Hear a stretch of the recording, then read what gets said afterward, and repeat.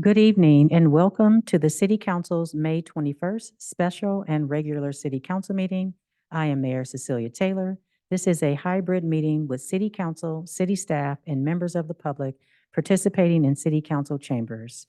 Please note, public comment time may be limited to 2 minutes if there are more than 10 speakers on one item. First, I will do roll call and introduce each city council member and staff person present. Vice Mayor Drew Combs, city council members Maria Dorr, Betsy Nash, and Jen Willison. Staff present include City Manager Justin Murphy, Assistant City Manager Stephen Stolte, City Attorney Nira Doherty, and City Clerk Judy Herron. City Clerk Herron, would you please provide instructions to the City Council and members of the public on how the meeting will proceed? Yes, thank you, Mayor Taylor. And again, echoing a welcome to our May 21st special and regular meeting. For members of the public who wish to provide comment on an item on tonight's agenda, after the mayor calls for comment on that item, if you are participating virtually, we ask that you engage that hand feature in the bottom of your screen. If you're calling in from a landline or a cell phone, you can press *9 at that time. If you're in person, complete a speaker card at that back table and return to me at the clerk's desk. And that concludes my instructions. Mayor Taylor, you may continue. Thank you, Ms. Herron. The next item is agenda review. Agenda review provides advance notice to members of the public and city staff of any modifications to the agenda order and any requests from city council members under city council member reports. Does the city council wish to pull any items from the consent calendar or informational items for discussion to be heard after the last regular business item, item I1? Thank you. Does the city council desire to modify the order of the agenda? Okay. The next item on our agenda is presentations and proclamations. We have one presentation and one proclamation this evening. City Clerk Herron, please call for public comment on item D1, Menlo Park Youth Poetry Voices. Thank you, Mayor Taylor. So at this time, if any member of the public would like to provide comment on item D1, our presentation on Menlo Park Youth Poetry Voices. If you are participating virtually, please engage that hand feature bottom of your screen. Calling in from a landline or a cell phone, please press *9. Participating in person, you can complete a speaker card at the back table and return to me at the clerk's desk. Final call for public comment on our presentation item D1. Seeing no hands or cards, Mayor Taylor, you may continue. Thank you. Here to introduce the item is our Assistant Library and Community Services Director, Nick Shegna.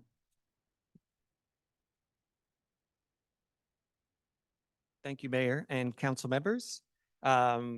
April is National Poetry Month, and the Menlo Park Library and the City of Menlo Park celebrated local young poets with our annual Youth Poetry Voices event. We invited local youths grades 1 to 12 to send in their own original works, and we received submissions from 28 young poets. We're sharing these poems with the community by publishing a special commemorative anthology that will be giving to the poet entrance and also entering into the library's local author collection. So we want to thank all of our participating youth poets, as well as our sponsor, the Menlo Park Library Foundation.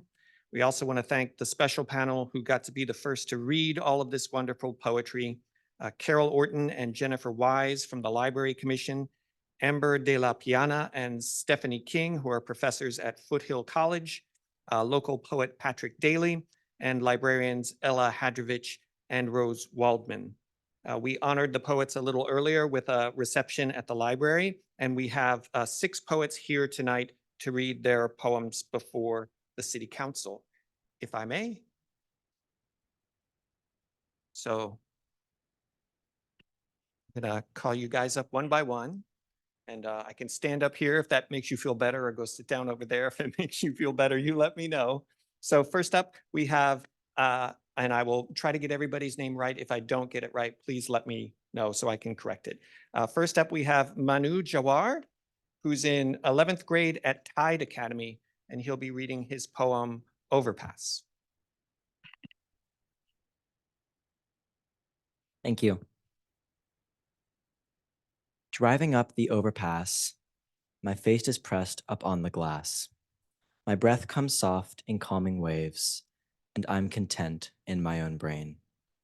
Your gentle laugh floats through the air. It fills my cup to know you care.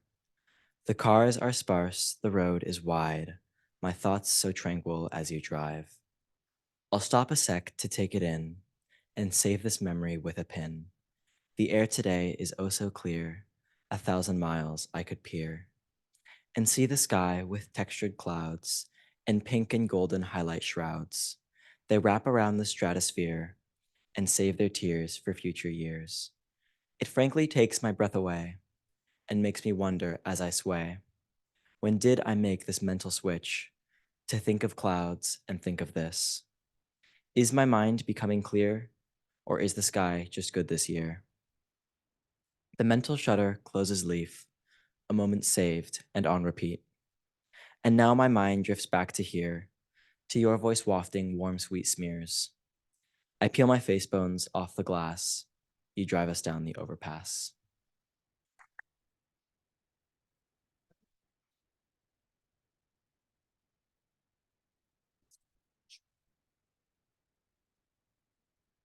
Thank you. Thank you very much, Manu. Our next poet is Kobe Lee, who's in grade 6 at Menlo Middle School, and he'll be reading his poem, Stormy Trees.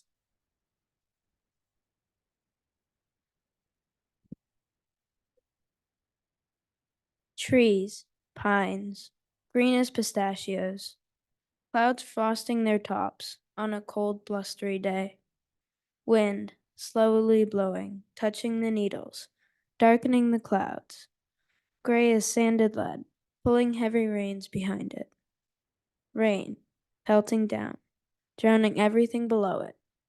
Wind, slowly blowing, waving wildly like hands of many people, branches stretch, some strain only to crack.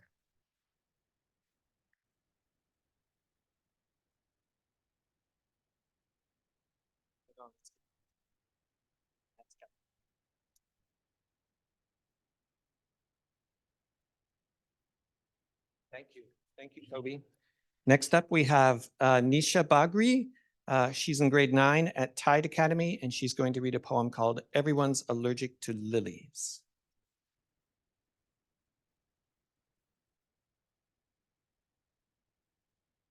There was once a time where we stood within a circle of flowers. The breeze was scented with lilies as it swiftly twirled around us. When my bare feet hit the ground, it was warm but not too hot. For once my feet weren't cut from the off-white ceramic shards. I like this warm and happy place, but it never lasts for long. Whenever I think about it or them, it's a sad or heart-racing song. She was best at throwing dishes, and he was best at slamming doors. She was best at throwing tantrums, and he was best at yelling so loud it shook the house to its core. The police were best at nothing, not even seeing a broken plate on the floor. I picked up the broken pieces once everyone was out the door. The shards of ceramic never cut me, and if it did, I wouldn't cry. He's only seen me do that once, she's only seen it twice. I used to have to choke it down, but it disappeared quite naturally. I wonder why I'm the one who has to deal with this emotional brutality. It used to be so bad I was stuck in a nothingness room of gross, but I was able to climb out, entirely on my own. I'll admit I sometimes crawl back, inspired by social isolation. If my anxiety swallows me whole again, just know that there's a reason. Knocked into an otherwise empty drawer, a few chips of plate, alongside an abandoned portrait inside a cheap and cracked plastic frame. As I scratch and claw and scrape my way into whatever the future may hold, I envision what it's like to be in an apartment all alone. Praying I don't turn out like them, I shut that otherwise empty drawer, being careful not to slam the door or crack its frame even more. I leave before what's broken breaks since I know it can't be fixed. I wasted an entire childhood trying to, and that was a huge mistake. On the underside of this drawer, carved into the wood grain, is a universe where we're stable and maybe even okay.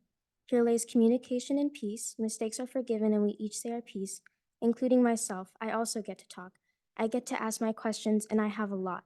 Not sure how they'll respond since this is all in my mind. I think about this a lot, even just to pass the time. But when I don't want to think about it, I leave the drawer open. That's how it has to be since I can't fix what's broken.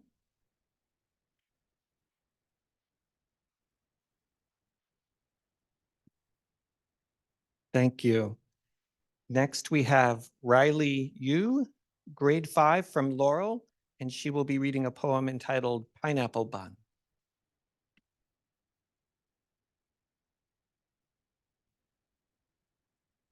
Pineapple bun. Buttery goodness and freshly baked. Salty and sweet butter. Soft, airy bread. Sugary flakes that crumble in your mouth like cherry blossoms falling in the spring. Scored on top, the golden brown ball looks like a pineapple. I try to savor it, but make it last, but it's gone too soon.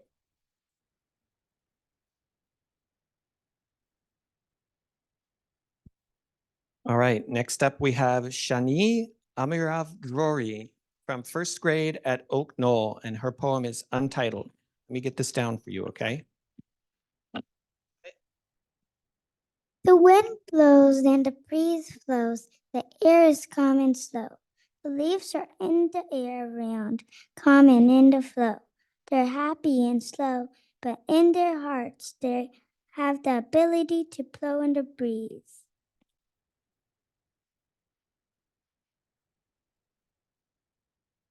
And our final poet tonight is Gail Fabricant, who's in grade 6 at Tessellations, and she's going to read a poem called Away from the City. And then after that, if the poets and their families would like to come up and we could take a picture in front of City Council, if you guys are okay with that. Okay. The city air circled my breath, flavorless, meaningless tasting of death. It messed with my already delicate soul, it dragged me into a fathomless hole. I flashed to the thought of going home, but over here I'm free to roam. Out, away, in the forest. Out here in the forest I can be myself, without my thoughts stuffed on a shelf. No one here is worth impressing, no one here needs my secret confessing. This can be my private space. There's no need to hide my face. Out, away, in the forest. I can talk to a creek for hours and hours, letting the water come down in showers. A shifting sky with the warm spring breeze, gently rocking the dew-touched trees.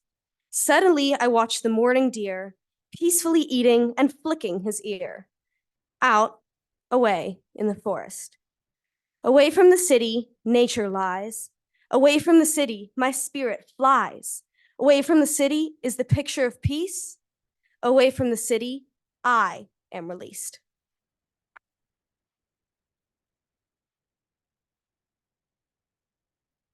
Thank you once again to all of our poets and their families. If you would like to come up for a quick photograph.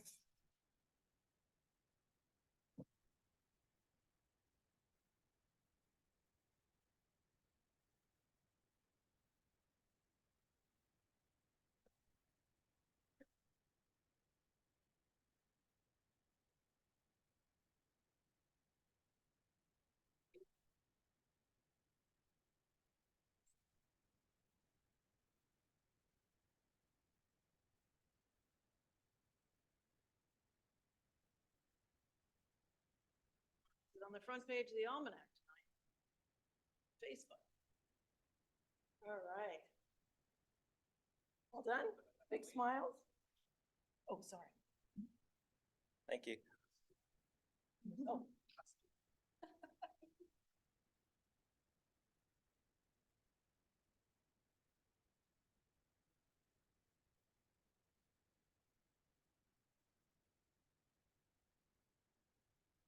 All right.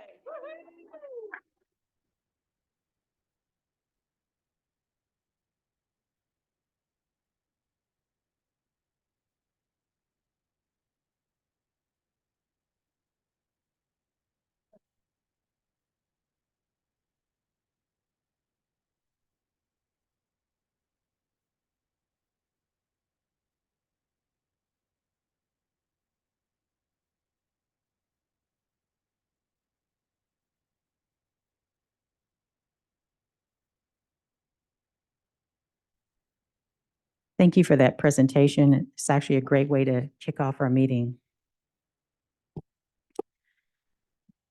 The next item on our agenda is a proclamation for our Public Works Department to celebrate Public Works Week. City Clerk Karen, can you please call for public comment on item D2? Yes, thank you, Mayor Taylor. So at this time, if any member of the public wishes to provide a comment on item D2, our proclamation celebrating Public Works Week. If you are participating virtually, please engage that hand feature bottom of your screen. Calling in from a landline or a cell phone, please press *9. Participating in person, complete a speaker card at the back table and return to me at the clerk's desk.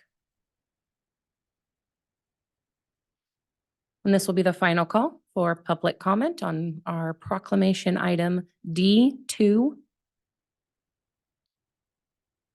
Seeing no hands or cards, Mayor Taylor, you may continue. Thank you. National Public Works Week is observed each year during the third full week of May. This year, it will be held May 19th through the 25th to honor the public works professionals who plan, design, build, manage, and operate the infrastructure that ensures a higher quality of life for all our communities. Public work professionals advance the quality of life by providing an infrastructure of services and transportation, water, water waste, and stormwater treatment, public buildings and spaces, parks and grounds, emergency management and first response, solid waste, and right-of-way management. They are what make our community a dynamic place to live and work. Join us in celebrating the work these professionals do that makes the life better for us all. Here to accept the proclamation is our Public Works staff.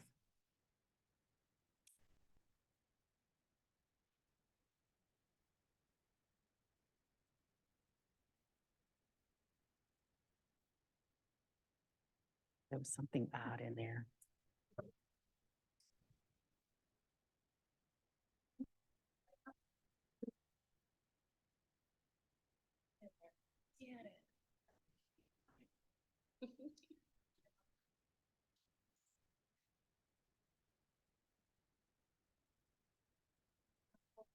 Left to touch. Thank you. Oh, no, Dawn, you go back. There you go. All right, 1, 2, 3.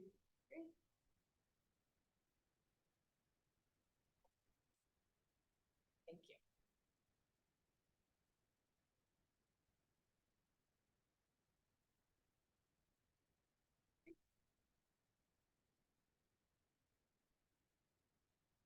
The next item on our agenda is item E, public comment. Under public comment, the public may address the city council on any subject not listed on the agenda. Each speaker may address the city council once under public comment for a limit of 3 minutes. In some instances, speakers' time may be limited. You are not required to provide your name or city of residence, but it is helpful. The city council cannot act on items not listed on the agenda. Therefore, the city council cannot respond to non-agenda issues brought up under public comment other than to provide general information.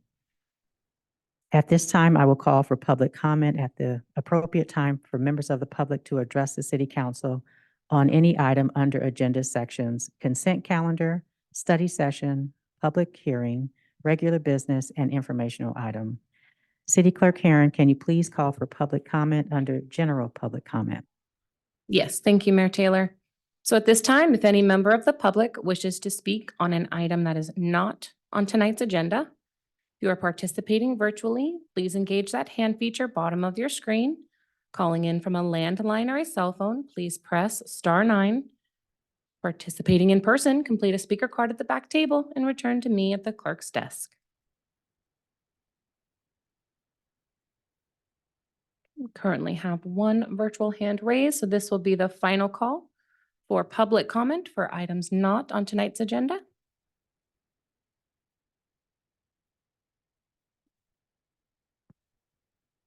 Okay, we have 1 speaker, inviting Ross Silverstein.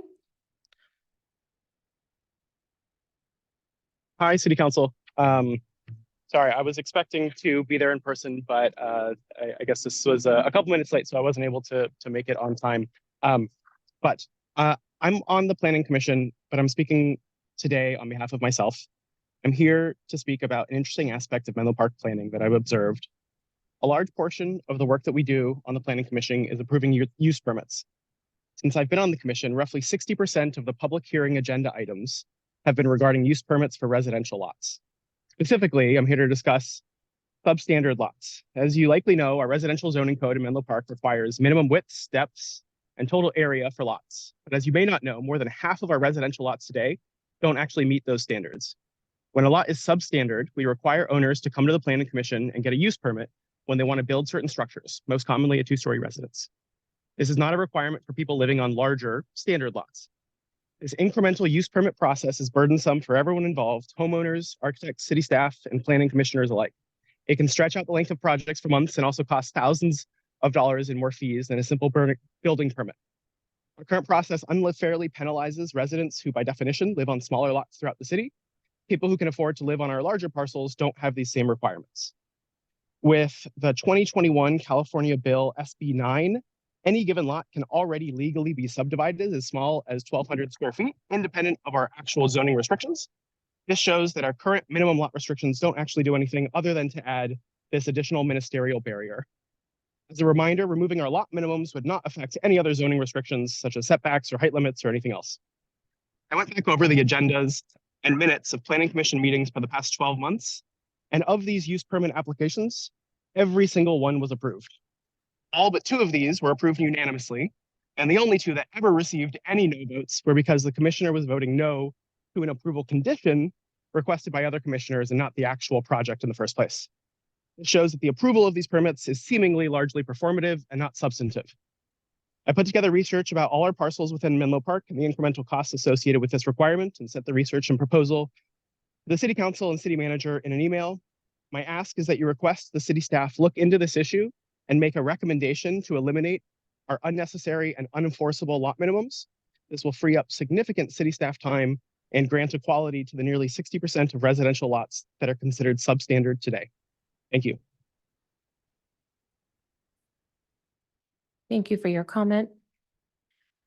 Mayor Taylor, we did have one additional hand raised. Are we able to reopen public comment for this one speaker? Yes. Thank you. So our final speaker will be Adina Levin. Hello, good evening, Mayor and council members. Adina Levin, Menlo Park resident, and I wanted to speak in support of the topic that the previous speaker just raised up.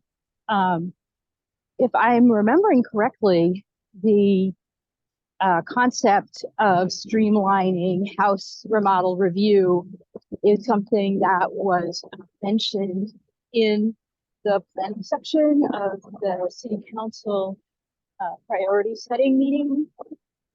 And I do understand that there are trade-offs in terms of the planning community development department working on things like the major project that is before you this evening, working on policies implementing the housing element.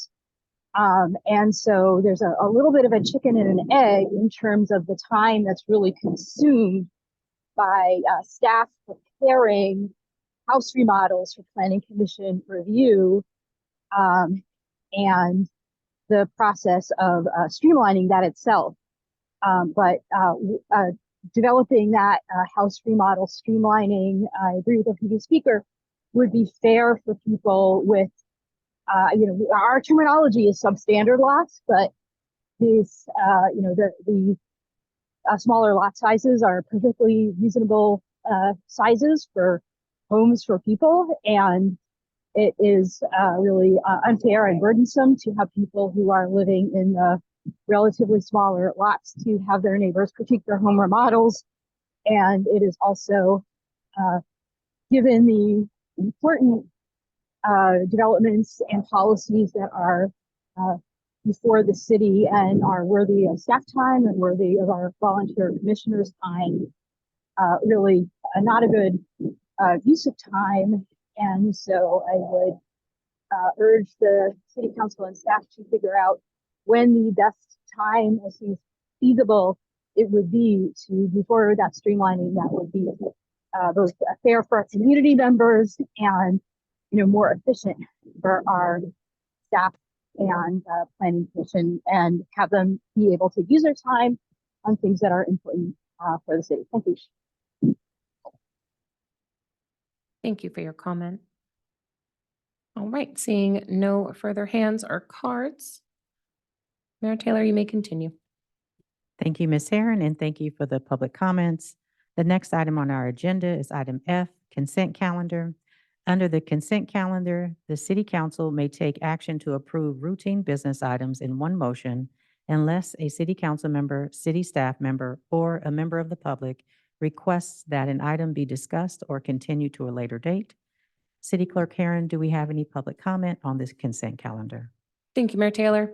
So at this time, if any member of the public wishes to provide comment on our consent calendar items, F1, City Council meeting minutes, F2, the second reading and adoption of an ordinance for City Council compensation and updating terminology, F3, receiving and filing the investment portfolio, F4, an agreement with multiple consultants for public works professional services, F5, an agreement with first response metering for water meter reading services. F6, rejecting bids and rebidding for the fire alarm and burglar alarm upgrade project. F7, an agreement with ABC Services for storm drain cleaning and video inspection.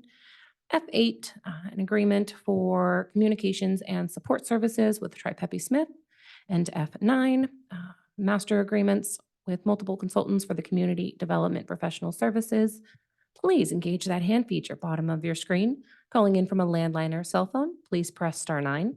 If in person, you can complete a speaker card at the back table and return to me at the clerk's desk. Final call for public comment on our consent calendar items F1 through F9. Seeing no hands or cards. Mayor Taylor, you may continue. Thank you, Ms. Herron. And at this time, is there a motion and a second on the table to approve the consent calendar? I'm happy to move. I will second. Thank you. I have a motion on the floor by City Councilmember Willison and a second by City Councilmember Nash to approve the consent calendar. Any further City Council question or discussion? Seeing none, please proceed with voting. And the motion passes unanimously. Thank you. Thank you. The next item is item G, study session. Study sessions are an opportunity for city staff to introduce an item that will require policy direction from the city council in the near future. City staff will provide a presentation. I will then call for public comment. After public comment, the city council will discuss the matter interactively with staff. The city council will not take an action on the item addressed in study session. The city council may provide direction to city staff to prepare additional analysis or information necessary when the item returns to the city council for action. This study session item is G1, review and provide general feedback on the proposed Parkline mixed-use master plan project to comprehensively redevelop the SRI campus with a residential and office research and development R&D mixed-use project at 333 Ravenswood Avenue. Here to introduce this item is our principal planner, Karina Sandemeyer. Good evening, Mayor Taylor and council members. I'm Karina Sandmeyer, Principal Planner with the Community Development Department. Tonight, I'll be going over the proposed Parkline mixed-use master plan. And next slide, please. So tonight is an opportunity for the community and council to provide feedback on the proposed project. I have a couple items for the agenda. First is staff overview of the proposed project variant. Next is the applicant's presentation. Then we have city council clarifying questions, then public comment, and then city council discussion and general feedback. So we've created a list of potential topics for city council consideration. One is an updated site plan, and that's the updated variant that the applicant is pursuing. Next, we have site access, including vehicular, pedestrian, and bicycle. The proposed mix of uses, including residential, office, and R&D. below market rate housing, sustainability, parking locations and ratios, and development agreement topics.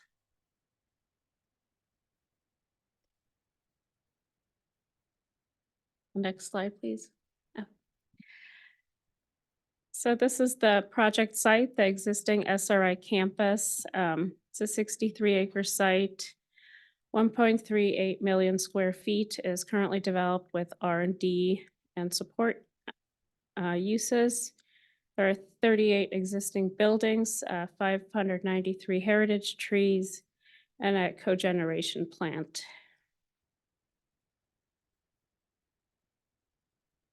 Next slide, please. So this is the site plan for the proposed project variant. And to enable this site plan, a general plan and zoning updates will be needed, including a new zoning district and general plan designation. So just to give a quick update, the residential uses are shown in yellow, including 2 apartment complexes along Laurel and Ravenswood, then detached townhomes north of Burgess Classics, 100% affordable building in the corner of Ravenswood and Middlefield, and then a townhomes just to the south of that. The existing buildings to remain are shown in the darker blue, and the light blue shows proposed new office and or R&D buildings, and the gray are proposed parking garages. The proposal also includes a community space, publicly accessible open space, and potential 2 to 3 million gallon underground water storage.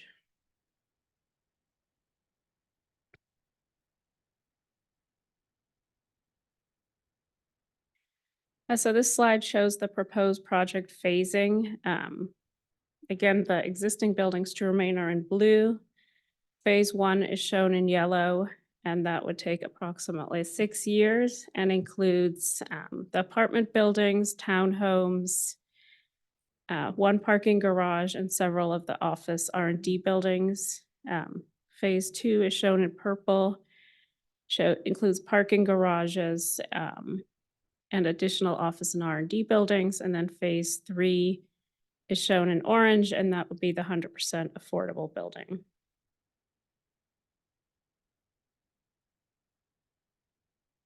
So this slide shows the required city actions, and that includes certification of an environmental impact report, general plan amendment, zoning ordinance amendment, as I mentioned, rezoning of the entire site, a vesting map, conditional development permit, below market rate housing agreement, development agreement, heritage tree removal permits, and architectural controls for future detailed building and site designs, and those would happen after approval of the master plan.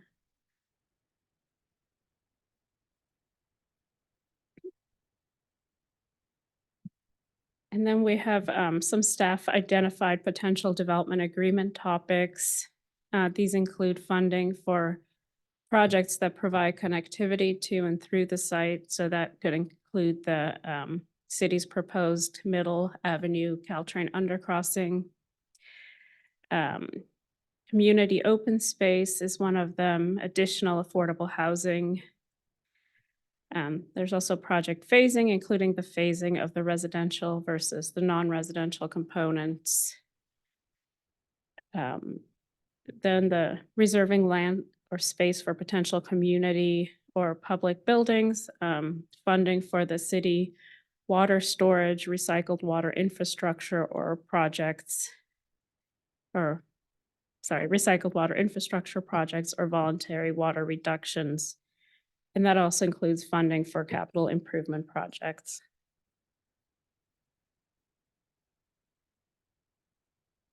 And then next steps, staff and the applicant will evaluate the feedback we received tonight and continue to advance the project and the project variant through the entitlement process. The draft EAR would be released in June for public review. Planning Commission public hearing on the draft EAR would occur within the 45-day review period. And then Planning Commission recommendation would come later on, and then City Council final action, which we're tentatively targeting winter 2024. And that concludes my presentation. We have Mark Murray here from the applicant team to provide their presentation.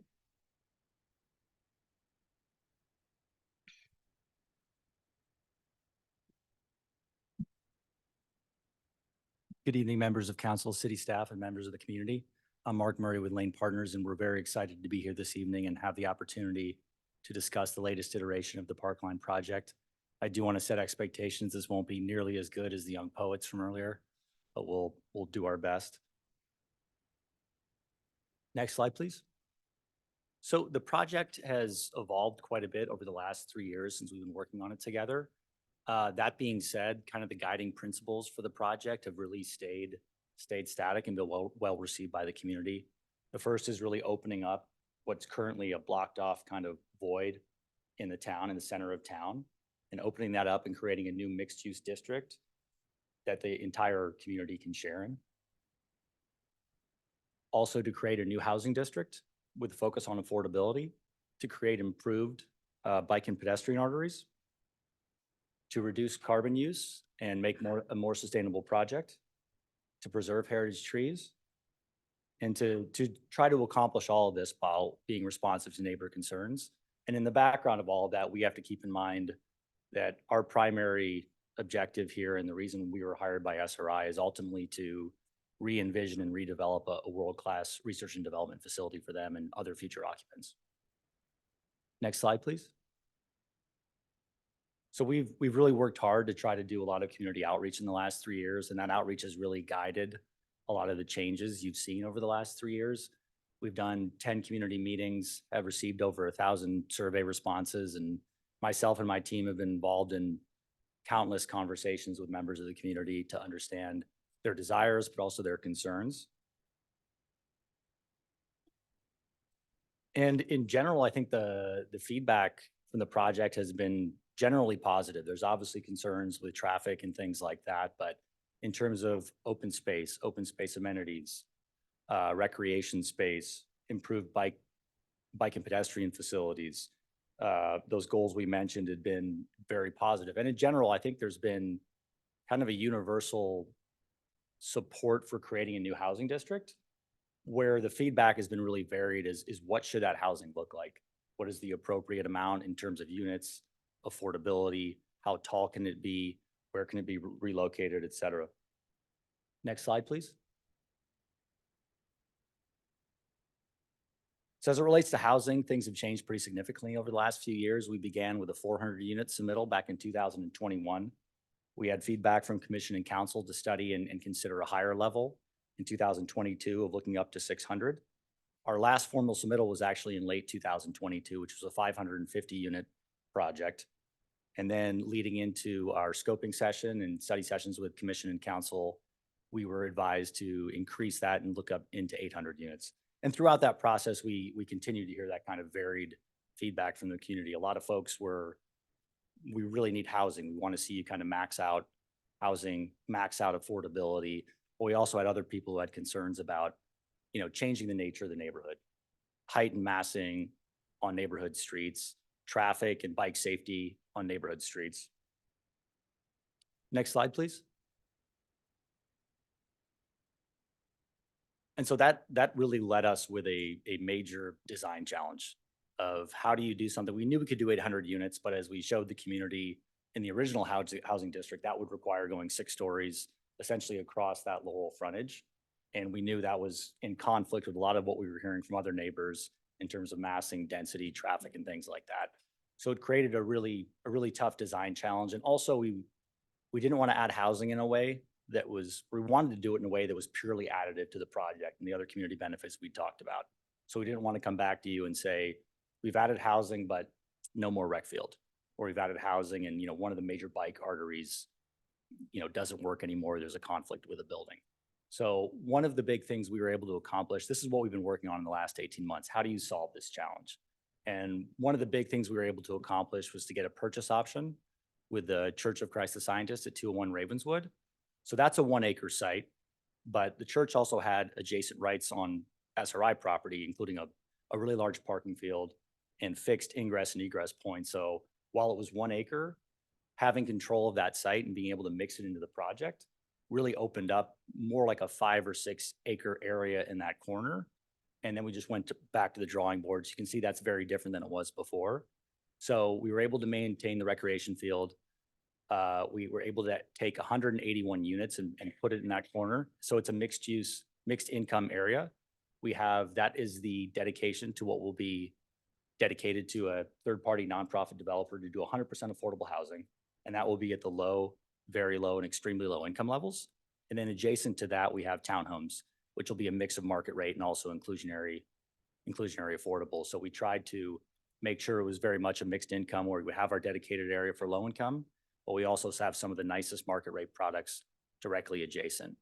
But in terms of, and then what allowed us to do on Laurel is to redeploy and really redesign that entire area with the goal of getting to that 800 unit density, but trying to be respectful of neighborhood boundaries. So we went back to 2-story. If you're looking from Burgess Drive and then moving plan north, we have 19 detached 2-story townhomes there. The next building up is a 300 unit, 4-story building. And then as you wrap the corner on from Laurel to Ravenswood, the part of that building that fronts on Laurel remains at 2 stories, but the remainder of that building, the overwhelming majority of that building is 5 stories. That's also 300 units. And then traffic on Laurel and particularly bike safety was a major concern. So we reoriented the traffic, the ingress and egress for both of these buildings.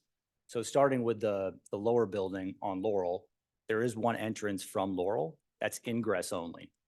So then we connected the back of that building into the commercial loop. So there's ingress and egress on the back of that site, but there's no ability for anyone, residents or otherwise, to cut through the building and exit onto Laurel. So there's now no outbound traffic from either of these buildings onto Laurel. As far as the Ravenswood building, there is an ingress and egress point on Ravenswood and ingress and egress on the back of the building that connects to the commercial loop. And then in terms of, we heard concerns from folks who live on Pine Street. I think the prior iteration had the ingress and egress for that building directly aligned with Pine. And there was concerns there that people would just cut across and create a traffic problem on Pine. So we've now changed the entrance to that.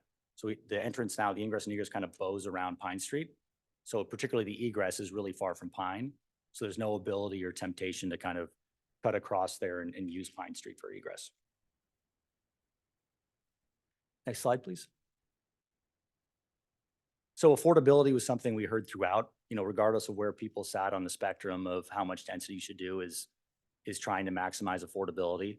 So our land dedication has increased from 1 acre with the idea of being able to support 100 units to 1.6 acres and 154 units. So assuming the nonprofit partner uses all 154 units, we're still doing 15% inclusionary on all the market rate housing we're developing. So on a blend, that'd be a 31% affordability. Next slide, please.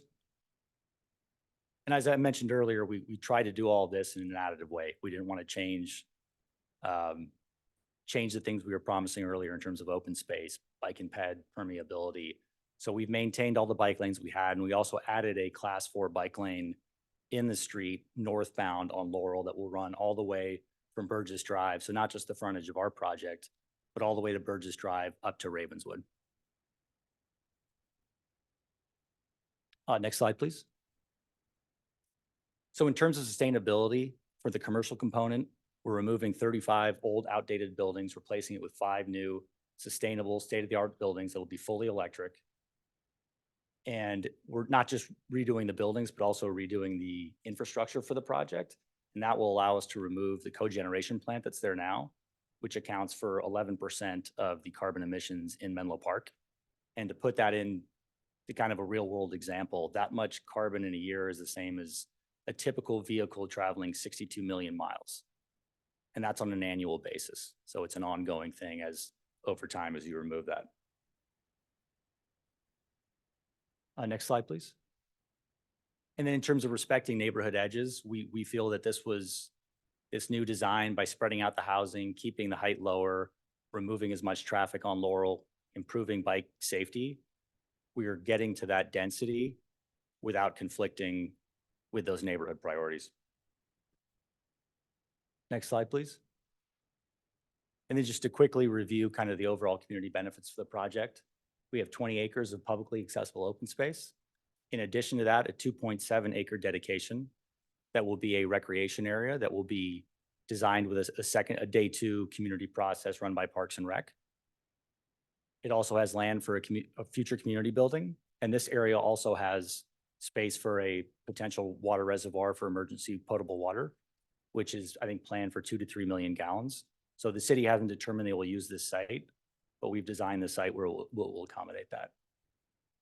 A 1.6 acre land dedication to a nonprofit affordable housing for 100% affordable. 2.5 miles of bike trails. We'll also have bike repair stations spread throughout. So if you get a flat tire, you can pump your bike, tools to adjust things. We're also going to have an on-site actual bike shop, like a retail bike shop. 31% BMR units on the blend, and an amenity building, which is the office amenity building in the plans, but the food and beverage component of that will be open to the public. Removal of the cogen plant. And then we plan to make financial contributions to the Middle Avenue Tunnel project, as well as the Caltrain Quiet Zone. And with that, I'll turn it over to Mark Fenninger from Studios to go into more design detail. Thank you. And thank you, members of the council, for being here, for hearing us tonight. I'm Mark Fenninger, principal in charge of the project and from Studios Architecture. Next slide, please. And I'd like to talk about just some of the design ideas that we've included in this revised variant. Next slide, please. When we first visited the site and we stood on it, it's fenced off, it's gated, it's separated from the rest of the city. And we saw lots and lots of surface parking. And the very first thing we thought about is, is there a way to develop a design that's inspired by the natural history of the site? Menlo Park's history, the history of this site, is rooted in an idea of being a place where you can access and connect to nature. The site, originally the Thurlow Estate, became owned by Timothy Hopkins. And on the site, he started a pretty successful seed and agricultural business. He lived on the site, and he's also someone who played a critical role in the founding of Stanford University and founded several other research institutes in the Bay Area. And it's from this, historic, I would say, uses that happened here, a place to connect to nature, a place to develop research, that we became inspired by what could happen here. Next slide. And so it starts with, is there a way to put in place a place to live, a place where people can connect to the site? We've looked at some great examples within Menlo Park, with the Allied Arts, Davis Polk building, sort of a mission style, but they really evoke an architecture and a design that is about a connection to nature. And, thinking about, there's other great examples in Menlo Park in the region that stem from this, and maybe this can be a clue to what the housing could look like. Next slide. As for the office buildings themselves, we thought hard about, what is there now in this fenced research park. And after meeting with the community, really fell in love with this idea of being inspired by Stanford University, the places Timothy Hopkins, originally founded. An open research park that really become a place where great things can come. Next slide. This shows we call it an axon, but a high-level 3D view of what the new plan is. And this really shows that the plan, while having increased the number of housing to 800, and as you can see from the classics in this detached single-family style of housing staying low in a way that harmonizes with the community there, and going along Laurel, slowly going up to 4 stories and pivoting onto Ravenswood up to 5 stories, where it's closest to the train station. That's where we have the most height. And then over at Middlefield and Ravenswood, we've been able to incorporate a new, mixed income community. And it's by making that site available, we've been able to get to 800 units while addressing several concerns from the community about, appropriate height. But what's still in this plan is this original idea of a research park that is now open to the community and still very carefully done in a way to minimize the impact on trees, provide new bike paths and paths that reconnect the site back to the community. Next slide. Just some 3D views as we walk around the site. This shows what the housing might look like along Ravenswood. And along Ravenswood, we really anticipate there's a whole bunch of old growth redwood trees. I say old growth, old redwood trees. How do you turn that into a linear park? Next slide. And near the corner of Ravenswood and Laurel, there are some heritage trees there. And how can we step the buildings back as they go down to 4 stories, but still, provide another linear park along Laurel Street just to push the buildings back and connect to the community. And then what's further down the way here that you don't see in this is how the buildings even step down further to the scale of the classics. Next slide. This shows the entry to the new office park and how we're thinking of incorporating public paths and open space as a way of inviting people into the park. Next. And then finally, when you arrive at the heart, this is the amenity building that Mark talked about, that the ground floor would be primarily a food and beverage that could be available to the public. But really at the heart is an open space, a park that's available to the public, but surrounded by a series of office buildings that evoke this research, great institutions of the world.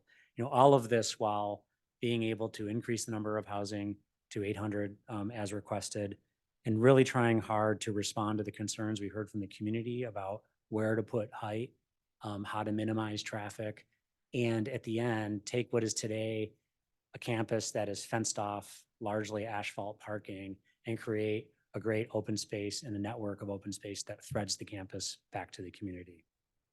That's the end of my presentation. Thank you.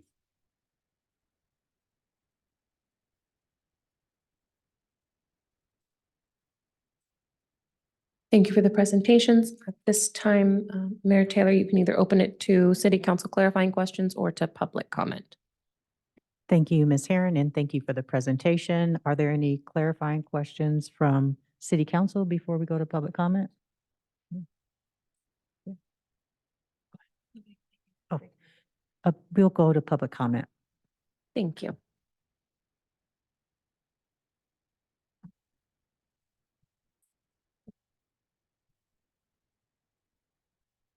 All right.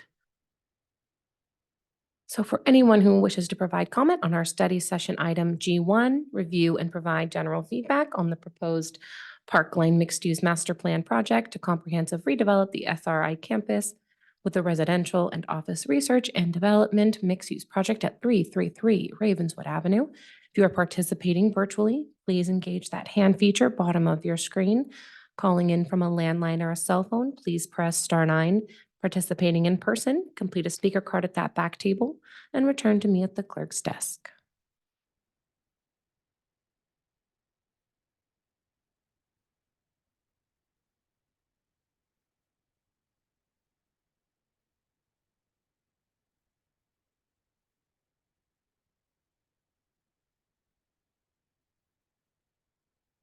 Thank you. We currently have 22 speakers.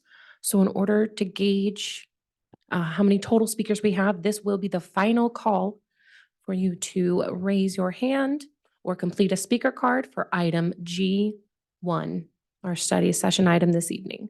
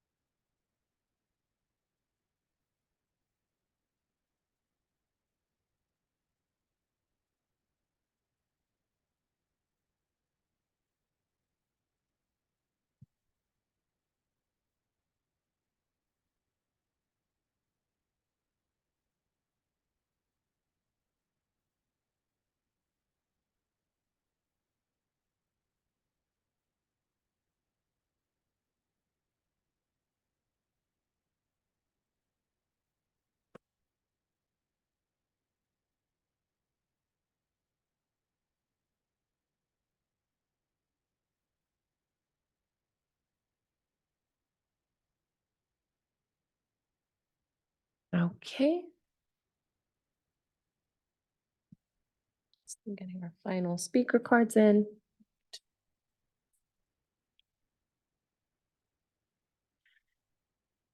Okay, so we have a total of 27 speakers. Mayor Taylor? We'll do 2 minutes each. Okay.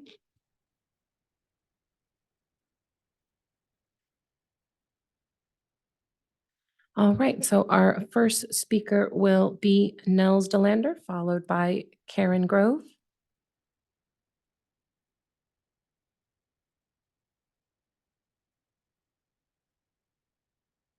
Good evening.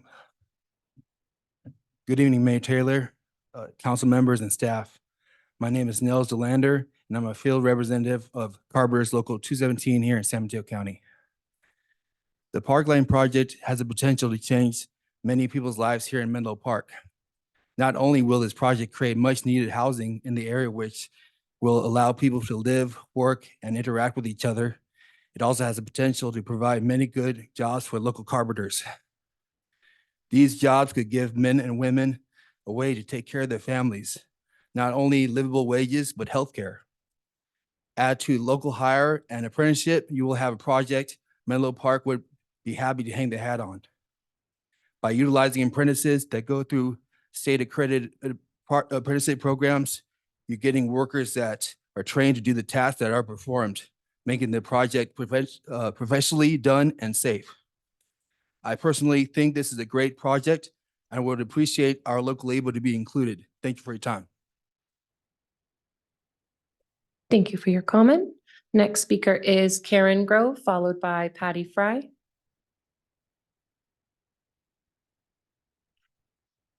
Good evening.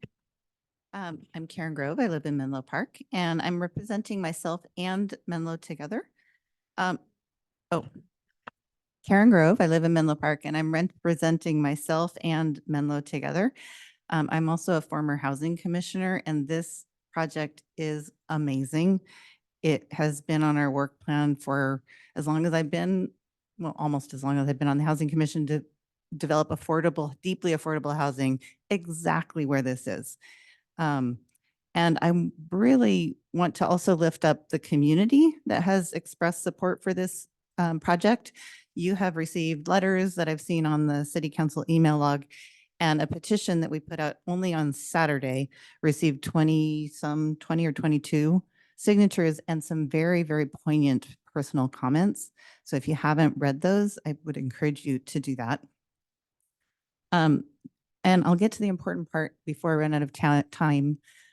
I didn't quite catch the phasing, but I do hope that the deeply affordable housing will be sooner than later, both because of the incredible urgent and timely need we have for it, the life-altering need that we have for it, and also so that we can, so that we can apply it to our very, very challenging goals to develop a deeply affordable housing in this housing element cycle. And then finally, speaking to the need, I have recently been sort of a fellow traveler with a 78-year-old senior who's been living in Menlo Park for 42 years, who got an unaffordable but totally legal rent increase and has been already paying 74% of her income in rent. She's sort of a gem in the community. She's very active. She's engaged. A lot of people know her. And she was nearly made homeless, except for the heroic and, powerful people who stepped in to help her. And she's still at risk. And the waiting list for affordable housing for her is hundreds, even up to 1,000 people. So it's like, we really need this. So thank you. Our next speaker is Patty Fry, followed by Phil Barr.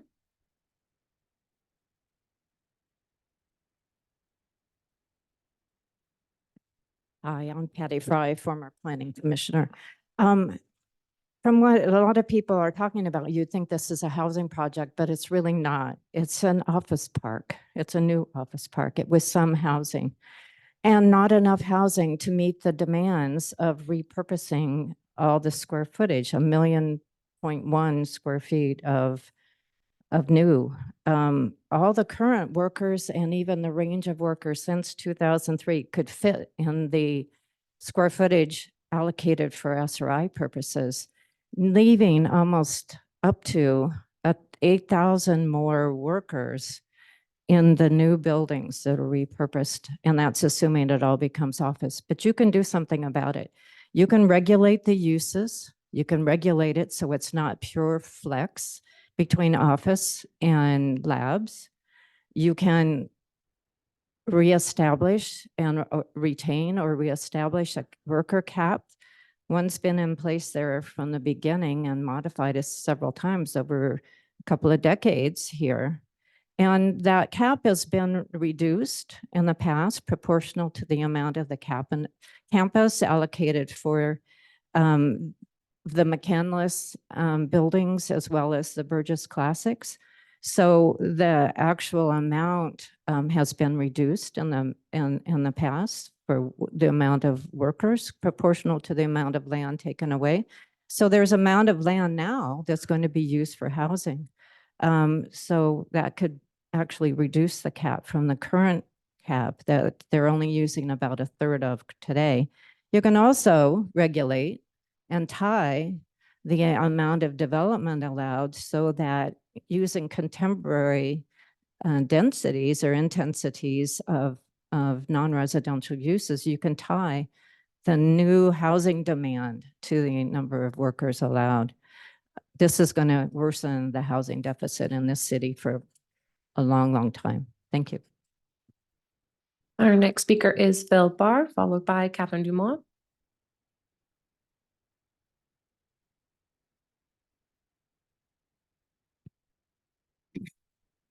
Good evening, Mayor Taylor and council members. I'm happy to be here tonight. And so I've written a letter and made some comments on this. And I've been very patient, and I think Jen knows exactly how patient I can be. And I think if I were to give this a grade, I would give the master plan and all that an F. And I would give kudos to Lane Partners and the architect because I actually know how much work this really is. And I can say that I was an architect. Actually, I try to keep a very low profile. I was actually a principal of a large firm and one of the 300 largest. That's actually one of the 9 largest now. Last year, they were voted the most innovative firm. And so there's all kinds of different ways that you can be, different ways that can be achieved. But the firm became the 9th largest. And I say that more as giving God the glory that we were able to do so much. But I also, at that firm, was a designer and planner. So I've done well over 200 master plans. And when I spoke with the architect, I gave some ideas about how it could be better. And so I haven't seen that reflected. And now the whole character thing of the street along Ravenswood is 6-story buildings and actually 5. But if you do it from a code standpoint, it's actually 7 because if you have a stairway upstairs, it's considered a 7. So the first thing that I wrote, or one of the things, find out the real occupancy that this project is going to add. Parking, all these other things are just too much. So I just implore the council to not be taken by the smooth talk or doing this fast, and take your time because this is could be an innovative project for Menlo Park. Right now, it's not. Happy to help in any way that I can. Thank you. Our next speaker is Catherine Dumont, followed by Ann Deardridge.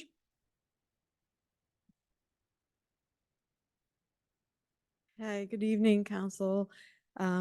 Just happy to see this new proposal and the increased amount of homes and the increased amount of affordability levels, the dedication of the 1.6 acres. Also, I live in D3. I am a renter, and I know firsthand how much we need more housing, and especially for people who want to live and work in the area. A lot of the families, I'm sure, will have students in the school district, and workers who want to work nearby. So I think it's a very cool opportunity. Also, as a cyclist, very happy to see the improvements for safety, for bike ped safety. I walk and ride downtown a lot. I think that's it. I just feel for the folks I know who are struggling, trying to make ends meet and pay the rent. Families with children who can't live on their own without family support, even with college degrees, raising kids, not able to pay the rent around here. So thank you for your consideration. Next speaker is Ann Deirdrich, followed by Adina Levin. Hi, I'm Ann Diedrich, and I have lived right on Laurel here for 25 years, which means I've watched a lot of these projects come, and I think I've spoken against more of them than for, but I actually agree that Lane Partners has listened and the project has evolved in ways that I think are smart for the community, which I'm pretty psyched about. But because I've watched a lot of these projects, I also have this little cynicism alarm that goes off because I've seen the councils before you approve some projects that had what seemed like were going to be great community amenities, and then those amenities don't happen. And if we had 3 minutes, I'd have given you a longer list, but it, starts with the Phantom Underpass, and I can then go on and on. So I just thought I would stand up and say, here's the things I hope don't get lost. One of which is we're seeing some lovely designs. Within the packet, you also see some benchmark drawings that are just big boxes. So if we could not lose the aesthetics, that would be great. I hear a lot of enthusiasm for it, but I've heard that before. And then when things get built, yeah. But more importantly, part of what excites me is that I feel like we're getting closer to the 15-minute city where you can live without a car and you can get to the hardware store. I'm so glad we have our ACE back. You can get to groceries. I would like to see us make sure we're really leaning into making this a place where you can live without a car. In fact, I would love it if we had fewer overnight parking spaces so people wouldn't choose to live here unless they could live without a car. But some of the things I've been suggesting that we haven't been seeing yet are we going to have Instacart spots so that people who, like the two things that really I think cause people to feel they need a car is my big grocery shopping and when I want to go out of town. We used to have a national car rental right down here where you could get a car easily. Now there are zip cars. Again, these are suggestions I've been making in the process because I'm attending these things. But if we build all this housing, but we don't create the 15-minute city where you can live without a car, we're just going to end up with crazy congestion. So I think they've been hearing us. Let's make sure we don't lose that as we go along in the process and compromises need to be made. Thank you. Next up is Adina Levin, followed by Gail Gorton. Good evening, Mayor, City Council members, and staff. My name is Adina Levin. I'm a Menlo Park resident, and I live near downtown on the other side of downtown, and I think it is just really fantastic to be able to live walking distance from stores and from public transportation, and as a previous speaker said, to be able to live without very much driving. And I really appreciate the proposal coming before you today in terms of what was done to, use the land that the church was willing to sell to provide more homes, including more deeply affordable homes to enable a more diverse and welcoming community. And in such a central location, near the services and near the transit, and just, helping for our community values of diversity, in addition to meeting our state obligations to provide housing for people of all income levels. In terms of the question about the development agreement, before you, would urge you to look at things that, have a cash dollar value, that are things that the city already wants and needs, and prioritize them based on the things that would be harder to fund otherwise. And obviously, it's hard for a layperson to tell whether it's the water infrastructure, the middle undercrossing, whatever it is. There are many community buildings within walking distance of these developments, so I don't think we need more community buildings. There is some infrastructure that we do need, and prioritize based on how much value the funding would do. Lastly, on the transportation demand management, that should be a city policy, not a extra special development agreement. And in terms of how much, this location should be able to support 50% or less of driving. And the way it was in the staff report was confusing. So if the council can help clarify what share of driving, that should be the city goal. Thank you.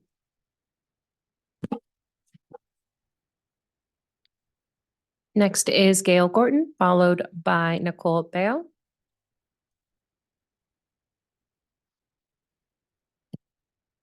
Good evening. I'm Gail Gorton. I live in the Burgess Classics. Gail, can you get a little closer to the mic? Sorry. Thank you. Good evening. I'm Gail Gorton. I live in the Burgess Classics. I'd like to express my support of the current proposed Parkline plan, and that I think Park Lane has addressed the city's need to maximize housing within the allotted space, actually doubling the number of units from the original plan. They've also gone above and beyond the city's mandate regarding affordable and low-income housing. For those of you who do not live within a few blocks of here, Laurel Street has become a major artery for automobile and bike traffic. The proposed plan minimizes the egress of automobile traffic onto Laurel, which is extremely important considering how Menlo Park prioritizes the safety of its bike riders. While the two apartment building structures are incongruous with the neighborhood, Park Lane has made a concerted effort to meld them into the adjoining Burgess Classics neighborhood by designing a buffer, a section of standalone townhomes similar to the Burgess Classic homes. This is extremely important in maintaining the true look and feel of Menlo Park. However, I am concerned about reducing the city's current residential parking ratio. As we heard in a prior council meeting from the company conducting the environmental impact report, reducing parking spaces does not cause people to not use cars, but rather they drive around until they can find a parking space in surrounding neighborhoods. This, of course, generates more congestion, water, waste resources, electric or fossil fuel, and undoubtedly creates frustration and anxiety for the driver. Thank you.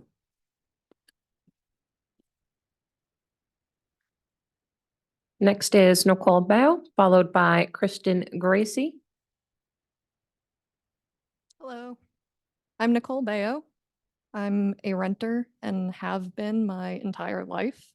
And due to the affordability crisis, I probably always will be.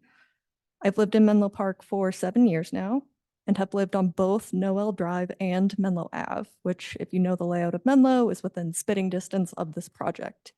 I could not support it more. The pool of rental options for market rate housing in Menlo Park is a cesspool, and the options for affordable housing are non-existent. Anything that increases the total amount of housing is a good thing. The fact that this project has been in the planning stages for years is a disgrace, one I hope will be rectified. Thank you. Next is Kristen Gracie, followed by Ross Silverstein. Good evening. Can you hear me? Okay. Good evening. It's nice to see familiar faces. My name's Kristen Gracia, and I'm a longtime community member here, but tonight I'm here wearing my other hat, which is I am the Menlo Park City School District Superintendent.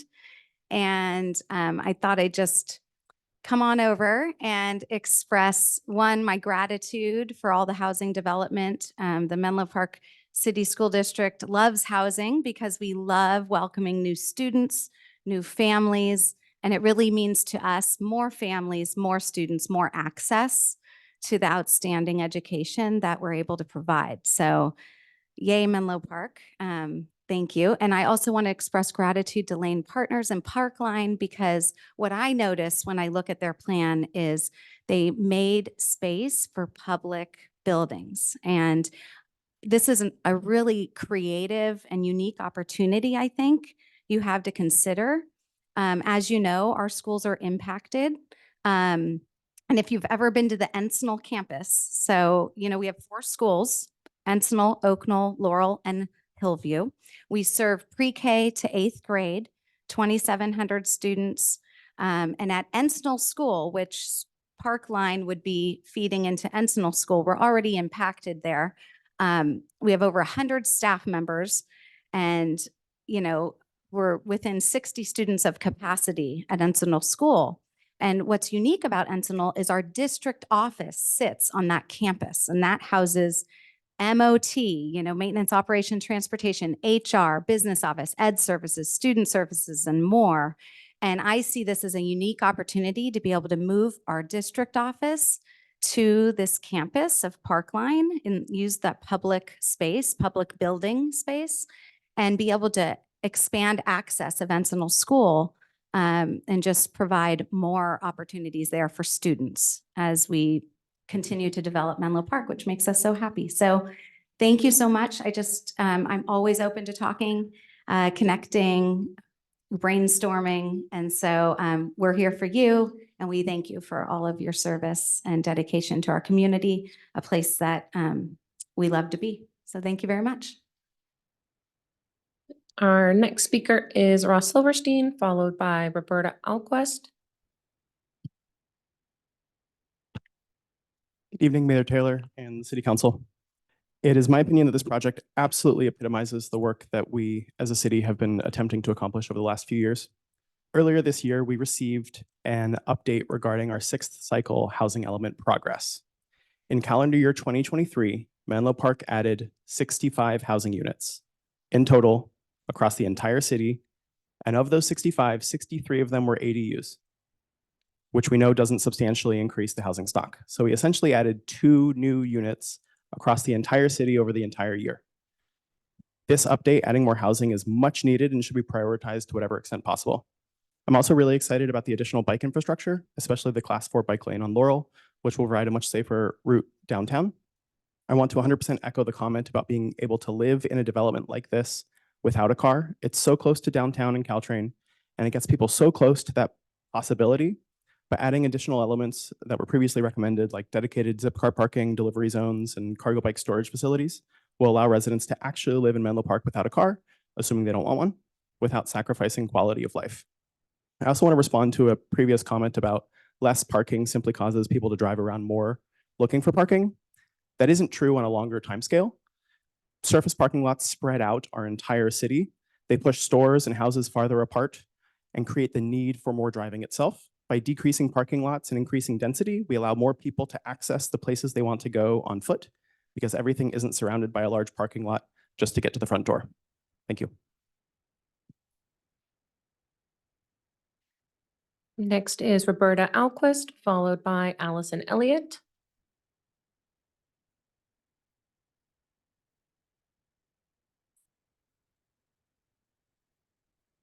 Hello, can you hear me? Roberta Alquist is my name. I have several concerns. Affordable is a very tricky term. Affordable for whom? I think it's really imperative that more low income housing be developed on this project. Take a few of the office buildings and convert them into some form of communal housing. Don't isolate by race or class. Putting a low-income housing project on the corner of Middlefield is not our idea of inclusive housing. Mix the housing. Old people want to live with younger people. They want to see kids. Don't segregate the housing. I serve on a low-income senior housing committee, and most of the people who are looking for housing also want some form of rent stabilization. Right now, the sky's the limit. You have to find a way to make it really be maintained as low-income housing. and low-income inclusive housing. So instead of the offices, consider ways to get those offices into some form of low moderate income housing for folks. Palo Alto has not done a very good job with this, and we're glad to see that this is a project that is taking on housing needs. But we urge you to develop far more units of housing. There's still a lot of space on this property for more housing and less office development. If it's really mostly office, we're really playing a tricky game. Thanks.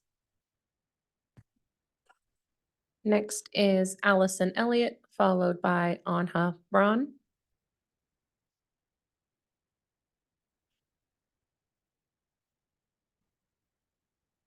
Hello, my name is Allison Elliott.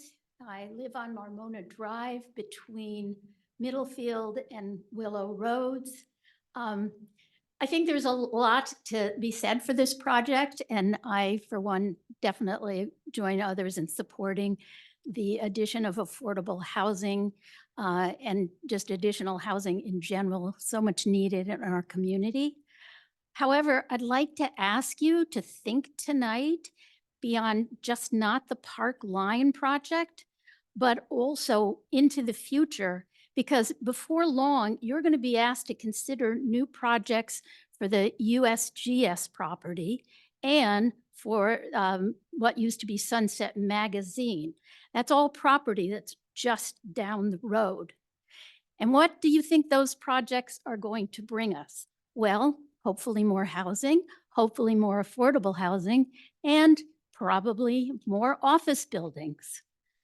So all those homes and all those office buildings are going to have to rely on one public good, Middlefield Road, which both Menlo Park and Palo Alto have recently reduced to one single lane in each direction between Ravenswood past Willow Road to University Avenue. All of those being obvious ways that commuters come in from the East Bay. So it's great to encourage commuters to use Caltrain and bike and walk to work, but people coming over the East Bay aren't able to access those things. Just like to ask you personally how often you sit in traffic on Willow Road headed west at 8 a.m. How often do you navigate Middlefield at 4 p.m. when the streams of cars, many of which are commuters from Stanford, which, by the way, claims to have one of the most extensive reduction programs in the United States, creep out to Willow Road? So I do appreciate that the city is really hemmed in by many existing laws and requirements.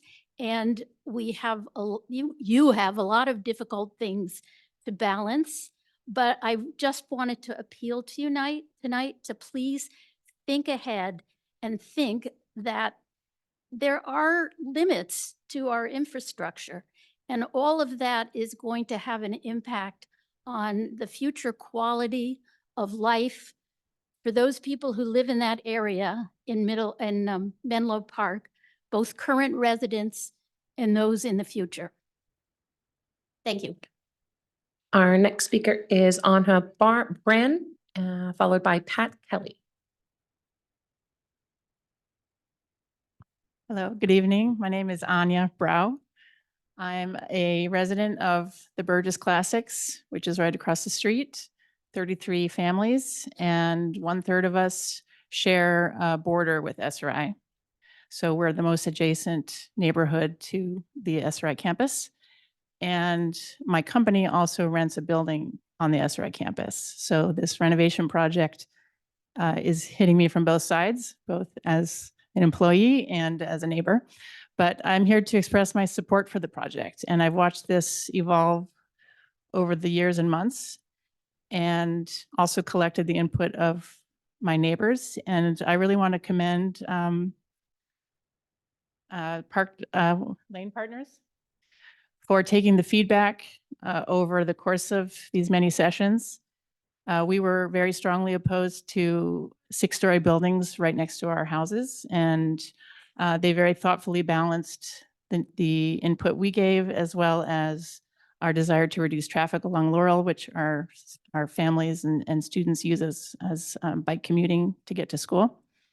I would also advocate that we move quickly. I mean, the different factions of perspectives I think we've reached a point where they've really been thoughtfully combined in this current proposal. And, you know, when I approached, I have a freshman in high school, and I asked him, does he want to come tonight and listen in? And he said, what are they going to talk about? And I said, oh, the SRI redevelopment. He said, that project, I won't be impacted by that project. I'll be graduated by the time that ever gets done. And which is, you know, perfection is the enemy of good enough. And I really feel like this plan strikes a lot of what we need, both for redeveloping SRI, which is desperately needed.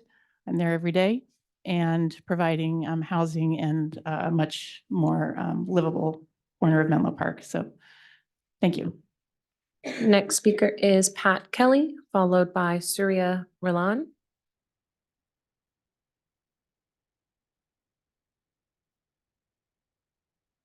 Hello, thank you all for being here, and most of all, providing this opportunity to have public input. I appreciate that a lot. And I do want to congratulate your team on such beautiful drawings. And it's pretty hard not to feel like a Luddite when you're standing up here trying to help people understand the very real implications that you're going to be feeling in your neighborhood as this project goes forward. And what I'd like this group to do, every single one of you, I'd like you to close your eyes, and I'd like you to think about what it would be like to have 1,000 new people within a block of the neighborhood where you live over the next, I don't know, 3-4 years. We already have 400 new residents in our Springline development. And also we will have another 150 plus residents in the Araga building, Stanford building, across from Safeway. So what I need you to hear is what traffic is like here now, not with the additional members that we anticipate. I believe in low-income housing. I'm standing here representing a homeowners association with 12 homeowners on Pine Street.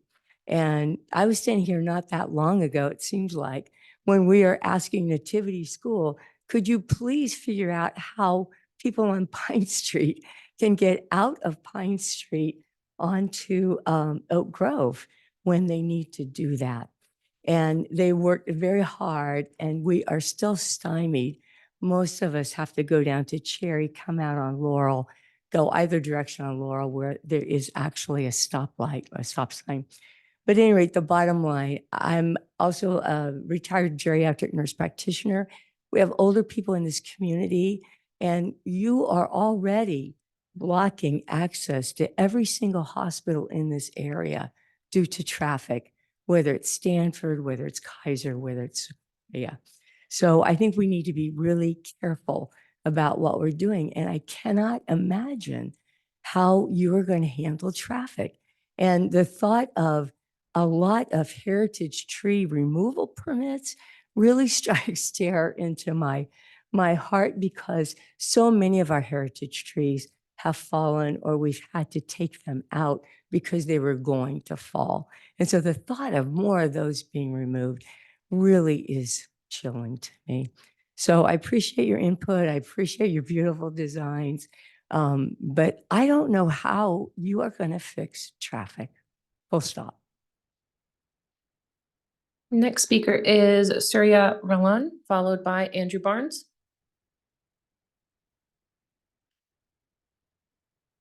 Well, thank you for organizing this. Really appreciate that. I'm Surya. I live in this neighborhood.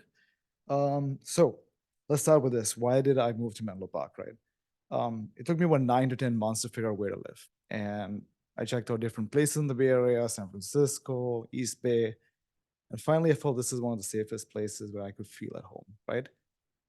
Been here more than a year now and really enjoy the neighborhood, really like the amenities, really like the bike lanes because I'm a biker. Last year alone, I covered about 2,000 miles biking.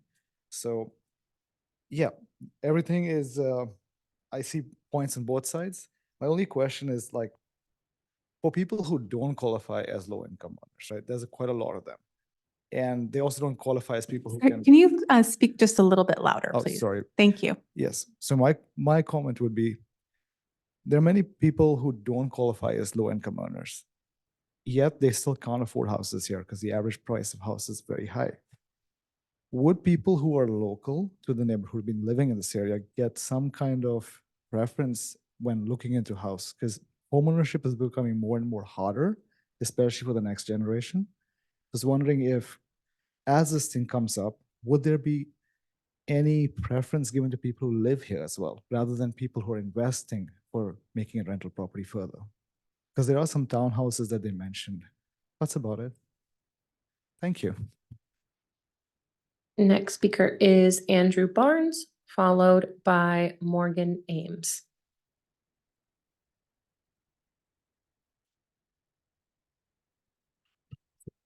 Good evening, council members. My name is Andrew Barnes. Excuse me. I am a Menlo Park resident. Tonight, my focus is on this once in a generation opportunity and the opportunity we have to tie this master plan's potential into the community that it serves. I have a 12-year-old son. I just termed out last week from 8 years on the Planning Commission. Thank you.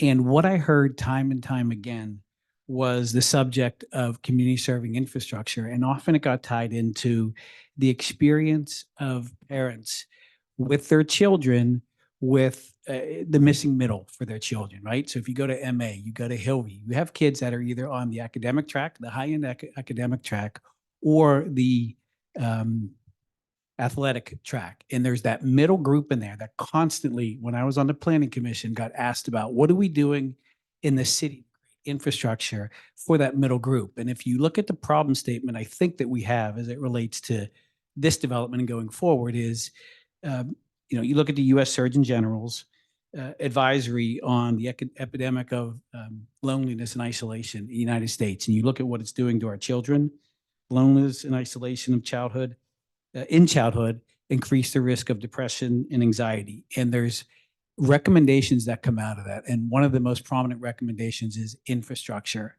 So where I'm going with this is we have an opportunity at this master plan site to create community serving space. And I'll offer an example of that. My son recently started at Reiki's over in Redwood City. He does an athletic program there, but when I went through it, I was floored by the breadth of opportunity it has for people of all shapes and sizes, whether it's art, whether it's creative endeavors, whether it's music endeavors, whether it's athletic endeavors. And in my conversations with the people at the Reiki Center, they have a facility which is being outstripped by the demand that they have. And they would very much like to have other opportunities for people to participate and for young men and women to begin to bring together the pieces of relationship, which has frayed from our, which is fraying from our young people. And I have an ask. My ask is that you talk to your neighbors with young boys and girls and find out what they're doing and what their needs are. I asked the city council to take a tour of the Reiki Center to see what it would look like. There is a model in place for how to create this community. And there's an operator in place that could do it. I asked that there is a requirement of 15,000 square feet of community serving non-residential space in this development.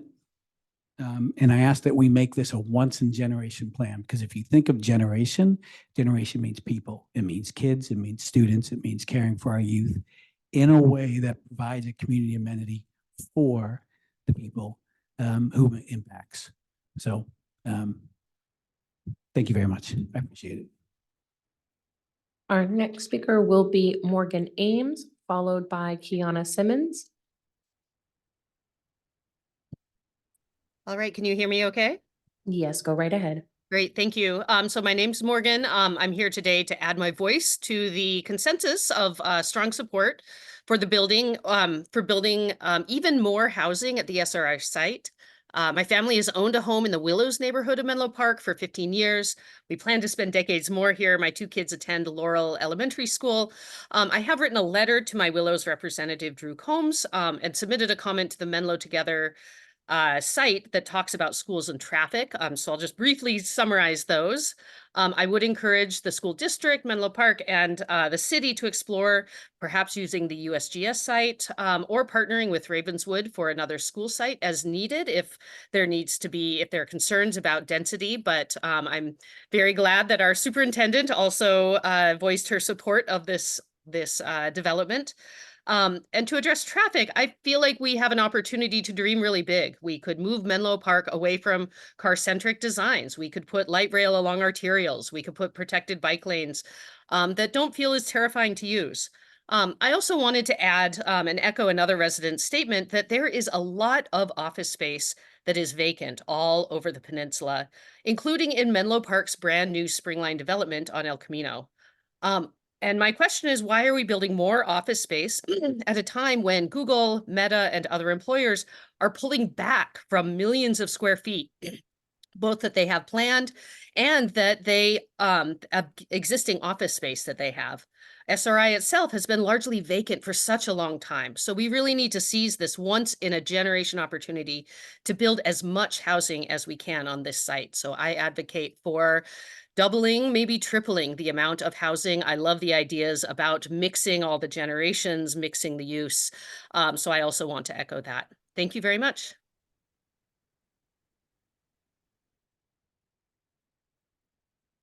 Our next speaker is Kiana Simmons, followed by Naomi Goodman. Hello, members of Menlo Park City Council. My name is Kiana Simmons, and I'm an organizer with the Housing Leadership Council of San Mateo County. We work with communities and their leaders to produce and preserve quality, affordable homes. I'd first like to thank staff for their work on the presentation and report for the Parkline proposal. I'd also like to extend our appreciation to both the developer and SRI for their willingness to listen to our community members and to work to improve their proposal based on their comments. On behalf of HLC, I'd like to highlight that the SRI site is an ideal location because of its close proximity to downtown Menlo Park, local parks and green space, and the Caltrain station. Having both jobs, whether it be retail or commercial, and homes in transit-rich spaces like this reduces the need for driving and allows for better employment opportunities for our community members who rely on public transit. Where less commuting leaves more time for health, family, and more importantly, community. A community where your children can have a better place or a better chance of succeeding in school, getting a job, and building their own strong families in Menlo Park. In addition to the proposed 1 acre land dedication to an affordable housing developer, this will allow for the creation of homes at the deepest levels of affordability with much needed wraparound services. How you choose to respond matters, and you have the opportunity to make a positive impact on our community. We encourage you to support a proposal that allows for the greatest feasible number of homes, especially affordable homes. Thank you so much.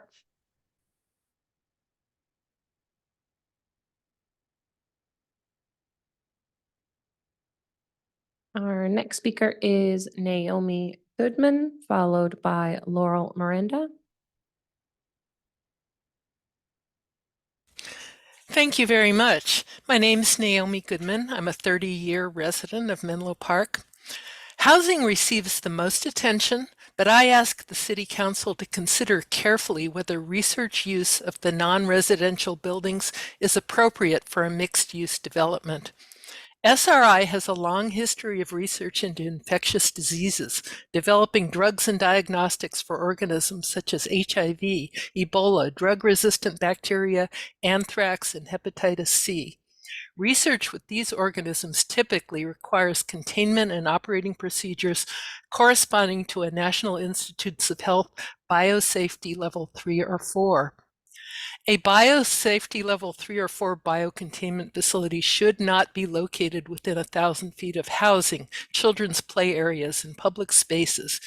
Ask yourselves, Can SRI provide an ironclad guarantee that in an earthquake, laboratory accident, or lengthy power outage, there will never be a release of dangerous organisms to the community? Please follow the lead of other cities in this situation, such as San Carlos, Redwood City, and many of the communities around the Boston Biotech Hub, who have concluded that a ban on labs requiring high containment is the only effective way to reduce risk, as small communities do not have the staff or expertise to regulate these highly technical activities. I ask the City Council to restrict the use of the existing and new R&D buildings within the project area to BSL 1 or 2, including any space leased by SRI to other companies. Protection of the community must be the most important consideration if housing is to be built at this location. Thank you for your attention.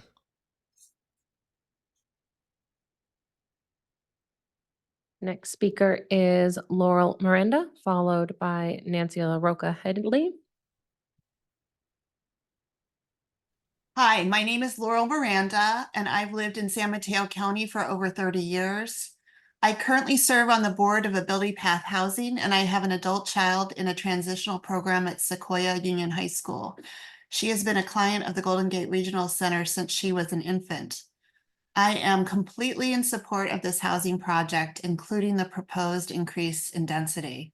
However, in the next phase of planning, I ask you to consider the needs of people with disabilities, including those who are Golden Gate Regional Center clients with developmental disabilities. GGRC clients generally qualify for affordable housing, but they definitely need extra support and special consideration to be fully included. I would also ask you to ensure that common areas are designed to be welcoming to all people, including people with disabilities, just like the Reiki Center, which was previously mentioned.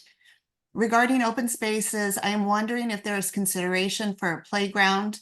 I'm also the board chair of Curiosity, which is a science museum and zoo in San Mateo. We were able to work with the Magical Bridge Foundation to build Whoosh, a pocket park built in a very tight space, but also a playground that is thoughtfully built to support everyone, including the 1 in 5 of us with visible and invisible disabilities. In terms of mixing generations, these playgrounds are very popular with all families because it gives people of all abilities, parents, grandparents, children, the opportunity to play together and have fun. I'm happy to give a tour of Whoosh to anyone who is interested. Thank you for your consideration.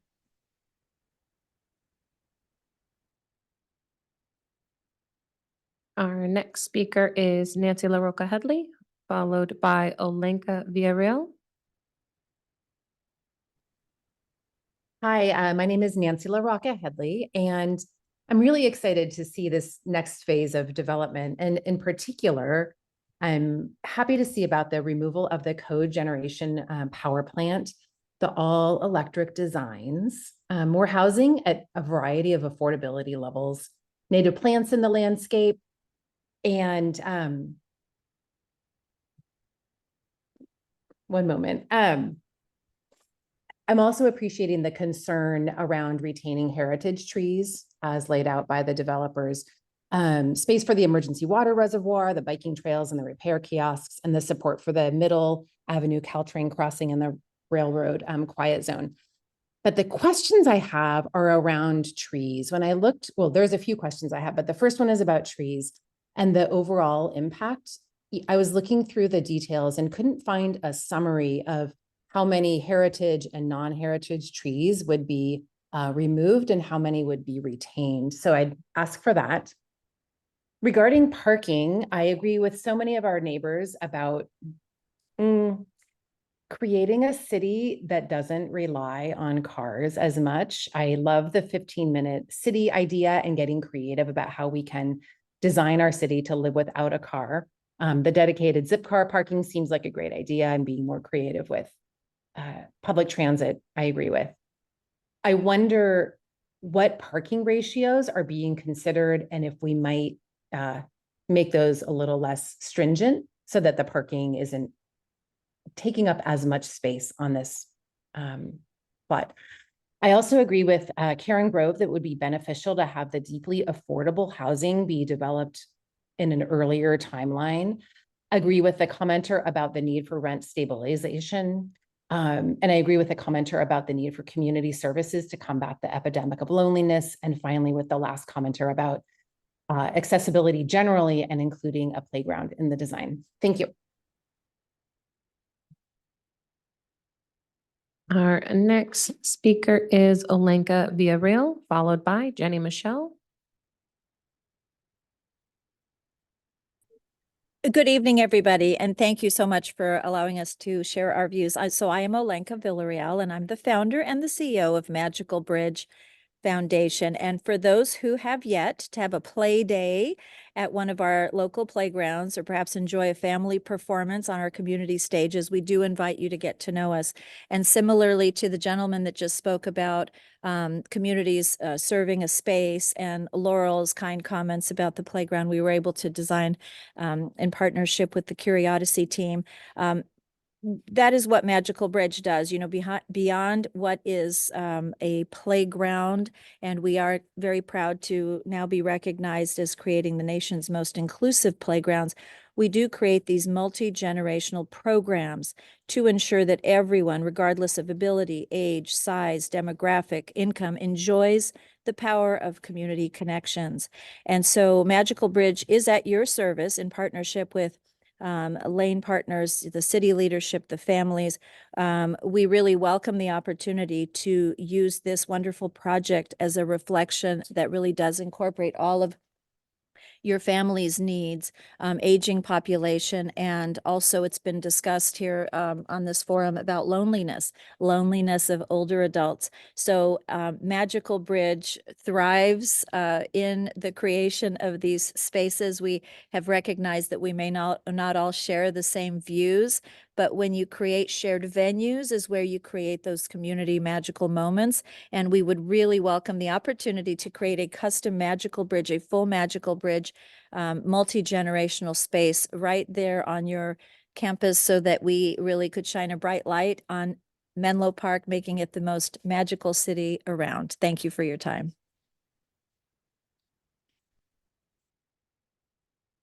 Our next speaker will be Jenny Michelle, followed by Kevin Rennie.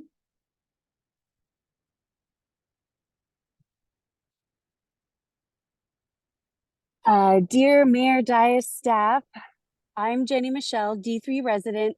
Personal comments. Many neighbors express concern about all things cars when we talk about housing. These are excellent examples of car brain or your brain on cars. The best remedy is like sobering up. Get off the car, man, and push yourself to abstain from using at least 40% each week. Our soon-to-be 5th grader at Laurel is our disabled son is losing his best friend in a few weeks because his family is relocating to the Central Valley.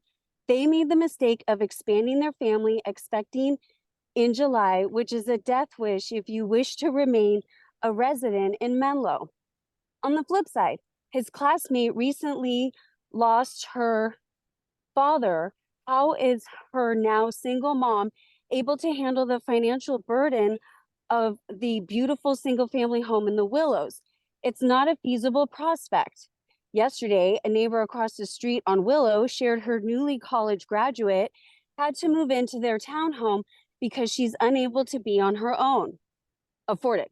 This is a serious problem for residents. There is no housing supply for families expanding or contracting. We are failing to meet our city mission. In the eyes of environmental justice, this project should include 3,000 housing units. I'll take the 800 all day, any day. Yeah. That said, I am deeply sad and apologize to residents that we could not get anything close to comparable units as approved at the Willow Village project. Thank you for your consideration and all of your service.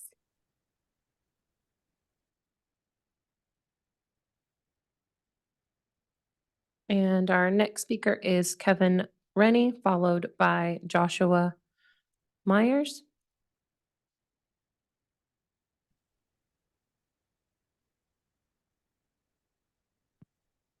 Kevin, it doesn't look like you have a microphone engaged just yet. Hear me? There we go. Yes, thank Okay, you. great. Okay. Good evening, Mayor Taylor, council members, staff. I am Kevin Rennie. I'm a resident of the Willows neighborhood. Thank you for the presentation and allowing us to provide public comment.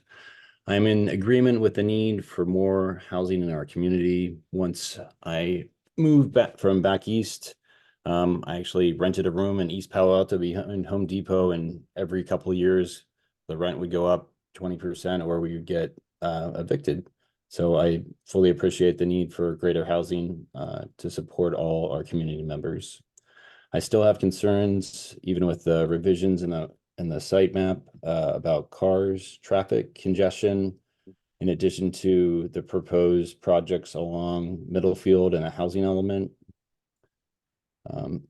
My family and I, as stated, live in the Willows and feel very isolated and disconnected from the city.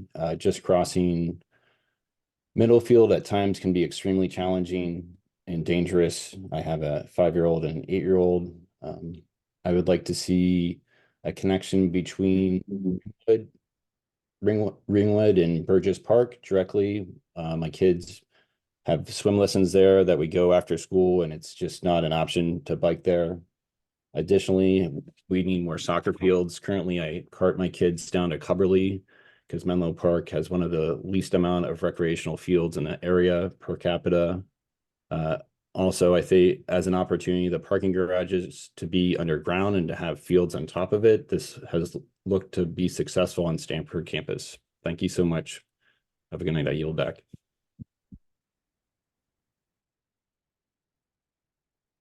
Our next speaker will be Joshua Myers, followed by Gita Dev.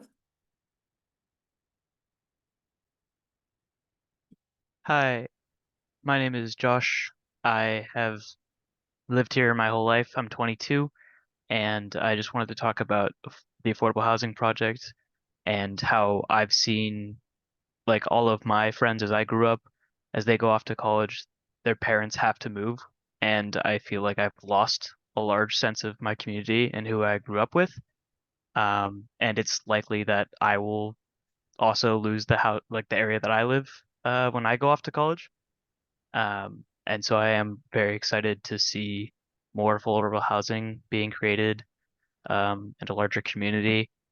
I'd like to see a lot of this addressing towards being near more things in our city and being able to use more public transportation. I love that it's right next to the train and it's right next to downtown. It's right next to schools as well. Menlo Atherton always has a really, really busy and full parking lot. And it would be great if there were options for families and students to be able to walk to school and decongest that area as well. It can be a nightmare during the times that school gets out or is getting in. So I'd love the idea of more of a walkable city and more affordable housing. Thank you so much.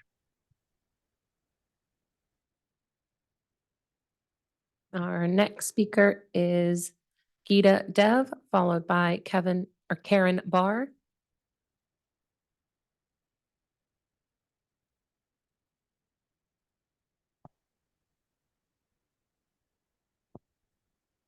Gita, you should be able to engage your microphone at this time.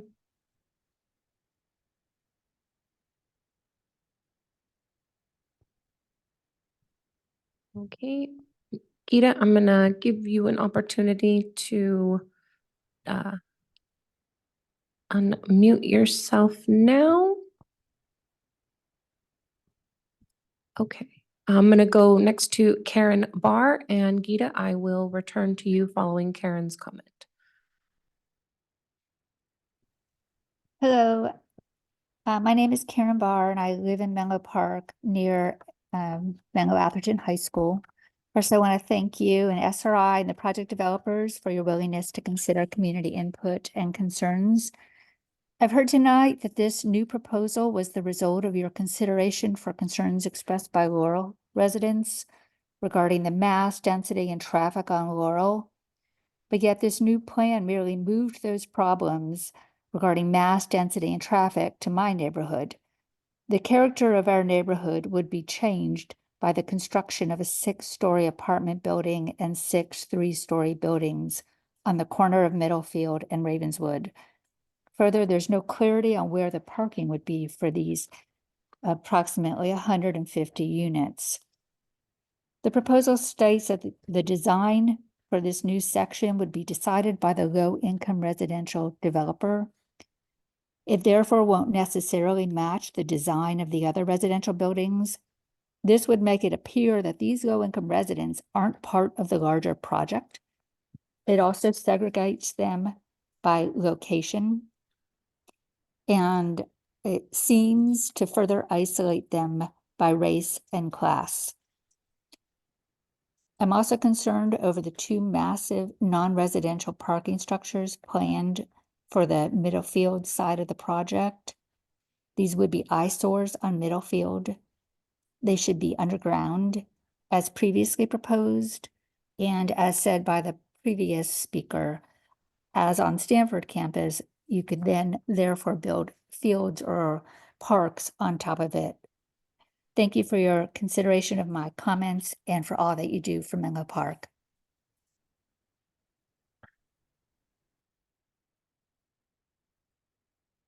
Okay, going to be returning to Geeta Dev.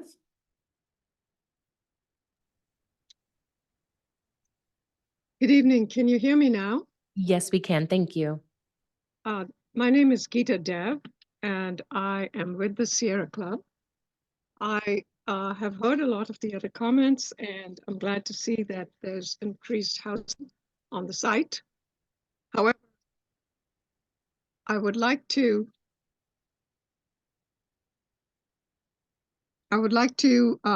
focus on the issue of safety.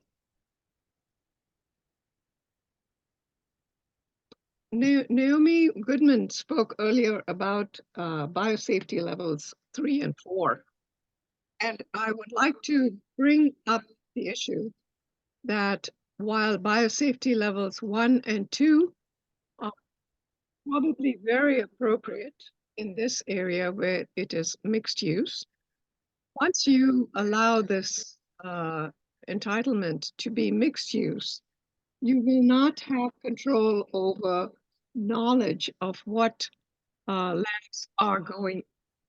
Now, biosafety level 3 labs are high containment labs, as are biosafety level 4.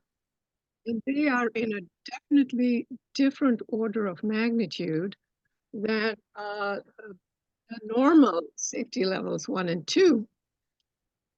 In doing a study, San Carlos staff determined that 1% possibly of their economic revenue would come from biosafety level 3, possibly. And if they allowed the biosafety level 3, which are high containment and therefore potentially a safety hazard, particularly to children, and they would lose all control of knowledge of when these safety issues come before us. Lastly, San Mateo County does not have any capacity to deal with biosafety level 3 for their emergency preparedness. So please do consider that in your development agreement. Thank you so much. Our next speaker will be Brielle Jonick, followed by David Wolter.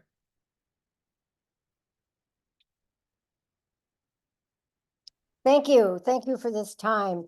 I'm concerned about this development because I'm thinking about Facebook and the process that we went through to get that development entitled. And it appears, though, that Facebook might not happen. And everything that was used, all the carrots that were used to get us to love Willow Village, the grocery store and the senior housing, may never happen.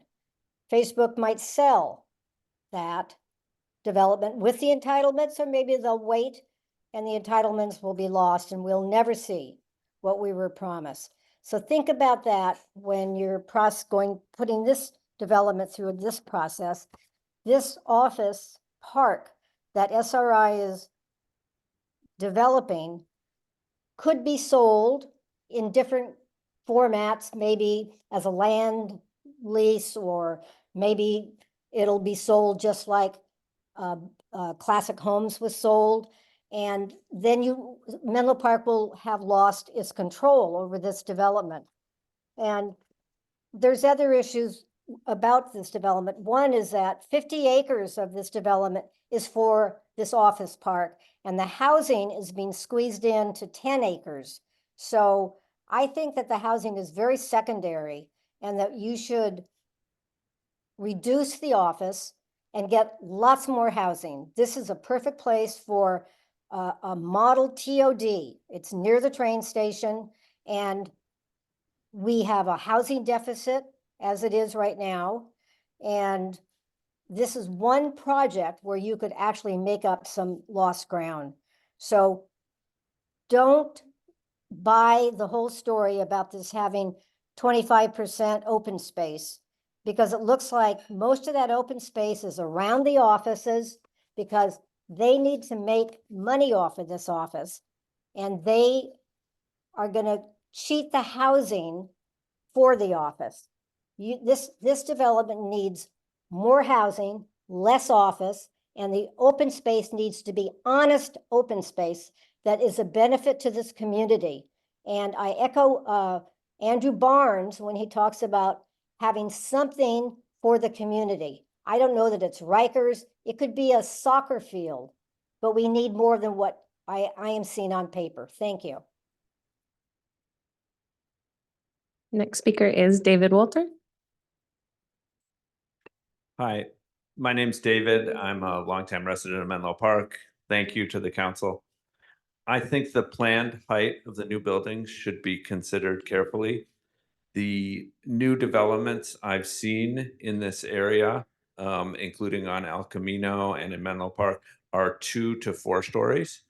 And this may be up to 6 stories, as I understand it. That's quite a jump, and surprising to me that we would take this area all the way up to 6 stories. Further, a wonderful place to raise height would be Santa Cruz Avenue, possibly. Or this And the height there is 1 story. So rather than kind of moving incrementally or spreading around, we're jumping one area to many stories. Thank you for considering that. And our next speaker will be Skip Hilton.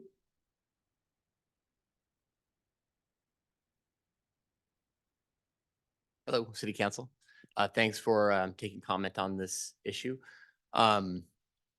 I was a little late. I was actually attending another housing open house regarding a project that's over in District 2. And so I didn't get to hear the whole intro and all the speakers. But the only issue that I wanted to raise to the council is a concern about working with other cities on their plans too. So, you know, Menlo Park isn't the only city, obviously, that has a housing crisis and also is looking to do development of additional housing, particularly below market rate housing and affordable housing. And in our district, a project that's already been approved and is underway is going to increase the amount of traffic that we're going to have in that area. In addition, Atherton's just published recently and put out their plan, and their Atherton, to meet a lot of their housing needs, wants to rezone single family lots all on the kind of the outskirts of Atherton, or in many lots, including, as I understand, on Ravenswood as well. That would impact this development.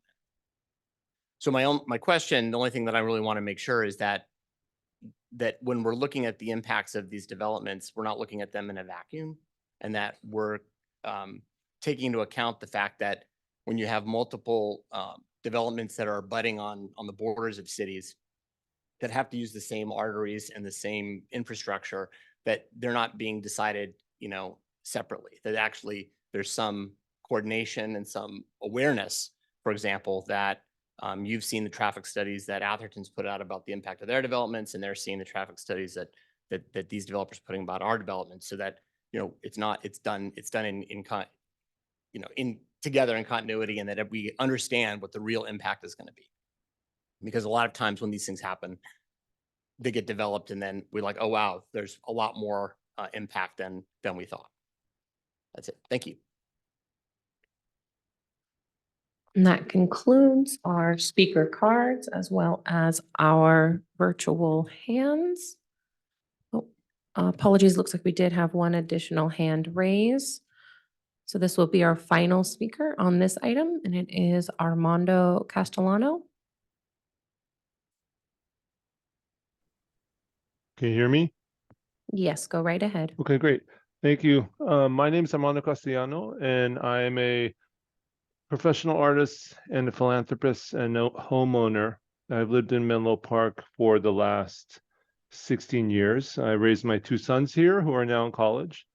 And my home is actually quite near the proposed project on Middlefield. I walk by there almost daily and with my dogs, and I often bike the roads along the development. Our family, my son and my wives, my sons and my wife, our family rides bikes to most places in Menlo Park. And we really appreciate the privilege and ease, the privilege of the ease and the access and the privilege of safety that we experienced here in the city. So I really love that about Menlo Park, and I've appreciated that. And I really feel that housing here is really needed. I live right by there. I live in the Seminary Oaks neighborhood on Seminary. And it's really, this project is really welcomed by me. And two experiences I have affect my thoughts on this. One is that I am a professional artist, and I run an arts organization that works in the schools in East Palo Alto and East Menlo Park. And in my work there, I can really see firsthand the impact on the lack of affordable housing has on all the students and the teachers and the whole community there. Huge impact. Another thing is around my wife's family is from Holland, and we go there a lot. And one of my favorite things about that is the abundance of mixed housing there, and how enriching and impactful that is for the community. And so I would love to see some more mixed housing in Menlo Park, and would love to see this project. I welcome walking by it every day, riding my bike by it, and sharing the abundance of Menlo Park with other folks as well. So thank you for hearing me out.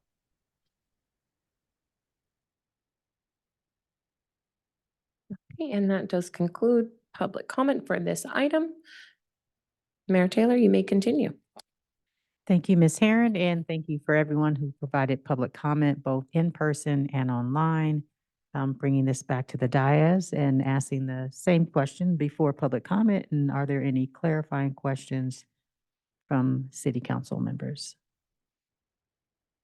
Vice Mayor Combs. Yeah, so do we have some idea of the workday office population max for this project?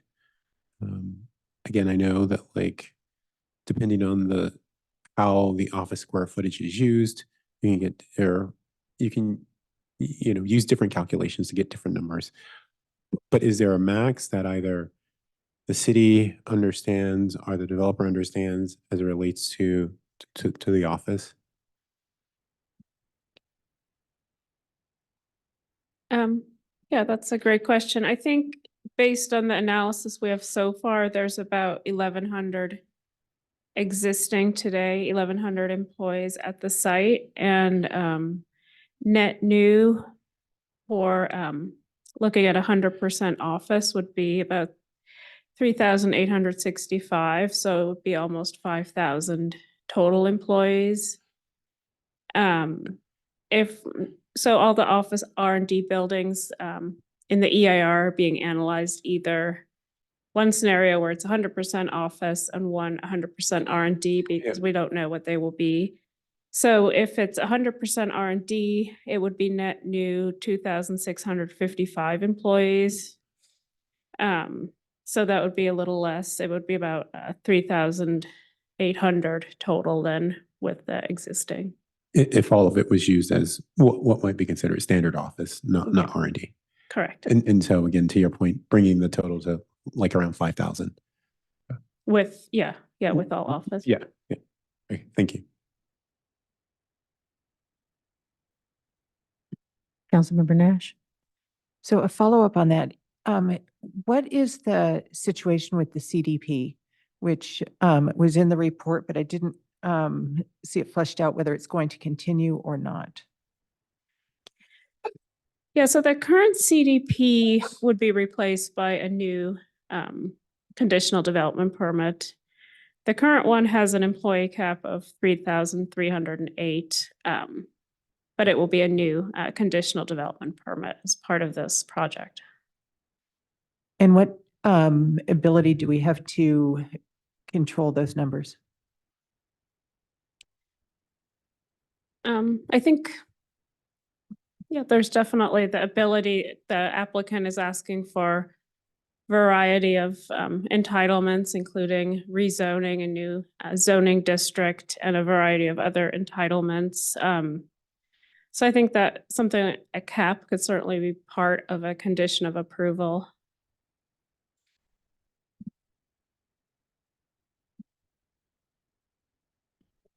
Councilmember Dorr? I'm curious, I know there's employment caps. Are there also trip caps for the number of cars that are coming onto or off of a given work campus? Yeah, I think right now what the applicant has submitted is a transportation demand management plan with a reduction of 25% of the standard trips for the residential and 28% for the non-residential. But other types of reductions could be possible and could be conditions of approval. And that's the type of thing we're looking for feedback tonight. So that would certainly be an option. I'm curious where the 28% comes from for the office and lab space. So the 28% would mean that there are no impacts related to VMT, vehicle miles traveled, in the EIR analysis. But that's not representing, okay, we have 100 people coming to work and we'll say 28% of them will not drive by car. That's not what the percentage represents. No, it's standard rates that the transportation division has of I think basically what they look at is a suburban office park like this, and then that's a certain number of trips that are generated based on the square footage, and then the 28% reduction is a 28% reduction from that number of trips. Thanks for that clarity. You mentioned before that the EIR looks at both 100% office and 100% lab. I'm curious what the current proposal is, because I think earlier in conversations with the applicant, the percentages were somewhere, and I'm curious if you have more clarity, or if the applicant has clarity on, the developer has clarity on what the current proposed mix is for office and lab. Well, I mean, basically what's been submitted is that it could be either, and that's why both are being studied. I don't know if the applicant has a current estimate, but that hasn't been submitted to staff. Yeah, to respond to that, so with the exception of the 3 retained buildings that SRI is going to occupy, I think that's going to be a relatively low occupancy by virtue of the fact that it's pretty heavy lab use. So it's about 283,000 square feet, and they're only anticipating about 400 to 500 employees in that area. So that's particularly low density. So I think the ranges Karina mentioned earlier are pretty good, but for the 5 new buildings, it's speculative. So we're designing these buildings to be able to accommodate anything from general office to, heavier lab use. Obviously, one end of the spectrum is more dense in terms of population, the other is less. But ultimately, we don't. The market will determine like who wants to occupy the space. I think it's fair there's a very diverse set of tenants and occupants in this market that, there's a lot of things in between. So I think a range is the best we can give now. I will say that, we look at, office density, what is the biggest impact? It's traffic. Trip caps are something that are kind of expected and people understand, tenants and groups that could finance the project. Employee caps really are not. I think when we've seen those, it's like for SRIs, for example, I think someone was quoting a CDP that was from, 20 plus years ago. SRI was occupying and controlling the majority of the campus. This is not the case today, but there was zero TDM at the time. people didn't use transit as much, but, we are very willing to commit to a TDM program, to trip caps, to annual monitoring and making sure that we actually live up to those promises. But just how many people can go in the space can be a major problem for tenants and financiers. Because even for a tenant who knows their density on day one, if they're signing a long-term lease, which in this market can be 15 or even 20 years, that's a really challenging thing to kind of forecast.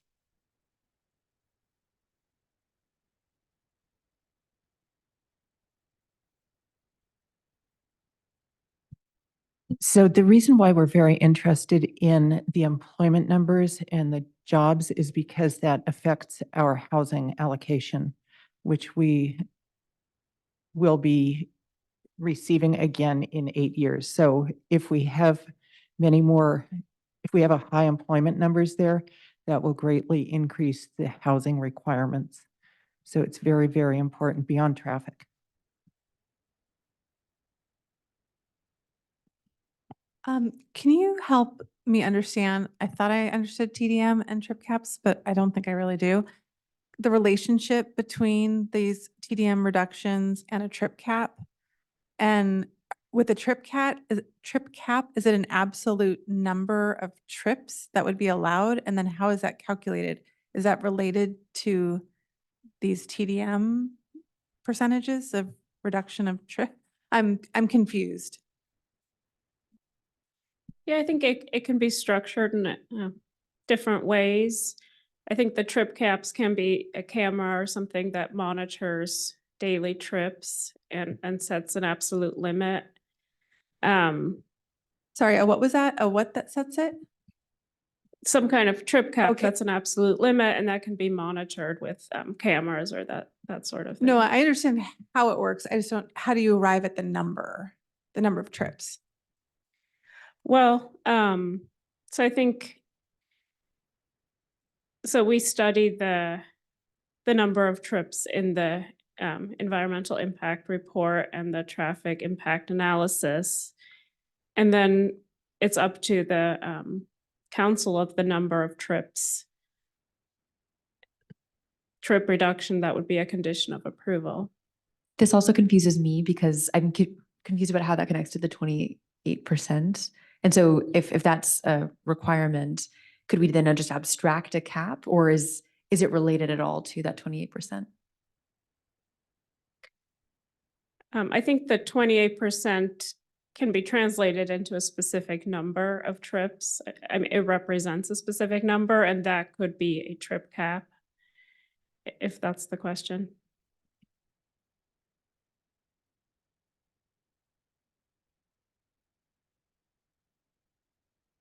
Could you remind us what the trip caps are for the Willow Village project? I'll take that one. So actually, if I could take a minute or two and follow up Councilmember Nash to look up the actual numbers, but if you're looking for the numbers, if you're looking for more conceptual, there is a hard trip cap on the Willow Village campus for the office component that does set a maximum number of trips. There is separately a TDM requirement for a certain percentage of reductions for the mixed use component. If you're looking for the number, I can certainly pull that up for the daily and AM and PM peak if needed. I'm interested in the percentage reduction. Understood. I would also be interested in how it's calculated and what system is being used there to calculate those and to track it back to the city. Yeah, how that trip cap, how that number was arrived at. I would, no, please go ahead. So if I may, I can start there. The numbers for the, separate from the Parkline project for a minute, the Meta campuses, the East, West, and the Willow Village, where Meta would be the occupant for that component, those are set at percentage reductions from known or observed trips. And so what staff and the applicant did for Willow Village was look back at what was done for, or the actual calculated trips that were coming to and from the West Campus and East Campus, and took that as a basis and then set a reduction based on the ITE, Institute of Transportation Engineers calculation and observed rates, and then set a percentage below that. So that is consistent with the East, West, and the Willow Village campus. It comes off of a percentage. For Meta, we had some more data that were used with Willow Village based on previous known actual observed trips at the West and East campuses. So without having the numbers, I hope that provides some context for how it's calculated. Well, I'm wondering, I mean, I don't want to get too, I don't know if we need to get too technical right now, but I'm sensing, and I have not discussed this with many of my colleagues on the dais because of the Brown Act, that we're all kind of having very similar thoughts of a concern about the number of trips and the number of employees coming to this campus. And I guess at what point and with what mechanism do we use to regulate that? And at what point do we get to see that and opine on that and regulate that? And what feedback would you be looking for us tonight on this topic? Given that I'm sensing at least 4 of us, I haven't heard from the mayor, but are concerned. I mean, certainly the feedback on the percentage would be helpful. For the CCAG requirement, just for their checklist is, I believe, 25% for a TOD, a transit-oriented development. If this project were not next in proximity to the train station, a 35% reduction would be required. So I think If it wasn't near the train station, then a higher reduction would be required? Or the opposite? I'm confused again.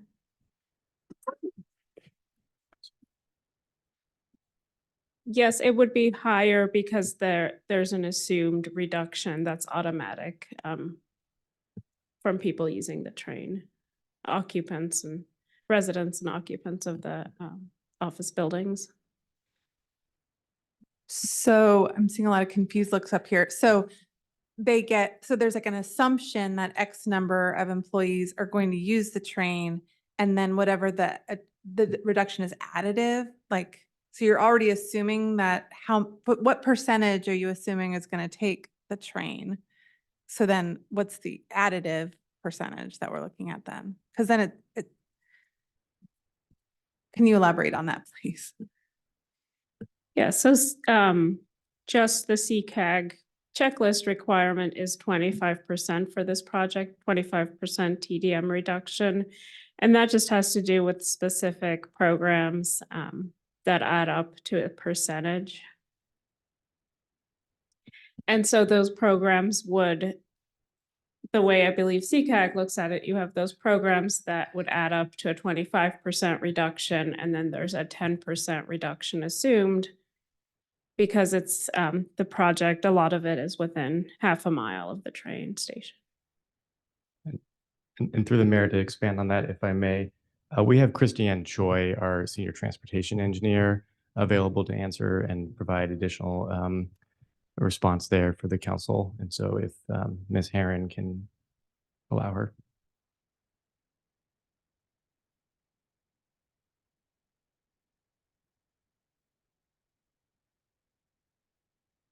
Hey, good evening, Mayor Taylor and council members. Christiane Choi, Senior Transportation Engineer. So just to kind of go back a little bit on your questions about the TDM plan and the trip reductions. So typically we use, I think, Mr. Prado already mentioned, like the Institute of Transportation Engineer, they have a set of trip generation rates for typical land uses like, apartments, affordable housing, office, R&D type uses. And so we use those trip rates, and those kind of are like standard rates that we start with. And then the project proposes to reduce their trips by either 28% for the office side or 25% for the residential side. And so we have like a gross trip number. And then there's a small reduction for the mixed use nature of the, some people would live and work at the same place, so they wouldn't necessarily need to drive to their place of employment. So we have that small reduction of internalization, and then we would apply either the 28% or the 25% to those trips, specifically to either the office R&D or the residential. And then we get a kind of a subtotal trip number. And that's what we typically have been using in the city to do an annual monitoring, or proposing to do an annual monitoring. We haven't done a lot of them yet in the Bayfront area, since none of them are occupied. But that's the trip number that we would use. So if, for example, there was 1,000 trips, gross trips, added to between the R&D and the residential, then we take a small percentage, it's a little less than 5% off of that. We would have, this is like, is that 995 trips or something like that? And then we take either the, the 25% applied to the office portion and the residential portion, and the 28% to the non-residential portion. And then we get some smaller number that then we would be measuring at the driveways to determine if the project is, within or meeting their kind of PDM plan that they propose. But shouldn't it be lower because of the train? Where's the 10% from the train? So right now, the project is proposing that their 28 or 25% encompasses the train reduction as well. So it's not additive. So instead of 35%, they want 25%? So that's the what we just discussed is kind of like what the project proposes. Then we have the CCAG requirements, which just looks at a checklist of the different TDM measures that that CCAG has put together, either required measures and kind of recommended measures, and they need to show that they can either meet the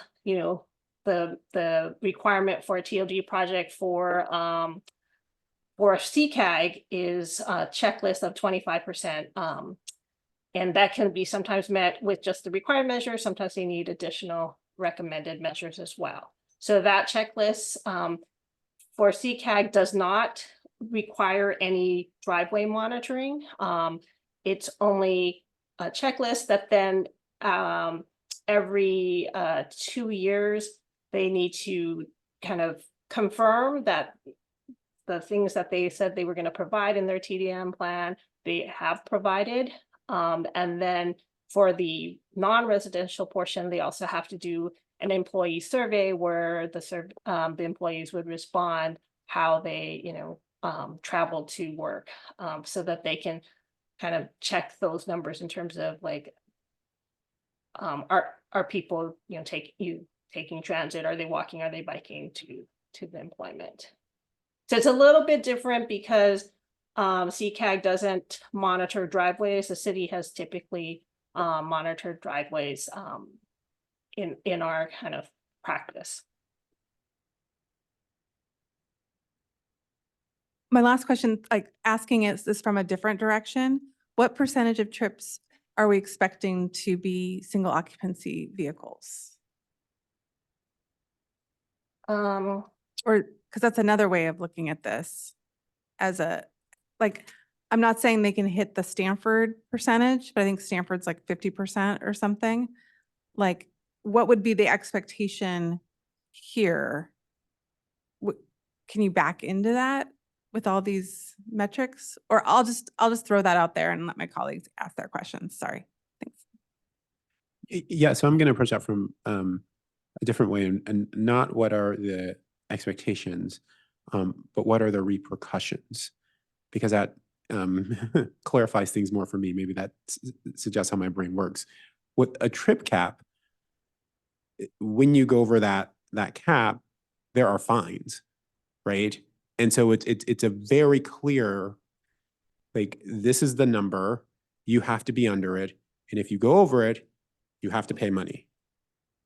With the TDM, it just seems like it's essentially a checklist, and there's a percentage, and you may hit it, you may not. but there really aren't any repercussions. And I'm not saying that they should be. I'm just trying to understand. That's the difference that I see. But you can, Ms. Choi, let me know if that difference is accurate or not. Yeah, so only the Meta project has an actual trip cap that's Yeah. monitored 24 hours a day, 7 days a week. And there is a fine attached if you were to, there's some parameters in terms of, how many exceedances are allowed and such. And if you go beyond that, then yes, there's a fine attached to however many trips above the threshold you hit. For other programs where we are, do a driveway monitoring, it's only done or proposed to be done annually. So just, once a year, maybe 3 days of data collection that we compare. If the project is not found to meet those, they need to work with the city to, look at what other things they could consider for TDM. We've done this with a couple of schools. There's a couple of schools in the city that were required to do driveway monitoring on an annual basis if they don't meet their driveway threshold. Then we work with them to kind of come up with some new transportation demand management measures. And then we do another survey, typically within 60 days. And so far, when we've done this, they've been able to meet their targets the second time around. And just so I can, but those, however, the end result is never going to be a fine in those scenarios. Is it? It's going to be you continue to work with them to try. Okay. So I just think for my colleagues, that's if I think the TDM is the TDM, and there's a lot of infrastructure already in place that like they have to be put in these projects. But the extent to which we want to actually have a clear sort of limit of the number of cars going in and out and those impacts, and it's clear that like we should be focusing on a trip cap and really not let ourselves get too confused with the TDM because it sort of is going to be what it's going to be. And certainly that process could inform what the trip cap will be. And I'm sure it will to some degree, but I don't think we should put much stock into that as part of this. And I will say that again, like even with trip caps, that there are limits to the effectiveness because it is like actually cars, going into the parcel, and people are smart. They quickly realize that like if they don't go into the parcel, if they maybe park somewhere else, park in the neighborhood, or make sure like their Uber doesn't go on there, then those things don't get recorded. And so I think, and I just put that there are limits even to our ability to really sort of enforce the number of cars how our transportation is impacted by development. One thing I also wanted to just make sure I had clarity on, as far as the EIR. So when we're looking at transportation impacts, are we doing that with VMT or LOS, or are we doing it with both? Are we doing it with LOS? Because again, VMT, as like I understood it, as the direction provided by the majority at some point, was again very much looking at cars going on and off a parcel and the connection of in the relation of the vehicles traveled. But we weren't like, so if LOS is not being considered, we're not going to look at the intersection of Laurel and Ravenswood, right, and get some sense of like what is the actual impact at that intersection of this development.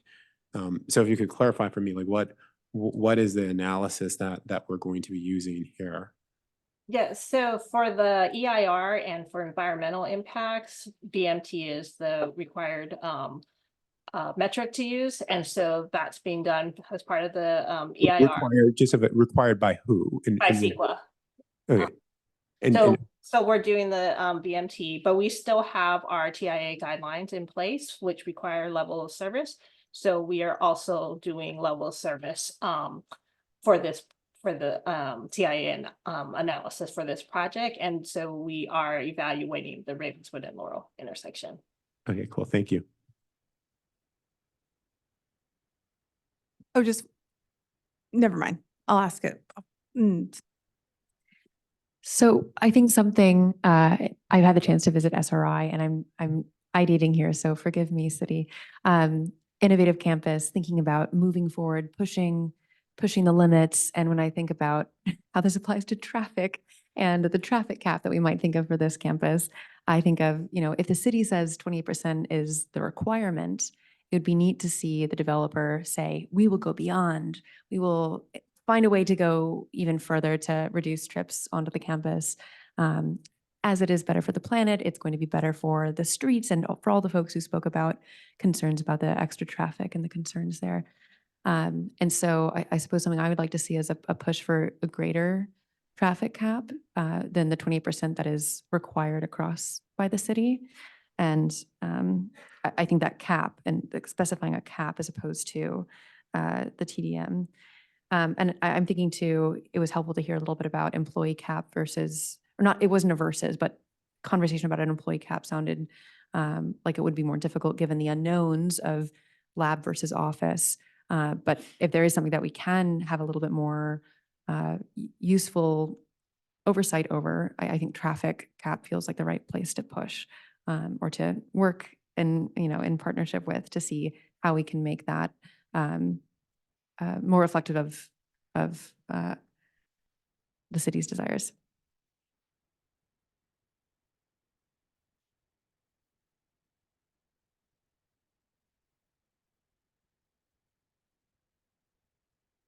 So I am interested in, I think everyone has more information about the trip caps TDM, and I will certainly look up. I know that we had a lot of discussion as part of the Willow Village subcommittee with the developers as to what the trips were. And so just if that provides any insight, we don't need the numbers now, but if that provides any insight, that would be useful.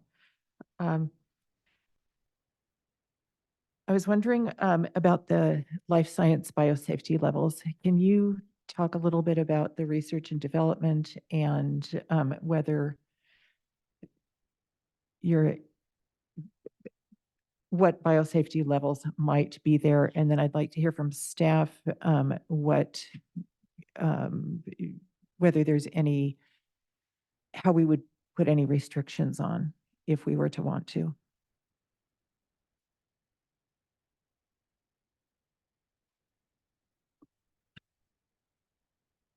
So as it relates to BSL levels, again, like the question in terms of occupancy, we don't know who's going to be using the space. I can tell you BSL 4, we have no interest in housing that. That's incredibly rare and not important to anyone's business plan.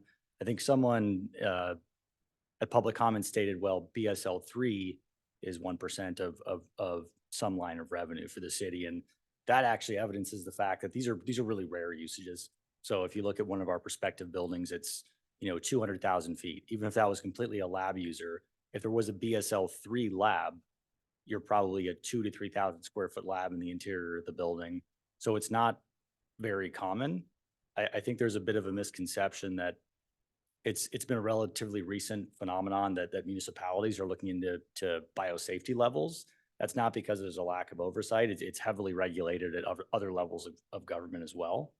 Also, the idea of proximity, that if there's a leak from one of these BSL 3 labs, that it kind of floats out of the building, and the proximate things like housing or school, that's really not how leaks occur.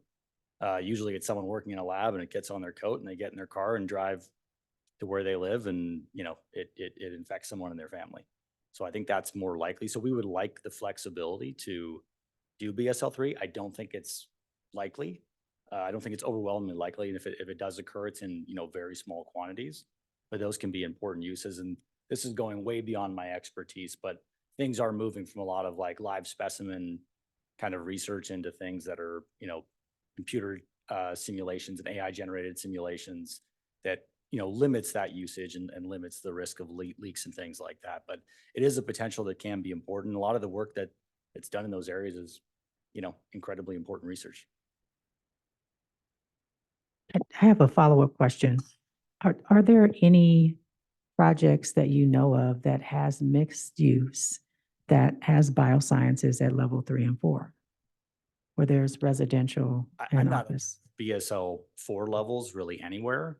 But when you say mixed use, I mean, a lot of people, this is a really large campus. We really have what's a research and development campus that's pretty separated in terms of space from the residential areas. So I don't have a great example for that, but we really designed this campus where, you know, from the get-go, it's really an independent research and development campus that also creates, well, was originally one housing district, now it's 2 housing districts. But they're not, you know, mixed use can be, you know, multiple uses even in one kind of vertical building. That's a very, I think, different thing than what we're proposing here at Parkline. Okay, I actually have a couple of questions, not related to biosciences. I do have a lot of concerns about it though, and I do not believe that, excuse me, San Mateo County has the level of oversight that is needed considering how much bioscience districts are popping online. My questions are, and I may have asked this already in the past, about the potential to have home ownership for the apartment, for the townhomes at minimum. Yeah, that's a very good question. So currently our arrangement with SRI is a long-term ground lease. That really makes it infeasible for ownership models. We are in, you know, very preliminary discussions, so I don't want to make a commitment to this, but we are discussing particularly for the 46 townhomes that those could potentially be for sale. Again, I don't want to commit it. This is very recent stuff we've been discussing that might make more sense in general for the community and for our business plan. So it is a potential. If that's something, you know, council would really like us to pursue, that it's helpful to have that feedback. I can't guarantee we can deliver that because that is not our current arrangement, but it's something we're open to considering. Thank you. And then as far as the affordable housing building, that, and you have not selected a developer as of So yet? we have informally selected a developer. It's a local nonprofit. We are working on finalizing a term sheet. We're not quite there yet and didn't want to make a public announcement until it was finalized. I think we'll be able to tell you within a week or two. Okay. And I can tell you that our selection criteria was based 100% on credibility. You know, we want to come to council and say, we're not just dedicating the land. We want it to be a group where you'll feel confident. They're not just going to accept a land dedication. I think most people are willing to take free land, but someone who's has the track record, has the credibility, has the skills to actually deliver the affordable housing. And my next question is about the design. Is that something you would have control over, or is that the housing developer? So as a general matter, this is dedicating the land away. So we would have, in theory, if council approves the current master plan, EIR general plan, we'll have kind of that bigger CEQA master plan zoning approval. So the dedication would occur. There'd still be architectural controls and then building permit. That would be managed by the nonprofit developer, but we are asking for them to work with us and make sure that the architecture is meeting the standards. But again, that was part of the criteria of picking a potential partner, is someone who does nice looking projects, because that's obviously, they're going to be our neighbor long-term as well. So we want to have a really great looking project. Thank you. And then my next question is about the office space. I'm considering the amount of office space that is available, that it's unoccupied now. Do you have concerns about having too much office space and Every no day, renter? because that's my job. I can tell you that there is demand starting to come back up in the Peninsula and Silicon Valley, and some of those are really like large household users. And what we're seeing consistently, whether it's a small user or a large user, they want to be in brand new or relatively new buildings, near downtowns, Caltrain access, location to amenities. So, you know, our thesis for this project, and I think it's starting to play out, is there's going to be a real kind of haves and have-nots for office space. A lot of older suburban office space is going to be, you know, more or less defunct. But I think as people return to office, I think it's going to be more and more critical for employers who are trying to get their employees back in the office to have all those amenities, close to transit, make commuting easier, you know, have all the amenities, including Caltrain, but also like this is ideal. You can walk to downtown Menlo Park. You have access to restaurants, shopping, you have access to Caltrain, you have a, you know, a beautiful environment within the project itself. But these are the kind of projects that will survive, whereas more dated projects we expect to struggle, you know, long-term. Thank you. And this question is about housing. We talked about trip caps. I'm interested in rent caps. The new apartments that are coming online, whether they're meant to be affordable or their market rate, are still at a rate that I believe would not be filled. And so do you have any idea with the residential market rate, what the potential monthly rent would be? It's hard to say offhand, you know, I think $5 a square foot would probably be a good range. I think you're seeing some rents that are higher than that right now, but I think a lot of that is a function of limited supply in really great locations. But ultimately, like, you know, market rate housing is going to charge as much as it can by definition. And that helps offset, you know, the low income housing and the 15% affordable that's within the project as well. And those have caps. But again, to your point, they're based on percentages of area median income, and Menlo Park has a relatively high AMI. Thank you. Councilmember Dorr. One more thing on car trips and car driving trip caps. Thank you. There we go. I'm thinking too of other ways that we've seen different entities incentivize less parking and less use of those trips. I'm thinking about Stanford University. They charge for parking. And I wonder, I'm curious if you ever, you all as developers, or you've seen developers do paid parking for office space. And then are there ever any agreements, say with the city, to say, we'll give part of this revenue to the city to help pay for the road improvements that will be required to upkeep this, given the extra traffic, for example? Sure. So as part of our TDM plan for the residential component, we actually have what we call unbundled parking, which helps with efficiency because some residents might not need a parking spot at all, and some might really need to. So we do, you know, charge, that would be a separate kind of lease from your apartment unit. In general, you don't office leasing in Silicon Valley. So in San Francisco, where you have very limited parking, I think they do have, you know, pay by the stall. That's generally not the market here, particularly for like a large campus user. They kind of rent the campus and the parking isn't unbundled. We can kind of explore things like that. Like we definitely plan on doing things like, you know, prioritizing carpool parking, prioritizing electric vehicle parking, things of that nature. And, you know, as we get lost in kind of percentages of TDM reductions, I want to kind of get back to what are we doing to reduce traffic? So as it relates to Caltrain usage, we are committed to financing and operating a private shuttle system just for Parkline that is essentially looping back and forth the Caltrain. It might go to downtown and things like that at lunchtime when it's not peak transit hours, but we will have our own, despite being directly adjacent to transit, we will have our own shuttle service that makes it incredibly easy. You can look at an app on your phone, know when the shuttle's coming around. If you're in one of the commercial buildings that is furthest from Caltrain, you know, to make it so easy where you can go downstairs at the right time and 90 seconds you're at the Caltrain station.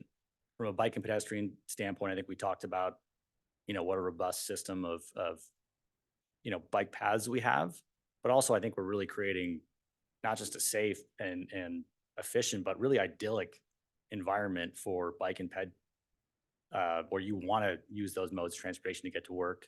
We'll have abundant secured bike parking. We talked about bike repair, locker rooms and showers in every building. So if you want to bike to work and then change there, we'll have all those kind of amenities ready to go.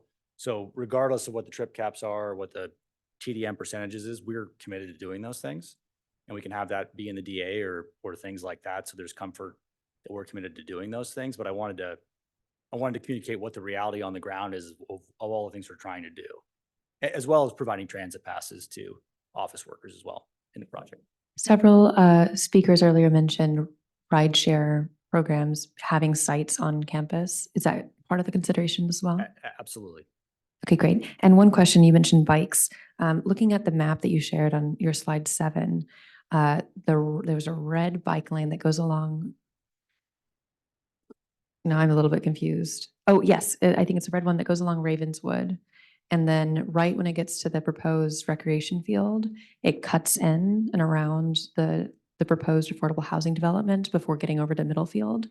And I'm curious about that choice because I know that high schoolers from Ravenswood, going to down Ravenswood to MA would not use a cut around. They would want to go straight to the school? Sure, yeah, we're trying to change their mind. So there's a couple of things. There's an existing bike lane in Ravenswood that will be maintained.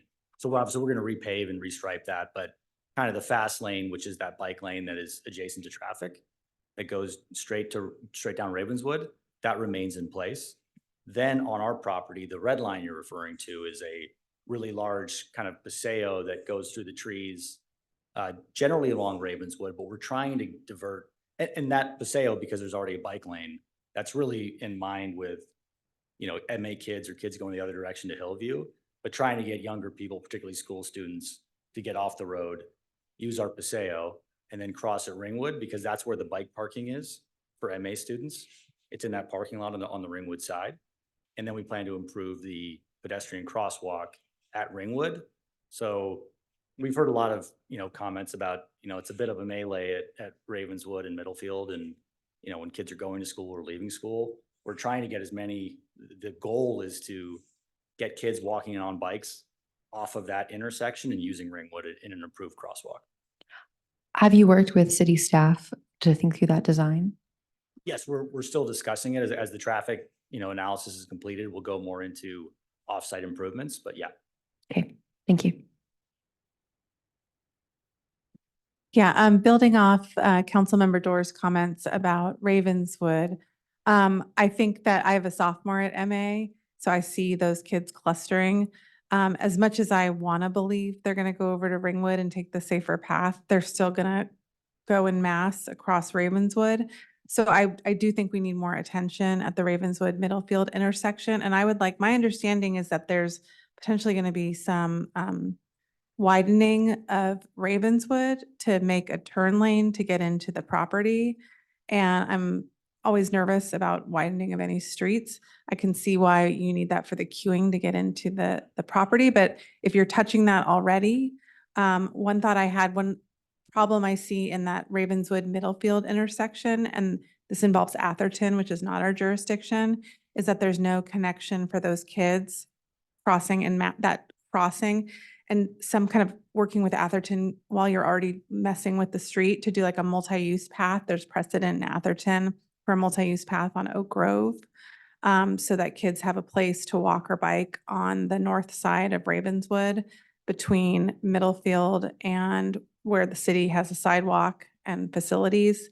I would like you to consider that. I'd like you to pay more attention to that intersection, because I think wishing that all the kids are going to go to Ringwood, I've been wishing kids do a lot of things. And I think that needs more attention. And while I'm speaking, I'll just share some other thoughts. So I was looking back over my file of SRI Parkline. I don't know if this looks familiar. So I think the expectation I had in terms of the number of employees was based off conversations from 2023. And I think we were talking about 330, like a proposed 330 worker per square footage, and per thousand. Wait, am I getting that right? 330 square foot a person, sorry. I understand that the EIR, the mix of office lab is concerning me a bit, because I feel like in earlier conversations, there was talk of like the construction is going to be built in a way that's you're investing more money to intentionally kind of make this more lab. And now I'm hearing like lots of flexibility. We have to hear what the market has, and a delta of, I don't know, 3,000 something to 5,000 something difference between the office and the lab. And I get that had to be studied in the EIR to give you those data points. But I feel like the tone is changing a little bit, more officey, which makes me really nervous. I don't know what I have to say about that, but that's kind of where the idea of those employee caps kind of come up. And I get that that's not something you want, but it's something I feel like to make us comfortable. And we are hearing from a lot of community members that even the lab numbers are too high. So like to get us all like, this is not like a beast, because I don't even know how we account, like what mechanisms, like belt and suspenders or checks and balances do we even have that it's not going to come back and they're going to start cutting desks in half and that's even going to like double or something. So what assurances can you have about how many employees are going to be working there? It's hard to provide assurances. I can tell you nothing's changed as it relates to our business plan, and these are no longer lab buildings. Nothing's changed. So to give you an example of, if we didn't go full lab, if an office tenant approached us and said, we want the building designed like this instead of like this, we would accommodate the market. If we're building the building spec, they're going to be built to accommodate lab as well as office. So then if a tenant comes to you and says, we want to cram in, do you have to stick with the EIR cap? Is the 5,000 workers that you're studying in like worst case office, are you regulated to that amount or could it even go higher than that? I think I'd have to just defer to staff on that. Any traffic caps are absolute, right? So it doesn't matter how many people you want to put in a building. You'd be Right. limited To on that. Councilmember Nash's point, like the two different things of the RENA numbers in the future and the traffic kind of being two separate issues. So I guess I'm just curious I understand, I guess it's a fine balance between what you need for your project to pencil and be viable, but also what we need in terms of meeting what the community's expectations are around this project. So I guess, I don't know if it's a question for staff, but like what opportunities does the council have to regulate? And I guess this goes back to the trip cap, employee cap question, but curious to hear staff's thoughts. Yeah, so the numbers in the EIR are an estimate, but certainly what's being proposed would require a whole new zoning district. So there's a lot of flexibility where council can provide input on various requirements, and those could also be in the conditional development permit, similar to the current conditional development permit that has an employee cap. Okay, thank you. In terms of the phasing, so we heard multiple public comments, and I know this was a big thing on Willow Village. Thank you to Mayor Taylor and Councilmember Nash for your incredible detailed work on that. We heard from a couple people about phasing the affordable housing delivery sooner, and there were some in Lane Partners presentation, there were some timelines there. Were those consecutive or concurrent? I'm thinking of like jail sentences. So like I think one was like 5 years and one was 2 years. Does one not start till the other one's finished? And is there any room to move up the affordable housing delivery? So if I can, before I'll allow staff to respond on the phasing that's assumed in CEQA. As far as the land dedication, giving away the land to the affordable partner, that will happen in whatever the first phase of this project is. So what we were doing in advising on the schedule is ultimately it's a dedication. This is a new developer taking over new sources of financing. We wanted to be conservative in when that would be delivered, but our community contribution of giving the land away is a day one item. Okay. Does anyone else have a question about phasing? Okay. So the other question about phasing is with the cogeneration power plant, when is that happening?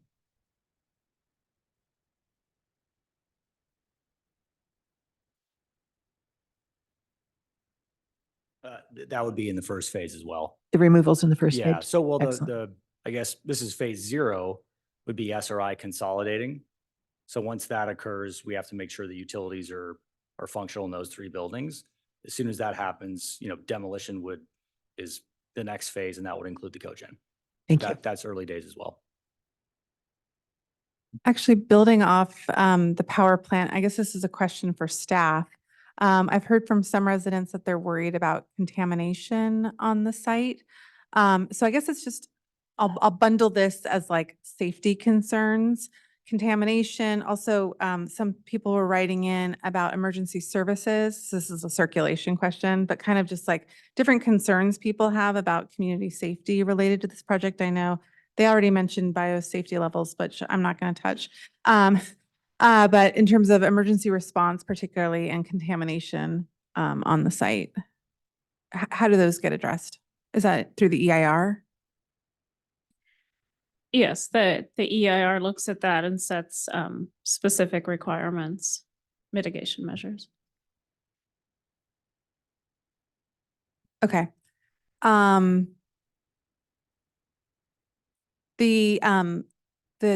cafe that's in the community amenity building, is that something for us to regulate the hours and exactly the amenities there in the development agreement? Or when do we get to look at the fine details of that? Because I know for a lot of us that live on this side of El Camino, the idea of, you know, a cafe is an exciting prospect, especially, you know, hearing Mr. Barnes commenting about community gathering spaces and places to build community. So when would we be giving feedback about that or learning more?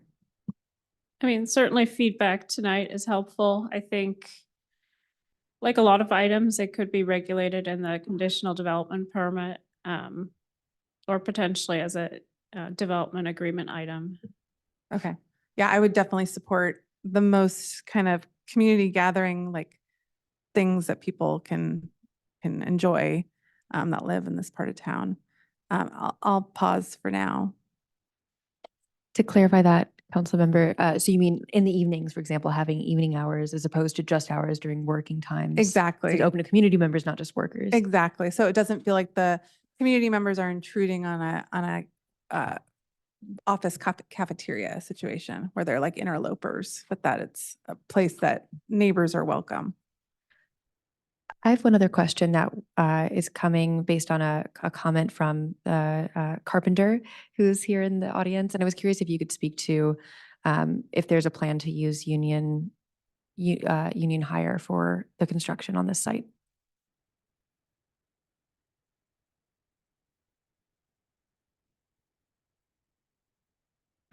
So as it relates to the commercial component, yes, we're committed to using union labor. For residential, it's a massive problem for financing to commit to union labor. That's only related to the residential component. Why is that? It just has a major increase in cost. In general, the commercial component is a little more balanced in terms of there's an additive cost as well.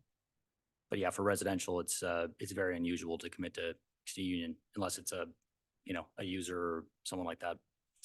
Do you have an estimate of what percentage more it would cost to use union labor for the residential portion? It's hard to ballpark that, but it's meaningful. I can try to get you some percentages, but it's tough to throw out a number.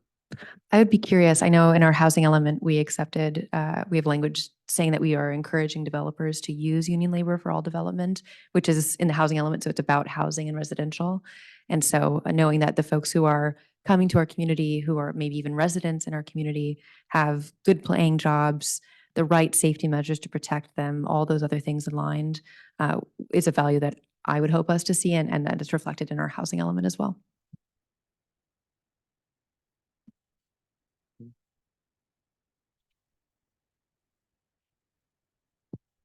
So three hopefully quick comments. First of all, anyone who's interested, people have been mentioning the building community and gathering spaces. Please go visit the new Bellhaven Community Campus that opened on Monday. It is fantastic, and it's exactly a place for people to visit. Lots of library space, gym, dance studio, pools. It is wonderful. So please go visit the Bellhaven Community Campus. I think it is, we can always use more, but it's the community space that people are looking for.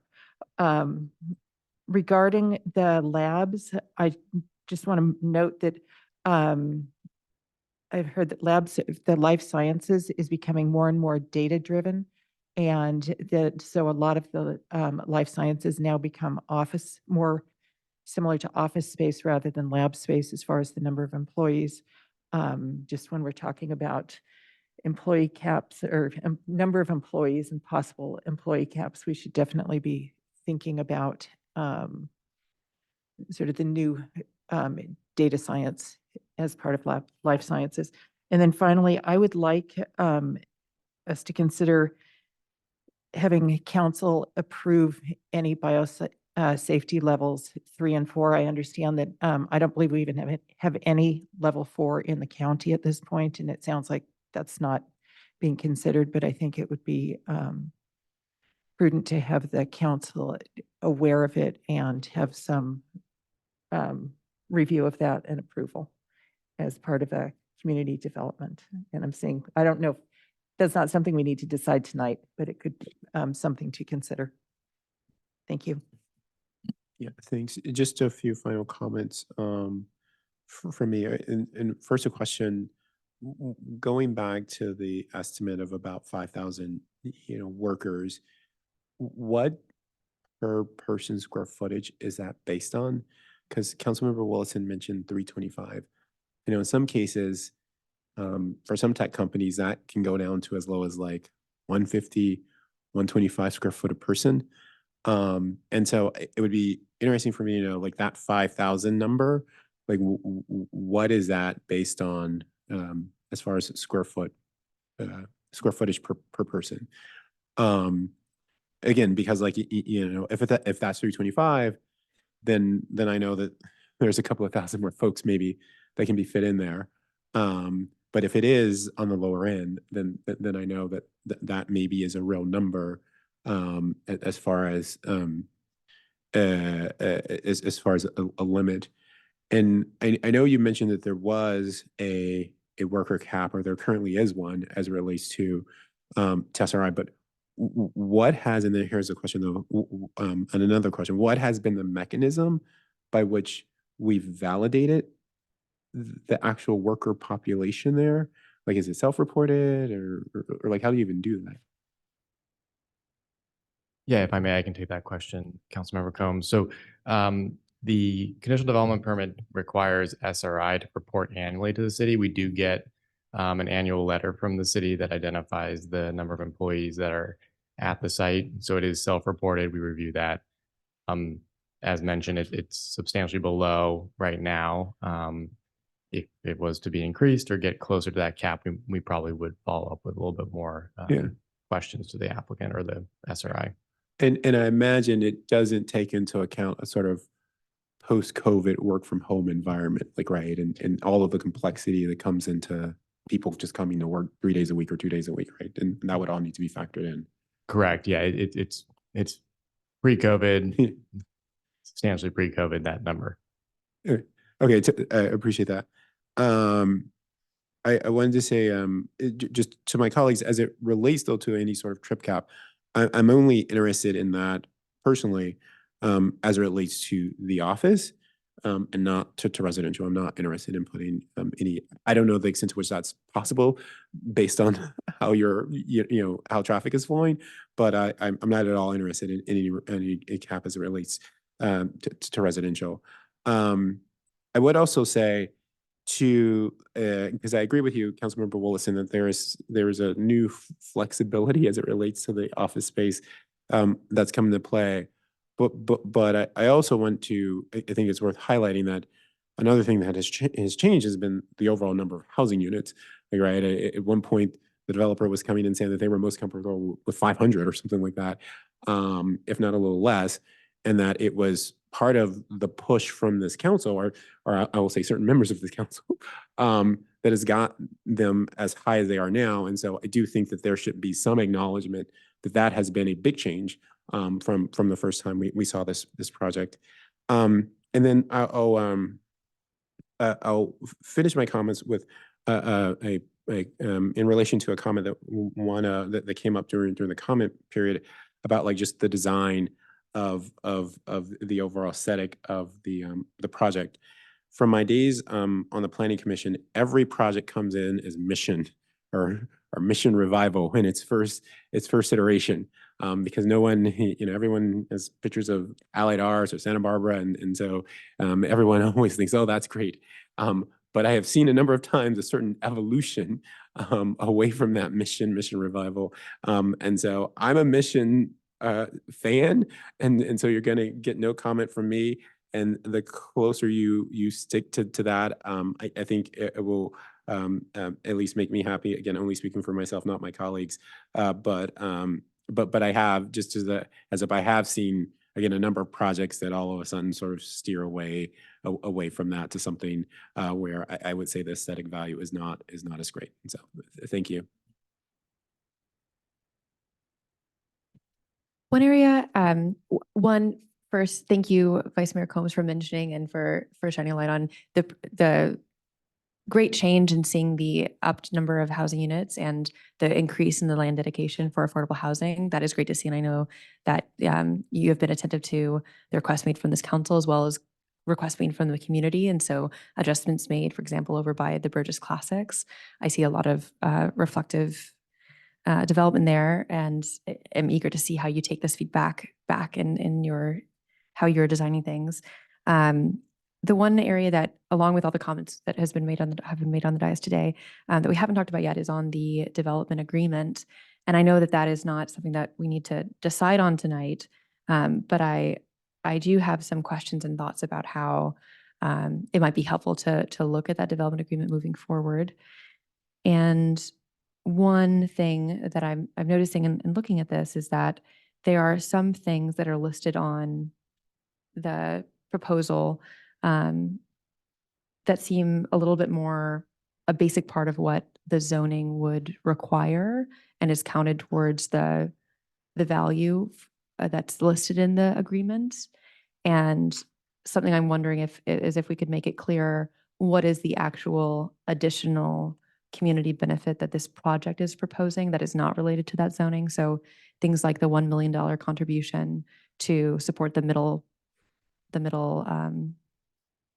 Avenue bike underpass under Caltrain, for example, or the 1.6 acres or 7 acres that's devoted to community recreation space in the reservoir. That is more finite.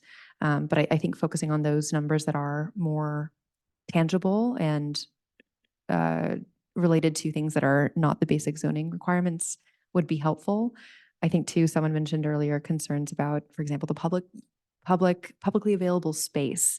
I'd say, 50 feet next to an office building and the radius around a building is not really publicly available space. That's the larger footprint of a office. And so I'm thinking about that and wanting better ways to estimate the numbers that are being proposed here as the value that is being provided by the project.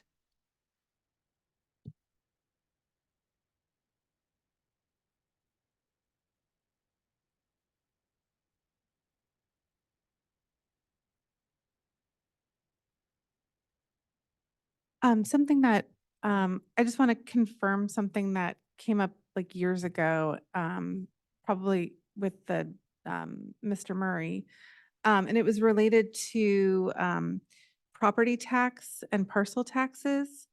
And I think one of the great, things about the project is it's turning over this land that is Prop 13 and nonprofit, and we don't get any taxes from it.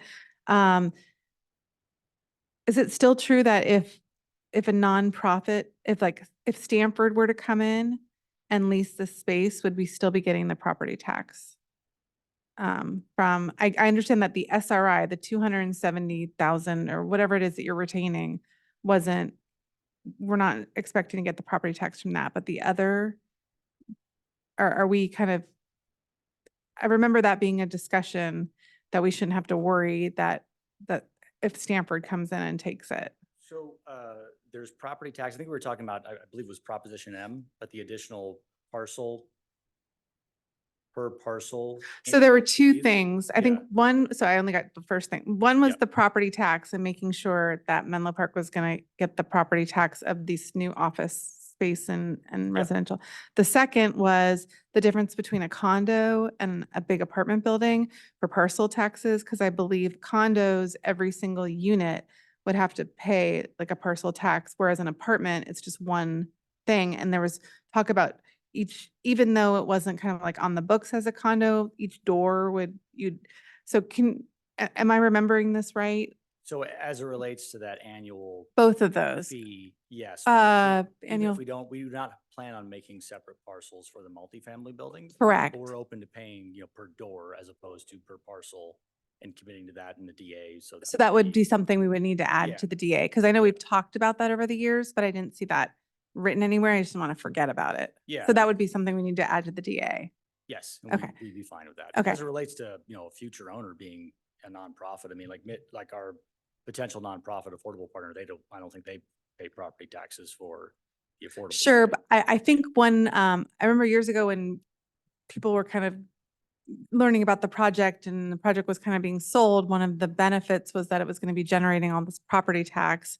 And I feel like people said, well, what happens if Stanford ends up occupying it because they're a nonprofit? And it was like, no, don't worry, that's not gonna be a Yeah, problem. this is kind of beyond my expertise. Okay. I mean, like, federal tax exempt status is, I don't know how you get around that. I think, or how that was addressed in prior projects. There's a minimum guaranteed Okay. tax from the project, something like that, but I don't have a great answer. to Okay, that. so that might be I know something. we're the owner. Okay, then I'm Yep. directing staff Yeah. to check on that because I remember this being part of conversations and this seems like a really big deal in an environment where Stanford can come in and do stuff like this.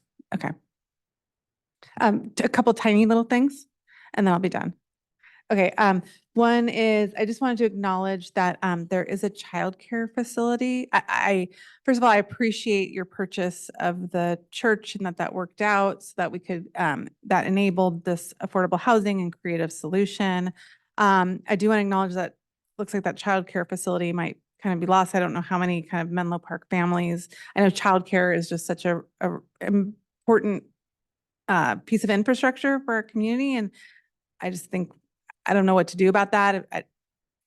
If adding it to a thing on the site, I don't necessarily see, but I just wanted to acknowledge that. And just looking at my list. Yeah. I appreciate your work with community members. I know it's a lot of interest. Not everyone's going to be happy at the end, but I appreciate the efforts that have been made. I think we still have some details to work out, but hopefully we'll get there. Thanks. Thank you for your comments and questions and looking to wrap this item up. So I'm not sure if any other council member has anything else they'd like to add or questions they'd like to ask. One question that came up in public comment, and that is looking at the potential development agreement topics, if there could be a dollar amount attached to it, just to see the potential funding for capital improvement projects. Is that $500,000? Is it $1 million? To be able to, because we would be selecting which one we would want on here, potentially.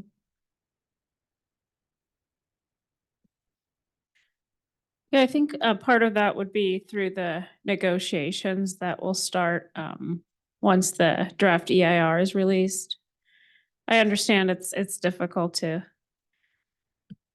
comment on it without really knowing the amount. I suppose that could be feedback for tonight. I think it's completely open what it would be. Oh, thank you. And we know the cost of one item on here, I believe, if Middle Avenue is on here. So we know the cost of it, but we don't know what the contribution would be. Yeah, that's right. So of course, the contribution might not be the entire cost. It could Right. just depend. Yeah.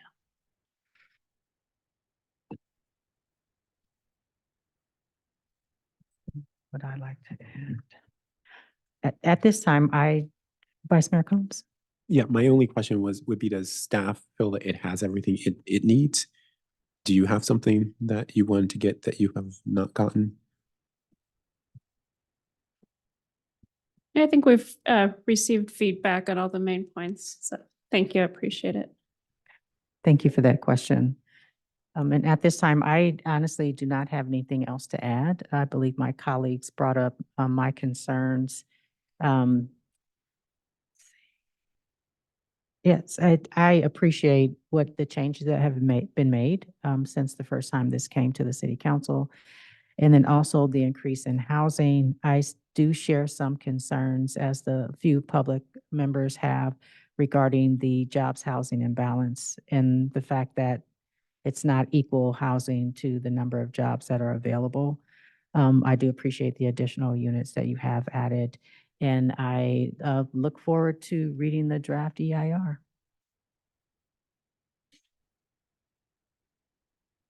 And at this time, if there was anything else that the council needed to give staff input on, so that we can potentially be done by 9 on this topic.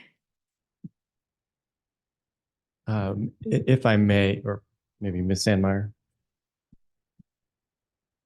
Yeah, I think I received the feedback I was looking for. Thank you.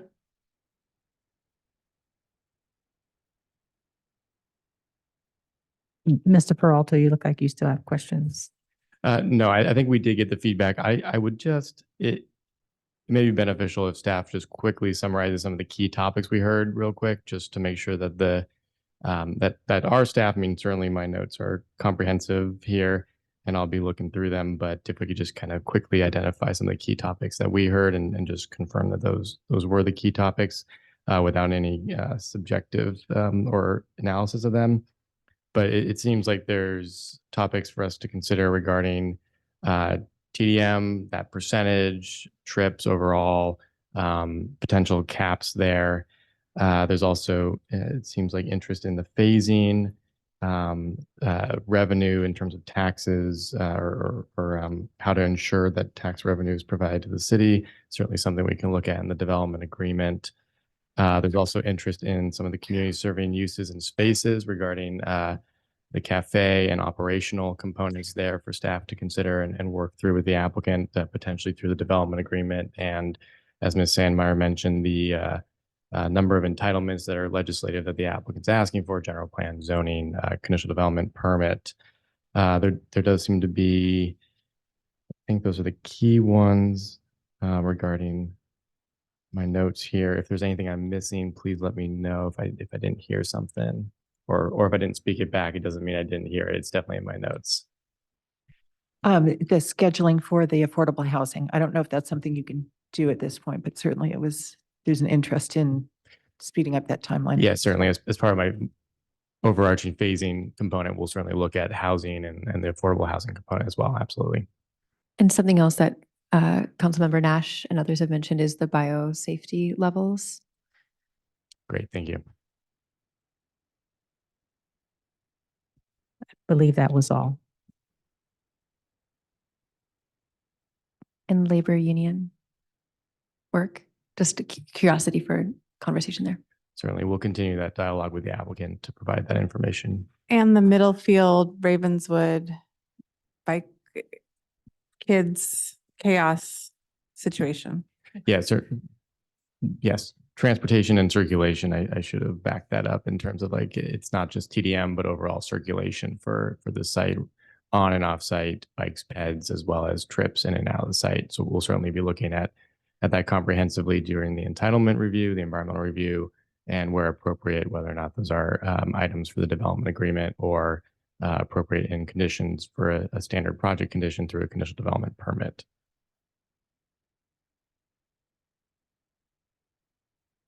Thank you, Mr. Peralta, for reviewing those items. And thank you, staff, for any other questions? Mr. Peralta, did you have any other questions? Oh no, thank you. No, thank you. Thank you. Thank you, staff, for your presentation and your work on this. And thank you for your presentation as well. And at this time, the city council will be taking a 15-minute break.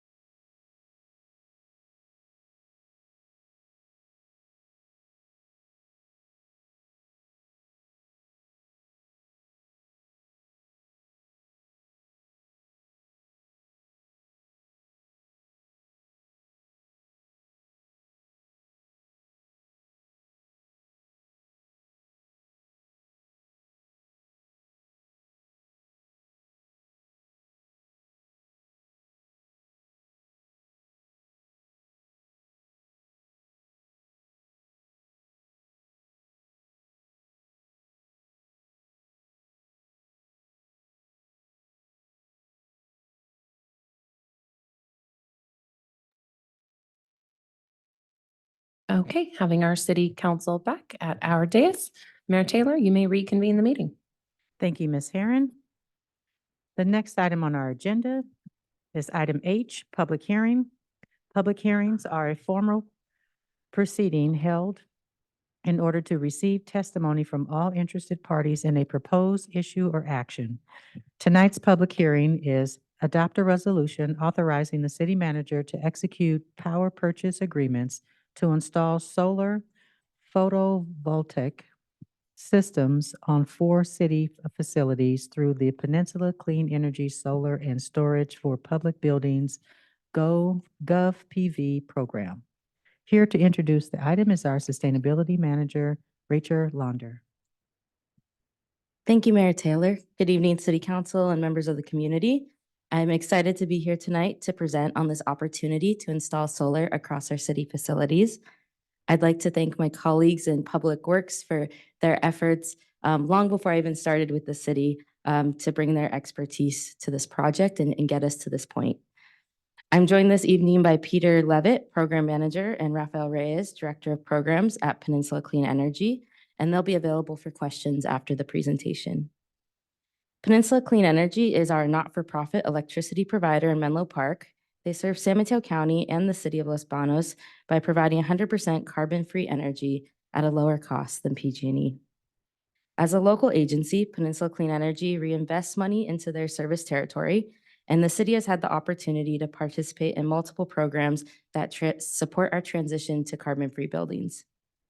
One of their current programs is the Solar and Storage for Public Buildings, or GovPV program.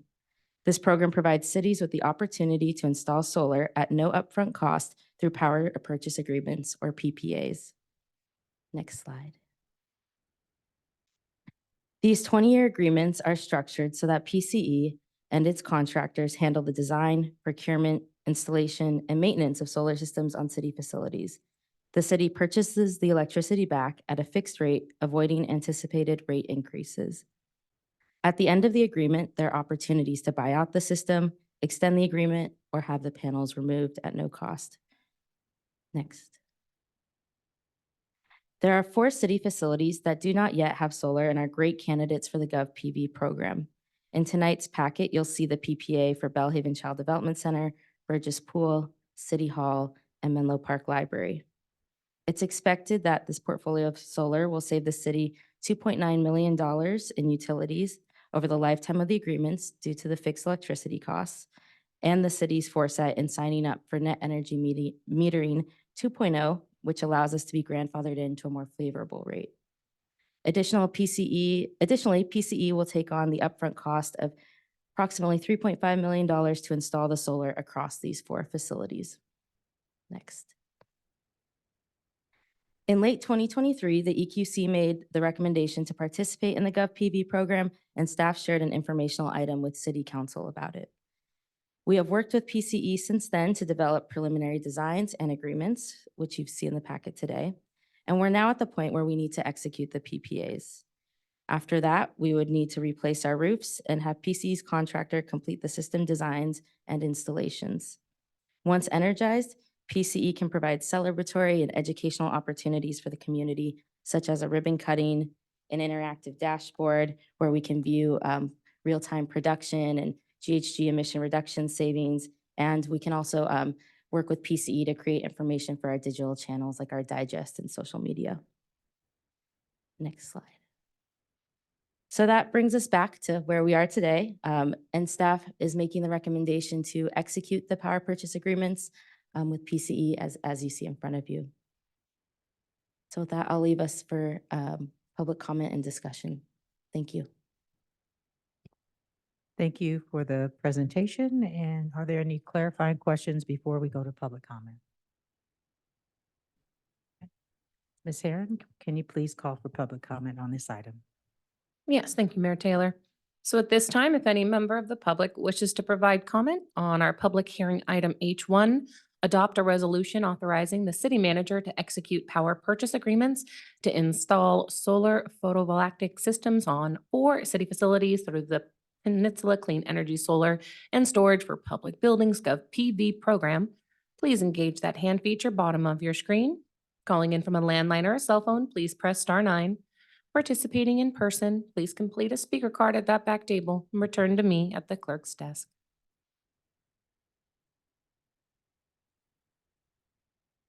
This will be the final call for public comment on our public hearing item H1. And seeing no hands or cards, Mayor Taylor, you may continue. Thank you, Ms. Herron. And at this time, I'll officially open the public hearing. Councilmember Dorr, do you have any questions? No. Councilmember Willison. All I want to say is this is one of the best staff reports. It's really complex what you were covering, and it was succinct and clear, and it sounds great. So I just want to thank you. I especially appreciated the table that shows estimated electricity bill cost savings. And it's fantastic to see that over 20 years of the term, a great savings of 3.2 million. It was also really great to see all the different funding sources that have been pulled together by the city to help fund this project in partnership with PCE. So love to see that leveraging of local dollars by going after state and federal money to make things happen. And also with other partnerships. So this is really great to see, and I'm so excited for this to move forward. Thank you.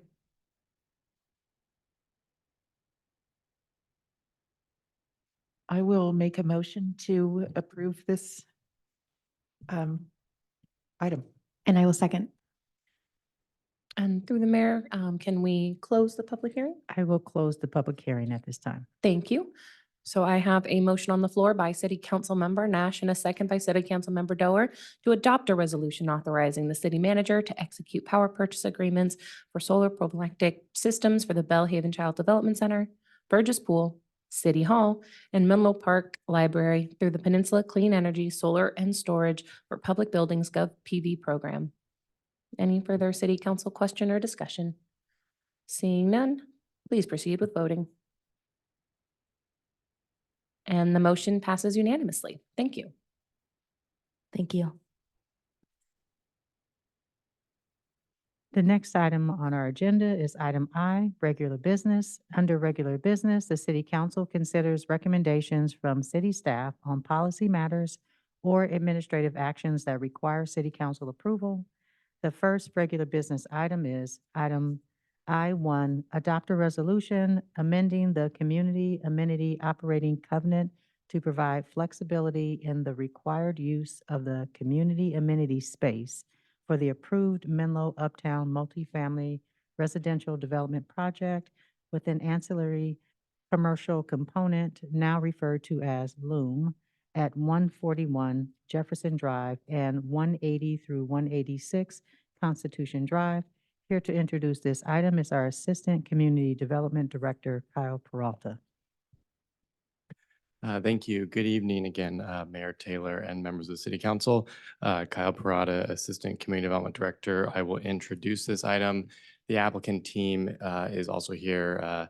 Tyler Evia and Randy Ackerman can speak after staff's introduction. So with that, I will get started. As the mayor mentioned, this is a thank you. This is a request from Greystar, the applicant, to amend the community amenity operating covenant to provide flexibility in the required use of the community amenity space for the approved Menlo Uptown, now referred to as Lume, multifamily residential development project. The draft resolution, including the draft applicant proposed community amendment to the community amenity operating covenant, is included in attachment A. Next slide, please. So just a little bit of background for the council and the community. So the approved project is a bonus level development project. It does include 483 dwelling units. 441 of those are rental units in 2 buildings. The first building is nearing completion and preparing it for a potential temporary certificate of occupancy, or TCO as we call it. That building is adjacent or fronting on Constitution Drive and does include the 2,900 square foot commercial space, which is slated to be used as the community amenity component of the project. That building also does include, for the council's benefit, 221 dwelling units. The second building is 220 units, the balance of the rental apartment units, and that is nearing occupancy or expected to near occupancy in July. The 482 townhome component is on hold currently by the applicant. The project does include a community amenity requirement for that bonus level of development. There are two options for the applicant to comply with the community amenities requirement. The first is the on-site urgent care center in the community amenity space, or the payment of the in lieu payment, which is $9.79 million, which is calculated at 110% of the required community amenity value of $8.9 million. Next slide, please. So this slide identifies key components of the applicant's proposed amendments to the operating covenant. The staff report does provide more details and additional information on the comprehensive amount of proposed amendments, but the key ones are to change the use from that urgent care center to a nonprofit organization providing community services. The operating covenant amendment would allow the city council discretion to approve that operator within 120 days. I want to note here that the operator would need to be reviewed for consistency with the city's 2 community amenity lists. So given that when this project was applied for, the previous list was in effect, and so the applicant may use the initial community amenities list that was adopted alongside Connect Menlo with the initial general plan adoption, as well as the recently adopted community amenities list by the city council last summer. A couple other key items with regard to that potential operator, the council would have the sole discretion to direct the use of the balance of the community amenity value, and that could be a partial in lieu payment to the city. It could be additional on or off-site community amenities. It can also be an additional contribution to the potential operator that the council would be reviewing. Additionally, there is a partial payment requirement by the applicant prior to temporary occupancy of $400,000. And then if the operator is not approved within 120 days of the granting of temporary certificate of occupancy, the applicant would be required to pay the full in lieu payment. Once again, that's $9.79 million. Amending the covenant would allow the city to issue that temporary certificate of occupancy, provided that all other requirements of building and the city's departments are met. Next slide, please. So before the council this evening, the council has a couple options. It can consider whether to approve or approve with modifications the proposed amendments to the operating covenant. Once again, those are included in Attachment A, Exhibit A. The council may also direct the applicant to explore alternative compliance methods. Those may include, but are not limited to, alternative uses within the community space besides the proposed nonprofit community service organization, or payment of the in lieu payment, and also exploring additional on or off-site community amenities, once again utilizing the 2 adopted lists for consistency. And that concludes staff's portion of the presentation. Now I'll turn it over to the applicant who would like to make a few remarks.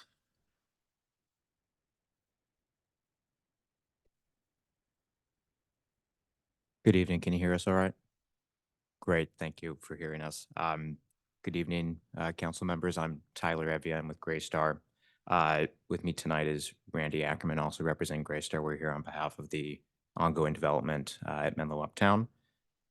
We just wanted to add a couple of quick remarks following up from staff's excellent presentation. They covered basically everything, so we will just add a couple of quick things. We're really here to reiterate the move-in ready status of the project.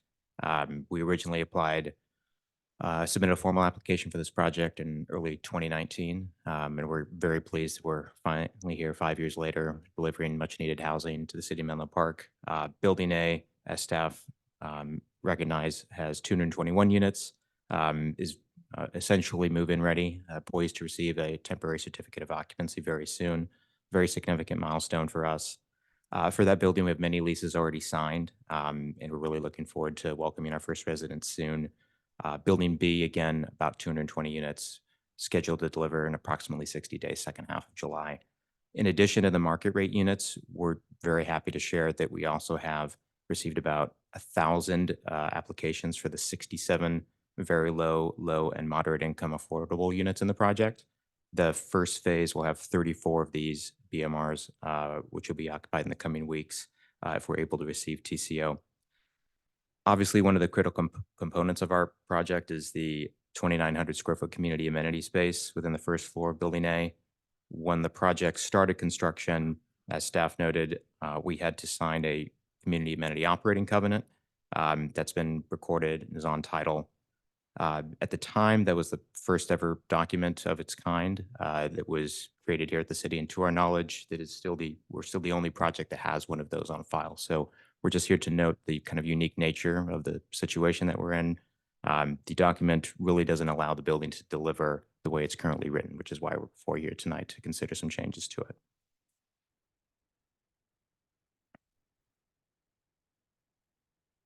As staff noted, the original document contemplates a urgent care provider. The document clearly says urgent care provider, and if it's left unedited, there's really no way that the project can deliver given the legal language in the document. So we are here before you to ask that we reconsider how to satisfy the community amenity. We have submitted 2 statements of interest from other groups who have toured the space with us. We've been very pleased actually by a pretty remarkable sea change in the demand and interest from a variety of different potential users now that the project has neared completion. In the past, we've really struggled trying to get people interested in the space. There was scaffolding, there were nuisances from construction. We were still kind of coming out of COVID-19. So we're before you because we feel like the world has changed a little bit. We're the only project that has built a space of this kind in the city of Menlo Park to our knowledge. So we are very eager to begin a conversation with you about how we might be able to actually use that space.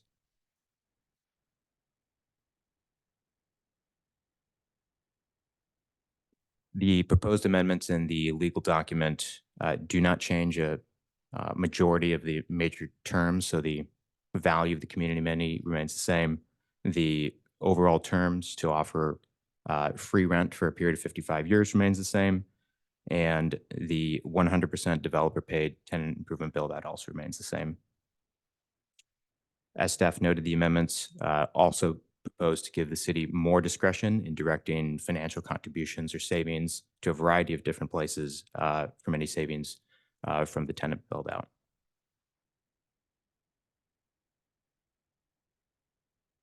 One final note that I'll flag really quickly, and then I promise to get off the stage. Both groups for whom statements of interest have been submitted have chosen to speak to you directly during the public comment period. We find both their general mission and their specific vision for how they would use the space and how they would deliver services to the neighborhood to be pretty compelling. So we'd really encourage you to consider that as you give us feedback. The primary goal of tonight is to receive approval on the text amendments to the document, obviously, but as a secondary goal, we are interested in hearing your feedback and your direction. We'd really welcome the opportunity to advance a conversation with you and with staff about how they could provide current Belhaven residents with more services and more benefits. With that, I'll really conclude our remarks. We're here to answer any questions you have. Thank you. Thank you for your presentation and bringing it back to the dais. Are there any clarifying questions from any city council members? Councilmember Nash. Thank you. It's an exciting project.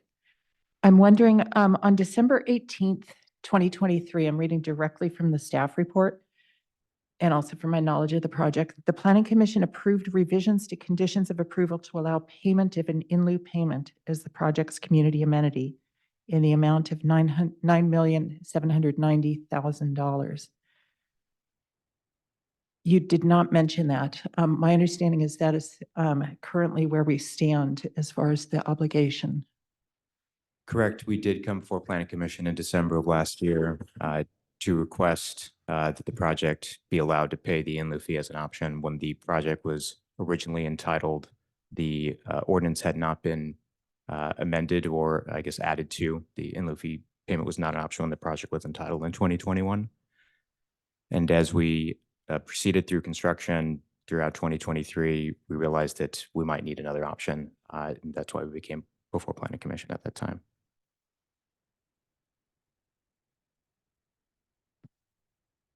Although I'll note that was 6 months ago, December 18th, 2023.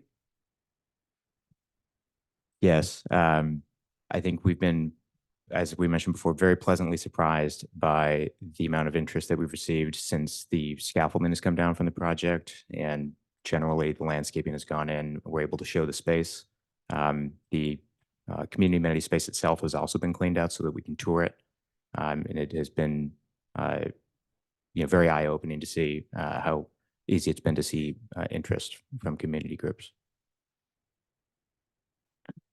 Thank you. And Councilmember Nash and I did look at this space, and it was nice to see it. Our hope is that there was an urgent care there because of the need for medical access to medical services, and then also making sure that when we make decisions, and both Councilmember Nash and I have fought hard to have a new community amenities list, one that really covers, for me, it's enhanced quality of life, because to me, that is what a community amenity is, and trying our best to make sure that we maintain that standard. The in lieu fee was created so that if there was a bump in the road with selecting an amenity, there was an option. We would prefer something to be built, but if it cannot, at least the funds can pay for what we weren't able to build. And so, yeah, just putting that out there. And if there, no, I'm going to go to public comment.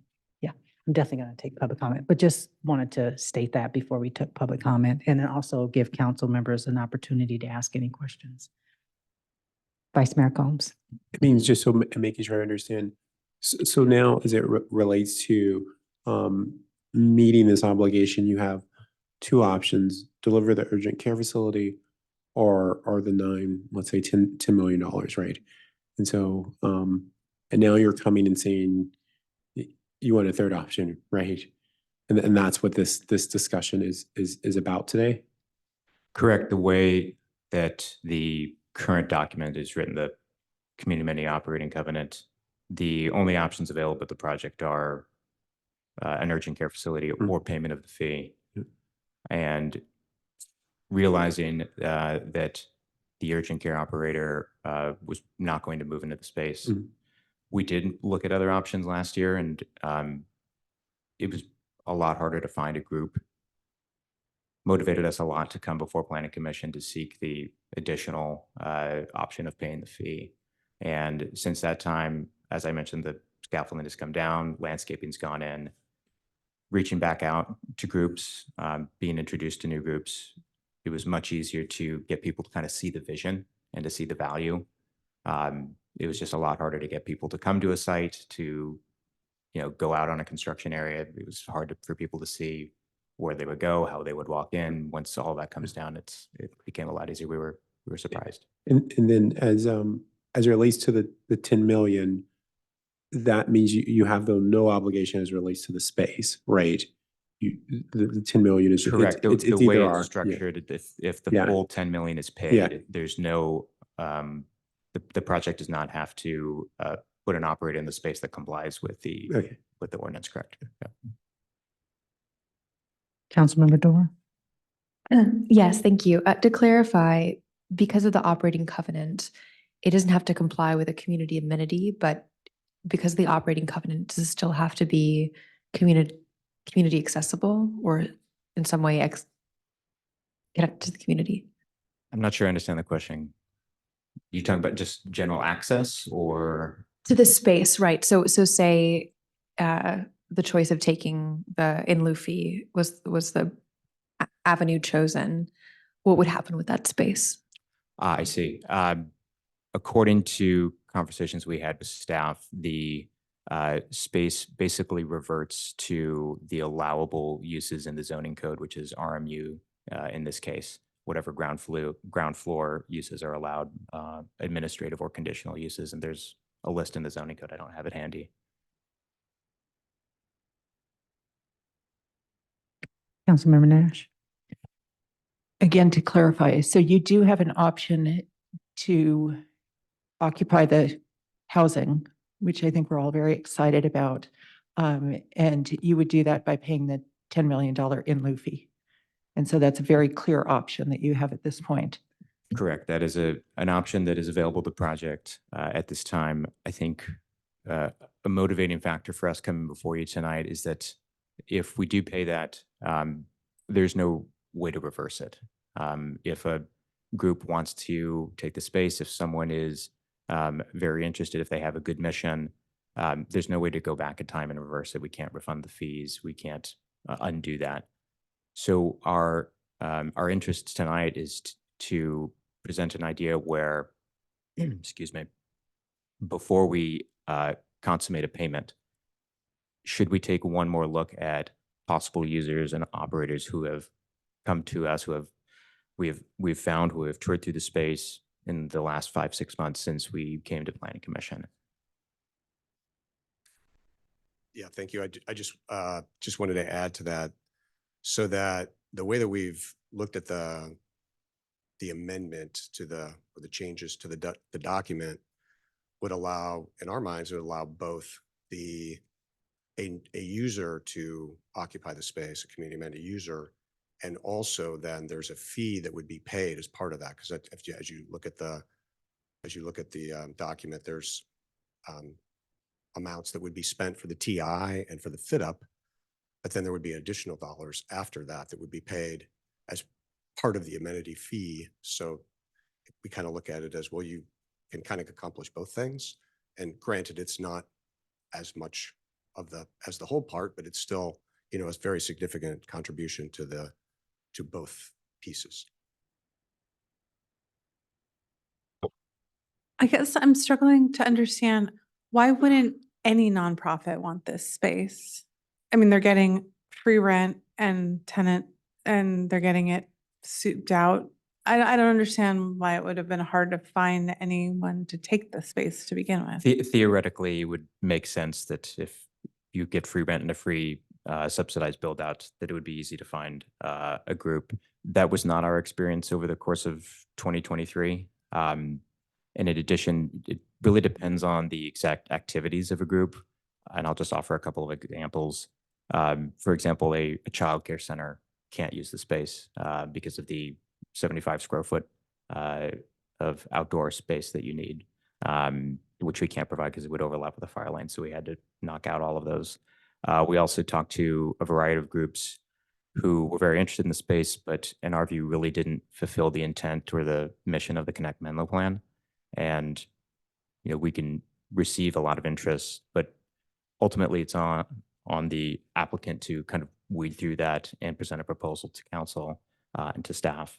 So you're not mistaken to assume that there is potentially a very long list of groups that would want the space. I think the question is, are there groups that are a good fit for the space and can still deliver valuable services to the Belhaven community? And if you asked us that question in 2023, I think it would have been hard for us to name groups. But now I think after additional outreach, additional work, we are very much of the mind that it would be a terrible waste to not try to, with increased interest, it would be a terrible waste to not try to place a group in the space, given that it's the only one that's been built to date that's close to the Belhaven community. Does that help answer your question? Yeah. Thank you. I appreciate you answering the clarifying questions from council. And at this time, I'm going to take public comment. Ms. Thank you very Herron, much. thank you. Ms. Herron, can you take public comment at this time? Yes, thank you, Mayor Taylor. So at this time, if any member of the public wishes to provide comment on regular business item I1, adopt a resolution amending the community amenity operating covenant to provide flexibility in the required use of the community amenity space for the approved Menlo Uptown multifamily residential development project. The commercial component, now referred to as Lume, at 141 Jefferson Drive and 180 to 186 Constitution Drive. Participating virtually, please engage that hand feature bottom of your screen. Calling in from a landline or a cell phone, please press *9. Participating in person, you can complete a speaker card at the back table, return to me at the clerk's desk.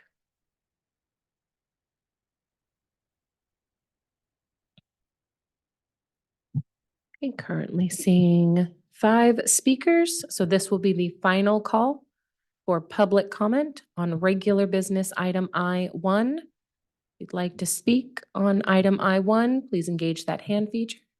Press *9 if calling in, complete a speaker card at the back table, and return to me.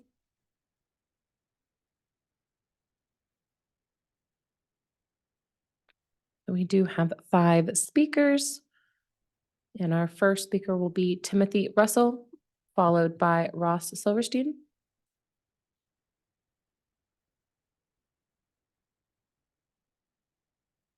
Good evening, Mayor Taylor and City Council. Timothy Russell and staff as well, excuse me. I'm Timothy Russell. I'm the Regional Program Director for Renaissance Entrepreneurship Center, and joining me is our CEO, Sharon Miller. And we realized the need for this community space to assist small businesses based on some of the work we did during our COVID pandemic relief funding. $3.6 million was given to small businesses. Of that amount, 6% went to Menlo Park small businesses. A smaller amount went to Belhaven businesses. Neighboring communities, East Palo Alto got 18%, Redwood City got 31%. And that's all because of access and opportunity. Small businesses need that access. They need that opportunity to be able to scale, to be able to know that there's opportunities to really do customer discovery, have understanding of marketing, have understanding of, how to do business projections and financial projections. And without that access and opportunity, our small businesses will continue to suffer and not scale to the level that they are able to scale to. So I am asking if, for the City Council to consider amending and having some flexibility in this space so that there's this opportunity for small businesses. And we've realized with our economic centers throughout the Bay Area and in San Mateo County, how businesses are thriving because they have the access and the opportunity within their communities. And I believe Menlo Park and Belhaven needs that. They need to be able to walk in and be able to get the advising, the services, the training, and the incubation that is needed in order to scale their business. So again, I'm asking you to consider the flexibility in this space for another nonprofit. So thank you for your time. And our next speaker is Ross Silverstein, followed by Adriana Walker. Good evening, City Council. I'm excited about this project, and I don't have particularly strong feelings about the proposed community amenities amendment, but wanted to bring up a general concern that I was reminded of when reviewing this agenda item, specifically as it pertains to community amenities in general. Lume is currently trying to attract tenants and has a beautiful website touting all of the beautiful and awesome amenities their building provides. They also have a neighborhood section that outlines the great dining, shopping, nightlife, and entertainment options there are in that neighborhood. They highlight more than 30 different establishments that their prospective residents can enjoy, and only one of those is in their actual neighborhood, which is the Bedwell Bayfront Park. Nothing else is in the neighborhood section for their website is in that actual neighborhood. There's an extreme dearth of dining, shopping, nightlife, and entertainment options in our Bayfront neighborhood. The benefits of living in any given neighborhood and a community go beyond a specific community amenity that's defined in a development agreement, but what the neighborhood can provide in its entirety. And I encourage you to keep this in mind when discussing this and promoting future developments in this area specifically, as well as around Menlo Park in general. Thank you.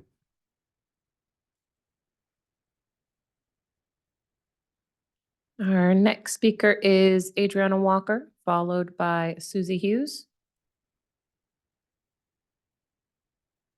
Hi, I am Adriana Walker.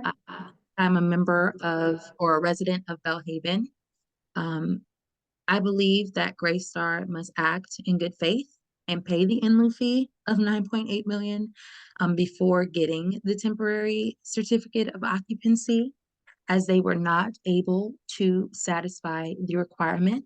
I believe that that in lieu fee will support the development of deeply affordable housing and other projects that we direly need in our community.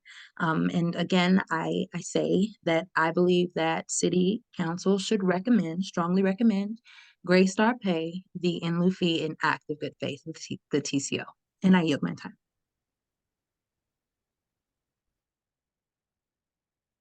Next speaker is Susie Hughes, followed by Pam Jones. Hi, my name is Suzanne Hughes, and I'm the Executive Director of One Life Counseling. And I just wanted to comment on the high need for mental health services in the Belhaven community. We are the proud recipient of the Mayor's Mental Health Initiative grant last year, and we currently serve 60 families with food, diapers, and counseling, and powerful groups for moms with kids and children 0 to 5. Unfortunately, they have to drive from the Belhaven community over to our offices in San Carlos. We are currently providing counseling at all 5 preschool in the Belhaven area, and we are funded through Measure K funds, Bella Vista Foundation, and Chen Zuckerberg Initiative for services in this area specifically. What we know is 60% of the residents in Belhaven speak Spanish as their first language. We also know that the average household size in Belhaven is 10 people per residence. We currently serve those 150 families, 60 of whom are in the Belhaven area.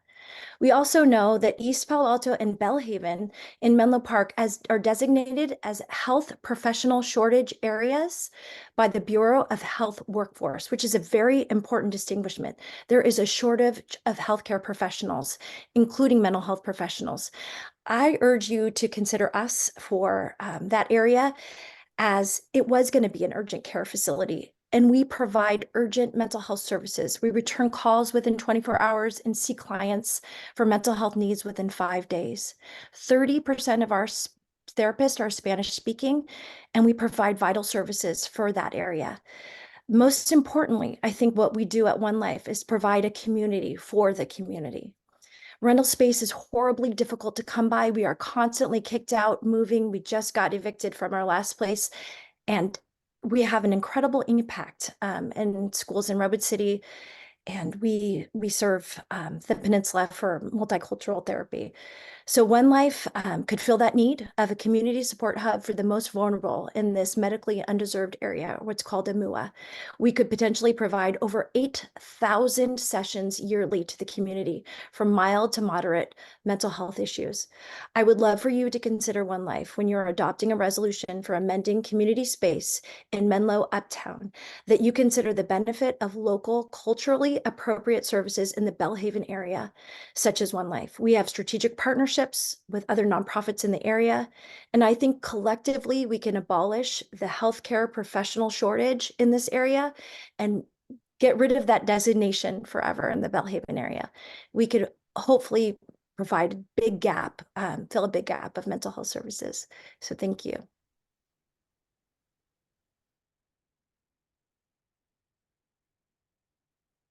Next is Pam Jones. Good evening, Mayor, Vice Mayor, Council, staff, and Council. I think I made it fairly clear as to my perception of the alternative that has been presented to us. As a longtime resident of Belhaven, what we needed was a physical health service there. And one of the ways that we can make that possible is through the $9.7+ million in lieu fee.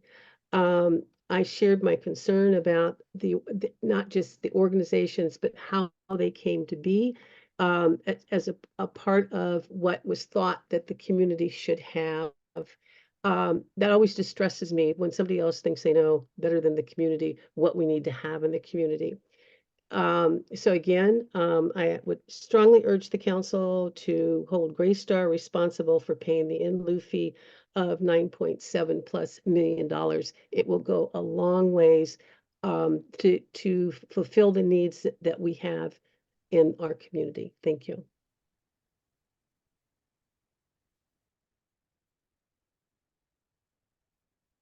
Seeing no further hands or cards, Mayor Taylor, you may continue. Thank you, Ms. Herron, and thank you for everyone who provided public comment. I do appreciate Mr. Russell, you coming in and talking about your organization Renaissance, and also the Ms. Susie Hughes for sharing your the information about your organization, One Life Counseling. And I just, for me, I just go back to what the goal was. And I believe it was in 2021, and that was to have an urgent care. I look at the community needs assessment, which is what the community has said that they needed, and it's housing, it's healthcare, and it's economic development, it's security. And to me, neither of those two providers do that. Now, in saying that, if the community came and said, we did outreach or we went and did some research, and here are the two providers that we want in that space that is supposed to be a community amenity for us, then I would reconsider that statement. But that's not what I'm hearing. I'm hearing the provider saying that we need the service. I'm not hearing the community saying that they need that service. So that's just my initial thoughts. And then just wanted to, I don't know, Councilmember Nash or Vice Mayor Combs or my other two colleagues, I'm almost asleep, Councilmember Dorr and Councilmember Willison. Very interested in your thoughts. Sure. Yeah, I appreciate the presentation, and also for the from the public comments from potential tenants for a sort of different use in this for this space.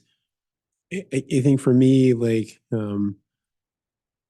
it's just that I am reminded like of these community amenities, how many times over the course of my involvement with the city, how these development agreements or these deals, these terms are struck.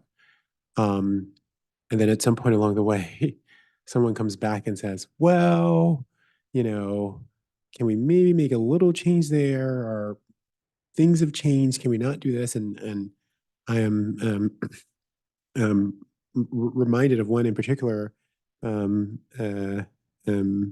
not too far away from here, and that's the coffee kiosk next to the office building that hosts the Smith family offices. And I remember being on the planning commission where the property owner came back and said, we can't find any coffee place that will take this.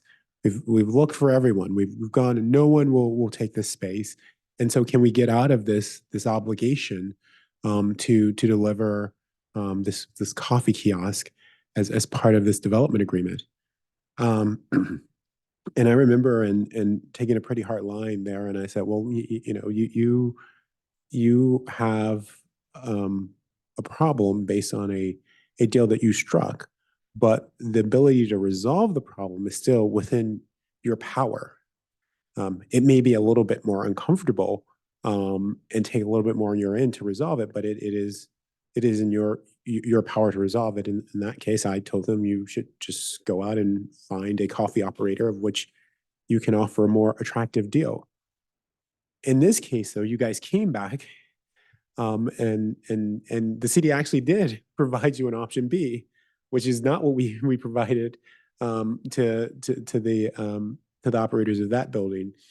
And so you got the option B, and now you're coming back and asking for an option C.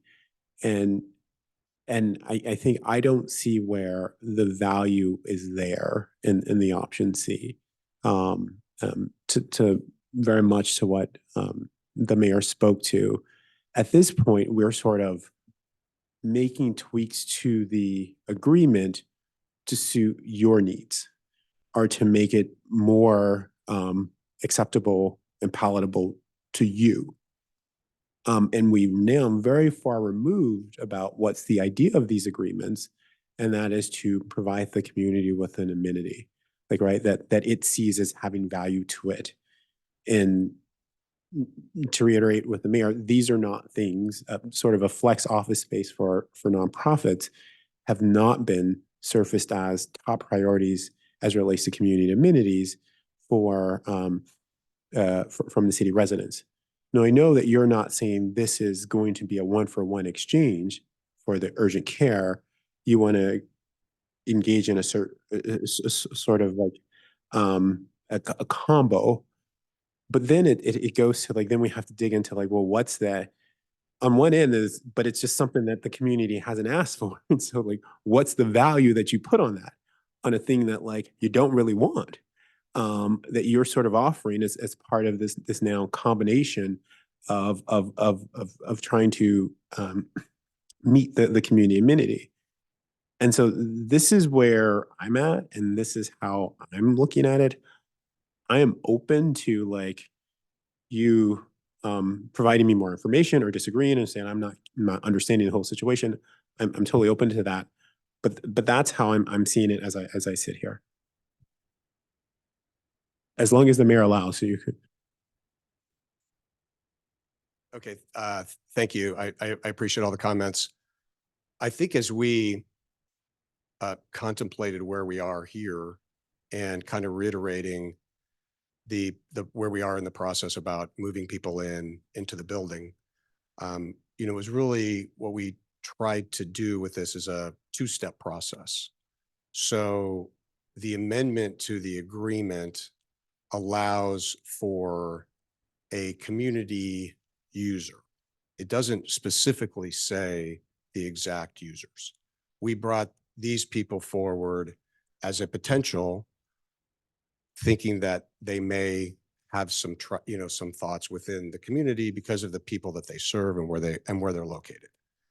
So, but the document that we worked with staff and with the city attorney, at least as we were going through about how to go about doing this, really gives the city council the ability to approve the user.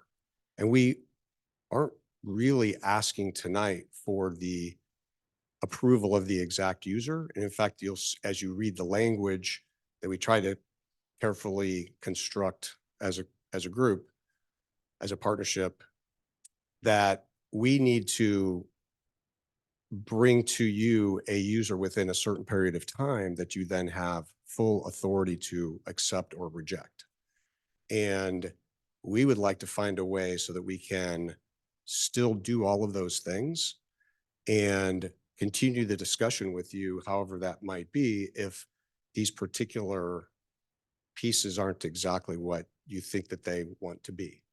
And we're willing to do that in the context of the time in the agreement. We can come back with some additional thoughts. We're happy to take additional discussions, however, you know, that goes as well, little brainstorming kind of thing. We can come back to do a study session with some additional people if that's what makes a lot of sense. We really want to find a way to, as I think I've said to some people, it's really hard to deliver housing. And we started this process in early 2019. I think we made the initial formal application. There was, I'm sure, discussions with staff before that time. Now we find ourselves here, you know, 5.5 years later on the cusp of being able to move people into a building and occupy the building. The covenant that's in place still gives the city all of the rights that it originally had to enforce that. It talks about what those, and in fact, the way that we propose to adopt the language even kind of tightens some of the timeframes about when the fee would be due if we can't come to an agreement in your sole discretion on who that would be. So we're asking that we have some way to continue that discussion over a short time frame while we allow people to occupy the building. That's really where we are. I welcome the thoughts on how we could maybe structure something that accomplishes those things. So yeah, thank you.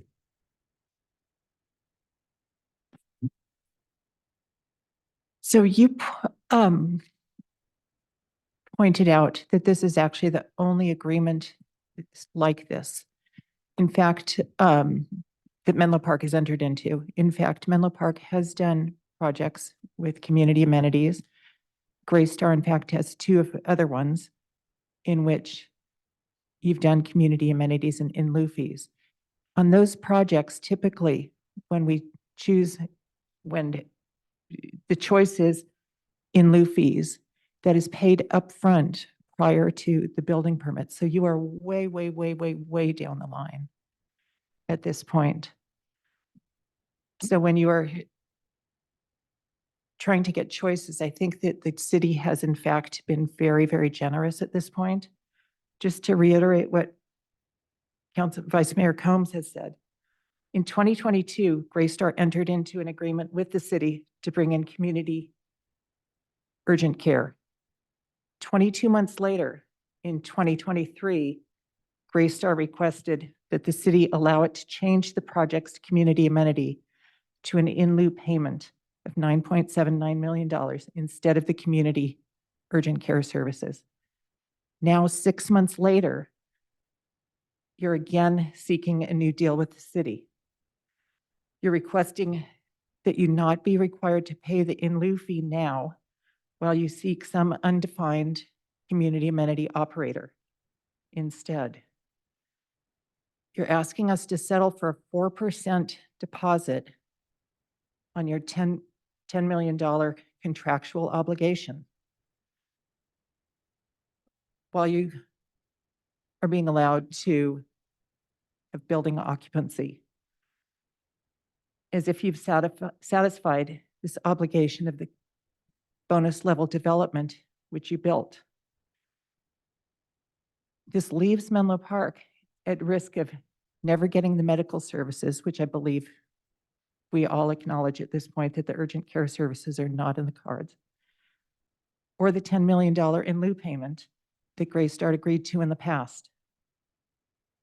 The deal is that the developer gets to occupy the building when it builds the project and provides the agreed upon community amenity or in lieu payment.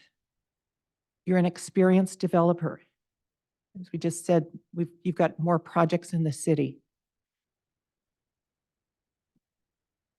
I want the project to go forward. I want the temporary occupancy, and I think and fill your apartments. And I really think it's up to you to come through with the promise that you made back in December.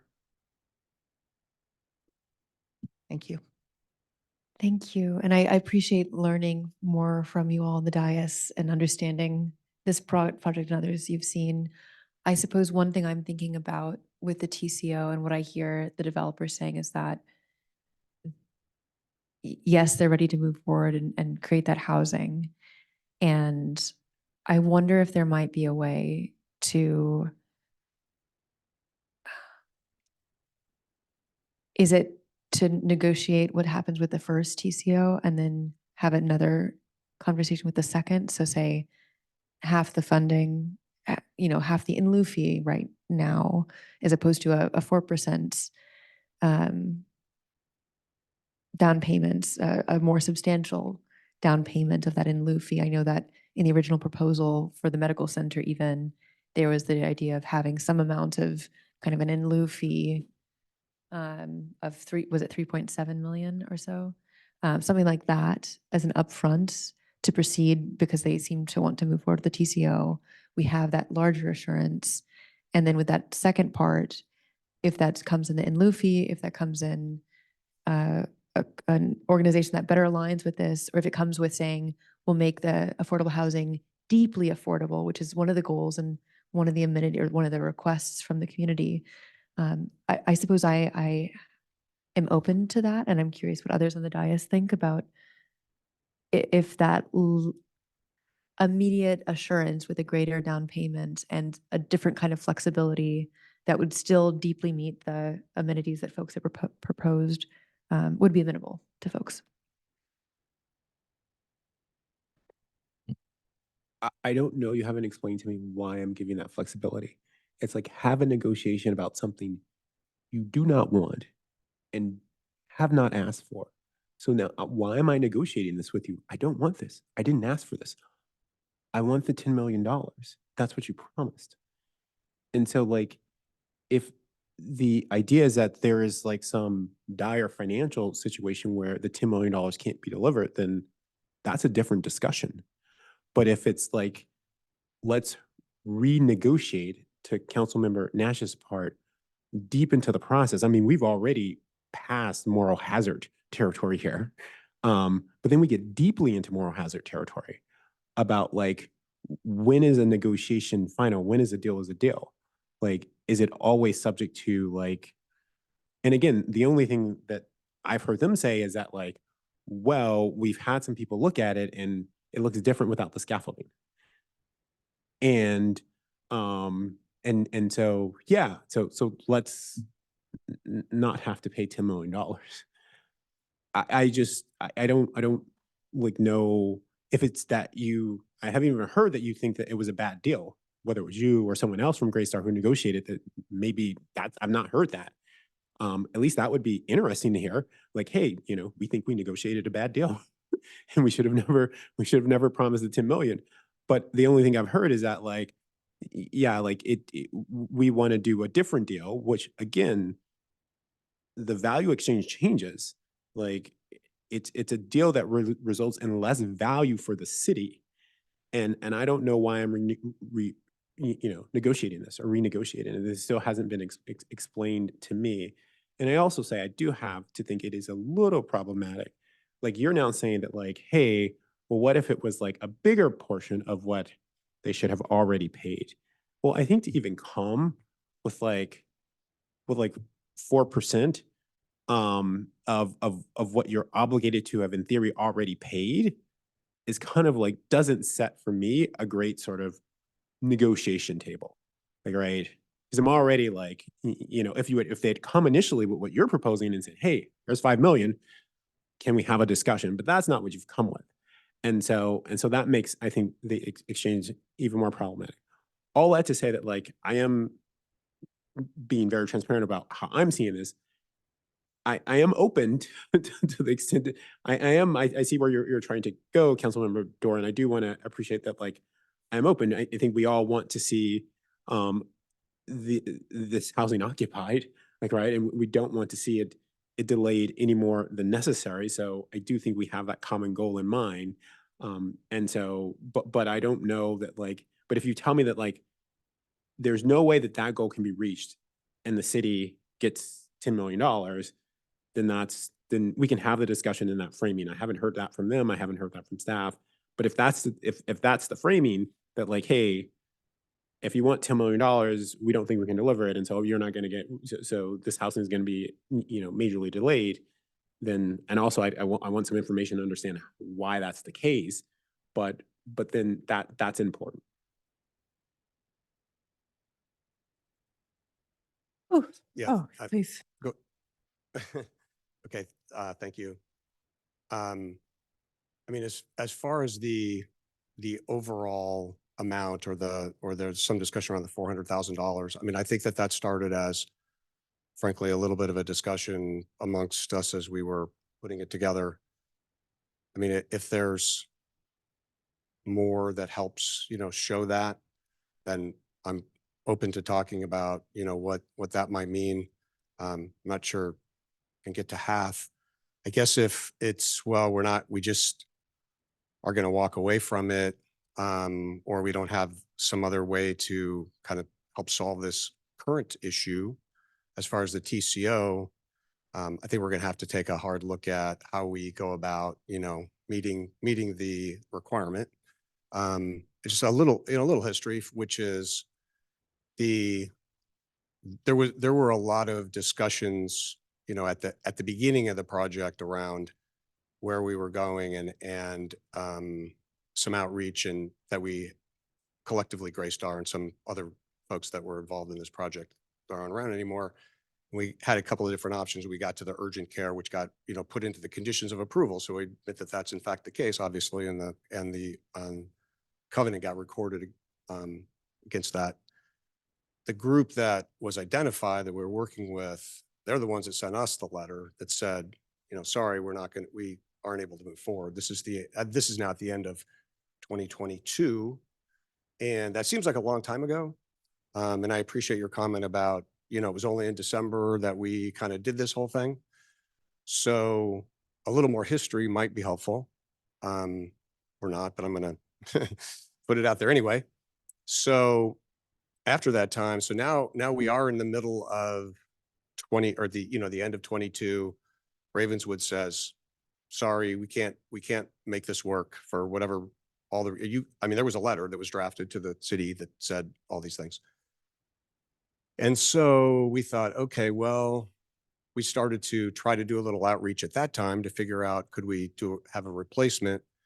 And, you know, there were a lot of things going on at that time. And I mean, 6 months is a long time anymore, a little bit in this world that we live in and things that change. So now we get into, you know, there had just been a new kind of COVID variant that came up. And so getting somebody else in there was challenging and outreach was difficult. We were also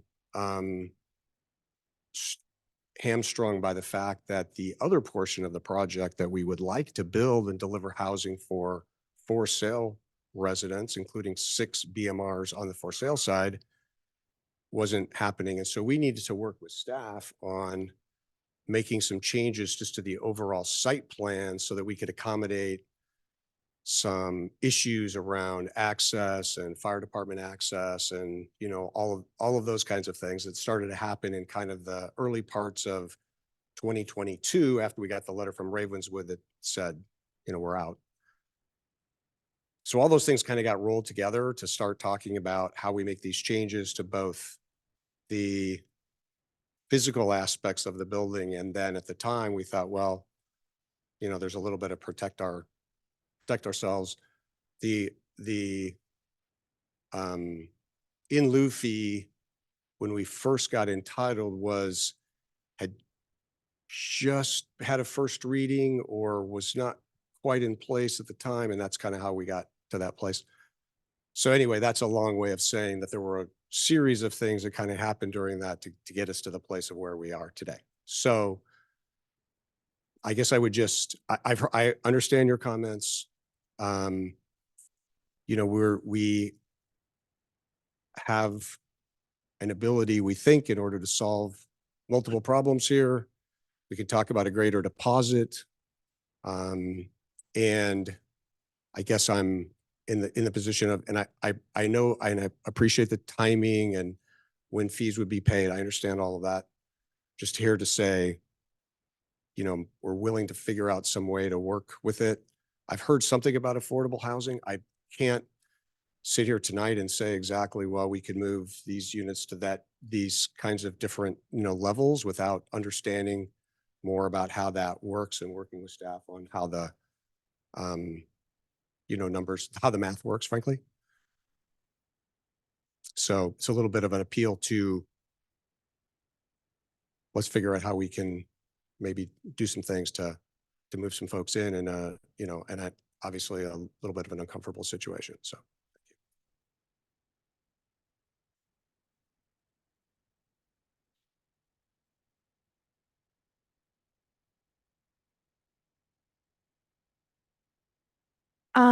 So in full disclosure, I spoke with the two of you today.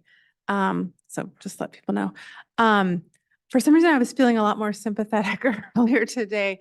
I don't know, I'm sympathetic to the journey that you've been on, but I don't know if that helped, my sympathy of you, like hearing about all the twists and turns. Cause like, it's your business to keep an eye on the requirements of the project. So I'm starting to kind of flop more towards where my colleagues are. I did speak with Councilmember Dor today about trying to, you know, how can we work with you?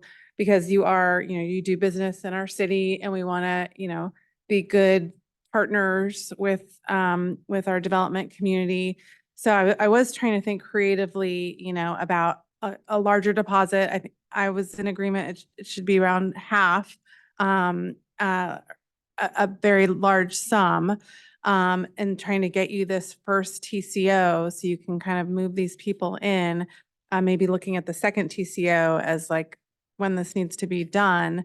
So, I mean, I'm curious,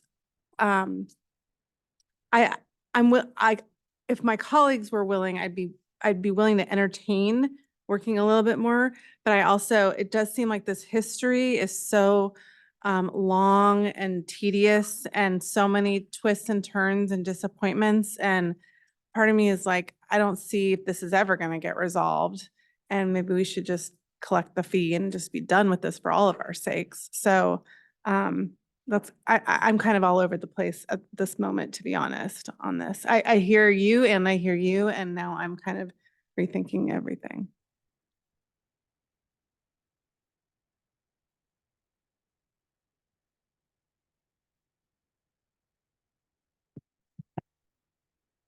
So I appreciate that you have, we've had several different teams from Greystar over this project. I think you're the third team that we've been working with.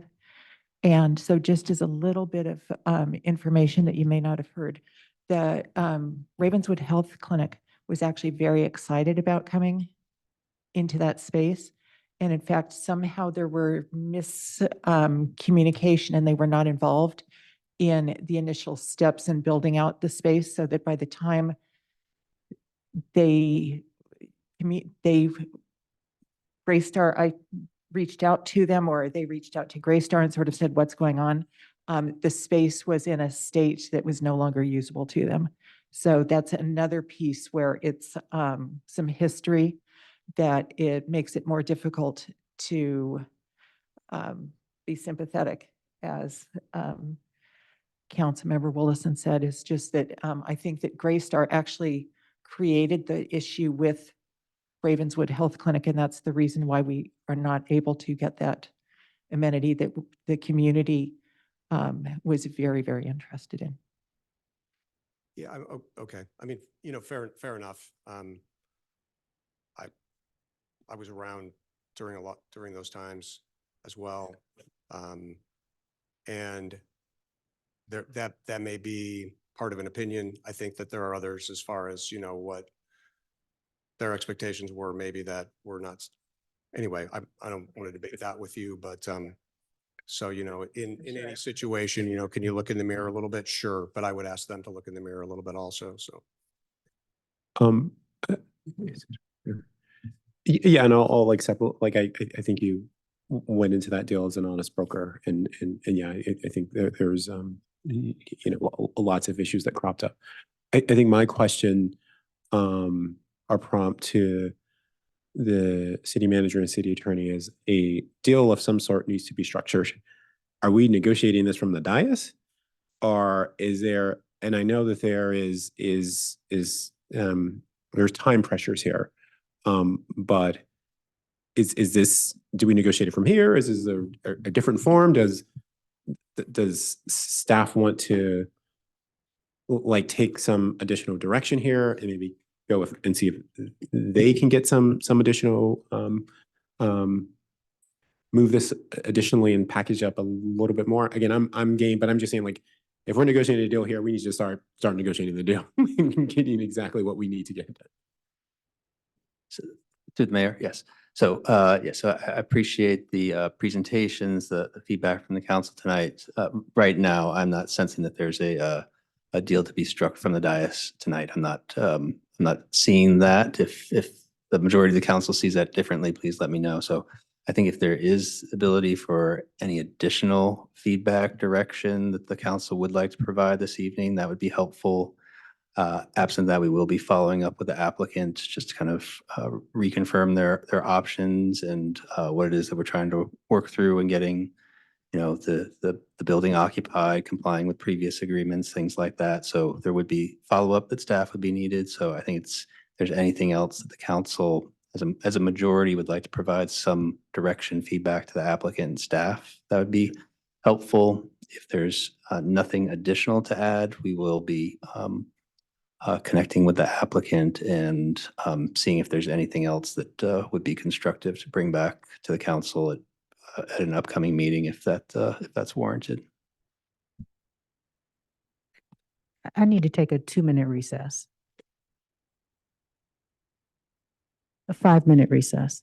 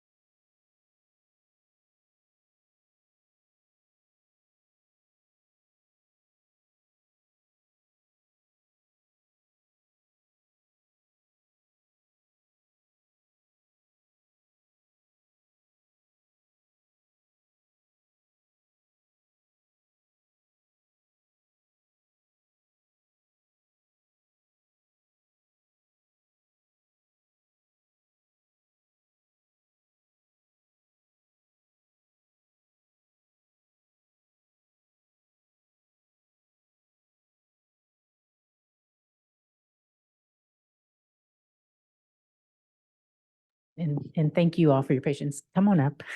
Okay, so having everybody back at the dais, Mayor Taylor, we are going to reconvene the meeting. Thank you, Ms. Herron. And thank you for your patience. It was nice to be able to have a sidebar because it helps me to figure out what I would like to suggest here. And then also I needed to give Councilmember Willison, are you sure? So just to blurt it out, what Councilmember Nash and I just discussed was the option for you all to, in order to get your first TCO, is to actually pay half the in lieu fee. And then for the second TCO is to look at something that would actually help residents now. And that's deeper affordability on the BMR units. Did you want to add anything? So to get your first TCO would be half the fee. To get your second TCO would be half the fee. So that would be the full fee completing the agreement. If in fact, between now and the time when the second TCO comes due or is needed, the second payment is due, we can figure out a way to deepen the affordability of the existing BMR units at Lume, then we are very interested in doing that. I know we had an outreach today about it. And we are very interested in pursuing that.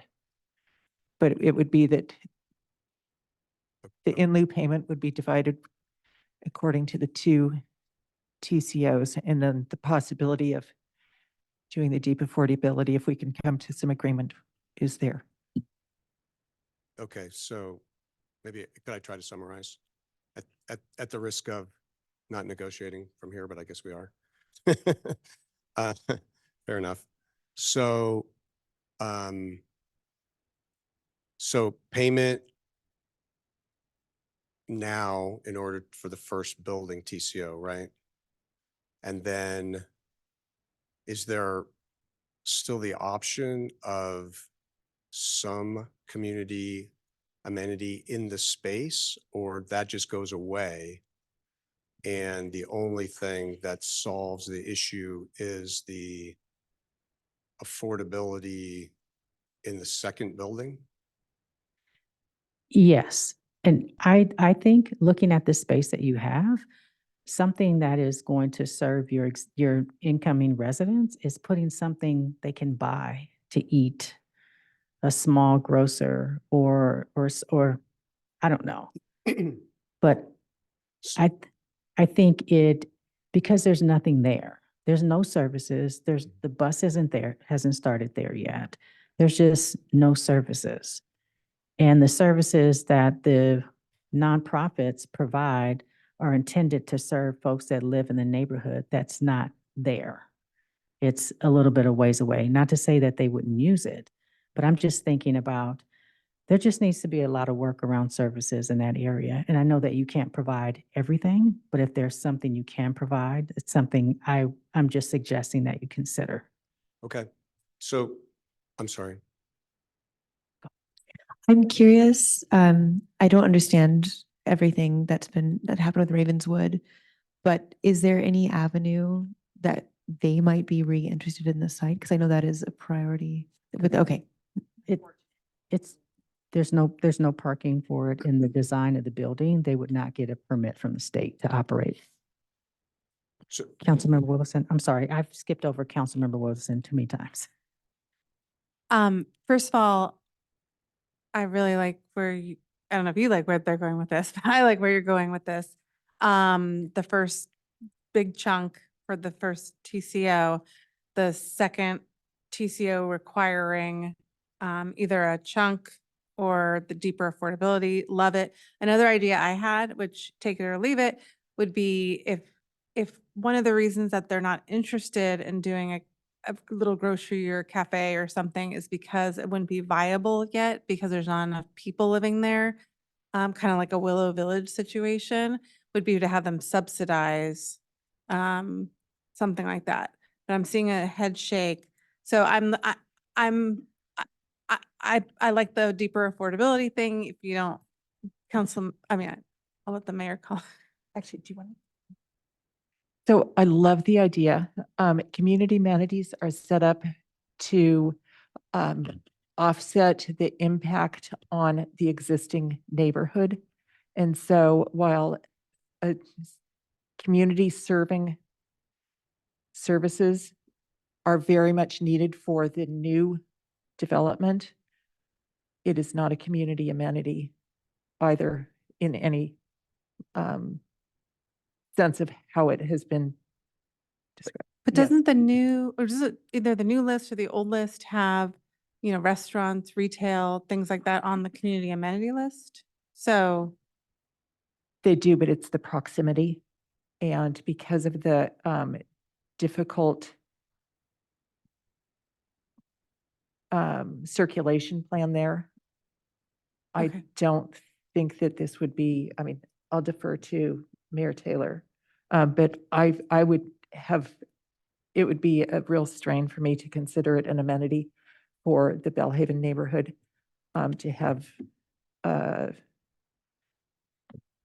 grocery store,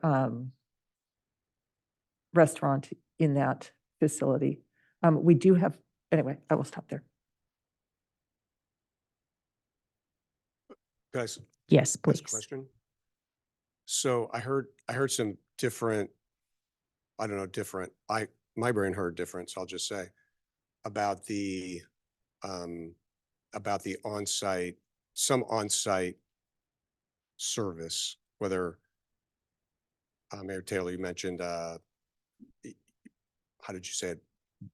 Can buy something or, right? Or something along those lines. Is that an option that we could explore? If yes, then what I would propose, I would kind of put something out there to propose, wait, I think but you were just saying.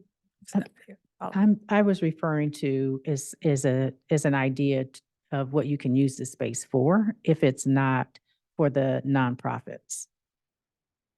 And this is something that would be more for your residents there as opposed to a community amenity. right. So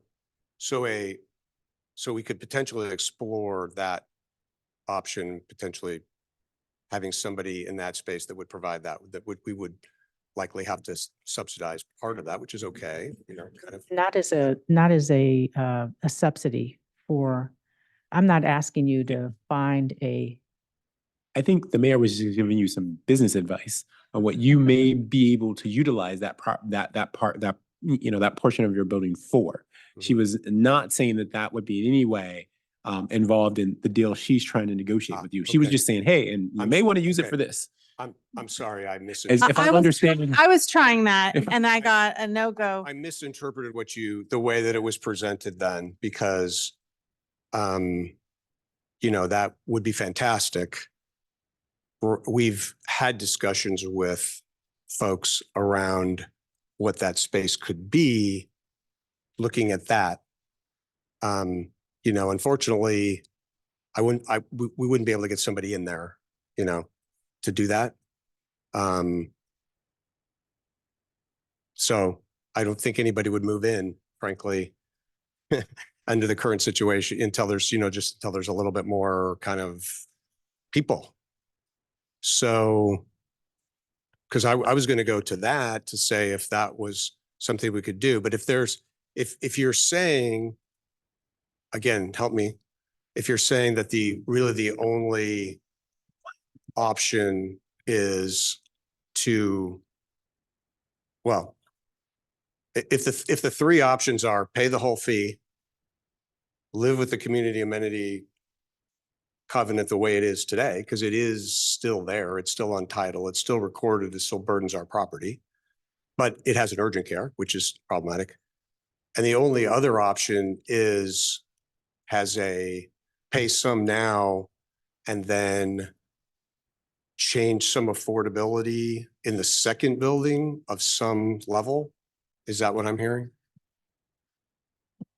Because The preference would be that it would actually be for all the units, although I guess that may be difficult if you're filling the units now. I mean, If you're filling the BMR units. I am, Got it. Yeah. For this- I'm willing to entertain a discussion around the affordability, but to be honest with you, I can't sit here tonight and commit to that. I could commit to paying, let's say, $3 million or $3.5 million up front. It's not quite half, it's pretty close. And then having some further discussion with the group about what else could potentially go into the space. But if that doesn't work, then I'm afraid I can't just, because I don't know how that works from the affordability side. I mean, it's easy to say shift from that to that, but the community amenity obligation does have a dollar value to it. And I would have to figure out how exactly it all gets, calculated, I guess. So. Thank you. And what our intentions are is actually to help get you what you want, which is your TCO. I understand. And Yes. in trying to do our best to meet in the middle. I know some of the second part needs to be worked on because we don't have the numbers for that. And this isn't something that we have discussed with you in depthly. And so just trying to make sure that everything is fair in the conversation, but again, just trying to get you to your TCO. Right, but I guess my statement question is, if that's the only other avenue to get there, then I can't, around the affordability, I unfortunately can't stand here tonight and say, yes, I can get there through that mechanism. So. I think my only thing would be that like, it's totally fine, but they're offering the first TCO for half. You counter like 3.5. So you do get something now, like, right? And the second phase like remains sort of murky, but in theory, there's always the option of just paying out what's left on the balance for that second phase if there's no agreement reached. So I think there's an understanding and appreciation that, yeah, you can't satisfy the second aspect of the sort of offer on the table, which is some additional deeply affordable tonight, because you need to go back and I think the city staff also needs to sort of look about that. But that like the first part, there is an exchange. there's consideration given like on both sides for solidifying at least that first aspect, which is some payment and the TCO, right? And then an agreement to like sort of figure out the second half. Right, but at a later date. Can I pick up on that? Sure. So I just want to make sure we're 100% clear on figure out the second half. So figure out the second half. Again, please clarify for me. You're saying the second half is either we pay the rest of the fee or we figure something else out on the affordability. Those are the two options. I mean, that's at least the option you got from the mayor and council member Nash. Right. So I'm asking, is there anything else that will satisfy someone in the space? That I mean, I was willing to, I didn't know, so just let me go down this path for a second. You say an operator of a little grocery store or whatever wouldn't be ready to rent now because there aren't enough people there. How many years would it take? Because I'm like, if there was like a little subsidy, just like a bridge subsidy. No, but I'm seeing shaking it. I got, right.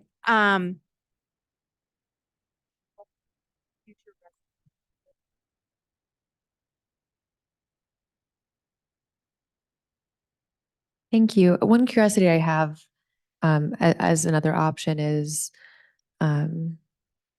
if the space could be used for something productive after that first upfront cost is paid for the second TCO. So I of course would want to refer to the list of amenities and of what nonprofits are directly in and of the community doing this. Something that immediately came to mind was a shared workspace. So different nonprofits who are working and based in Belhaven and around Belhaven can actually have a co-working space to go to or something like that. Or if there are nonprofits that are in and of the community working on these amenities, is that something that would be amenable I'm just curious, really. Again, my take would be that like at this point, we're just negotiating with ourselves.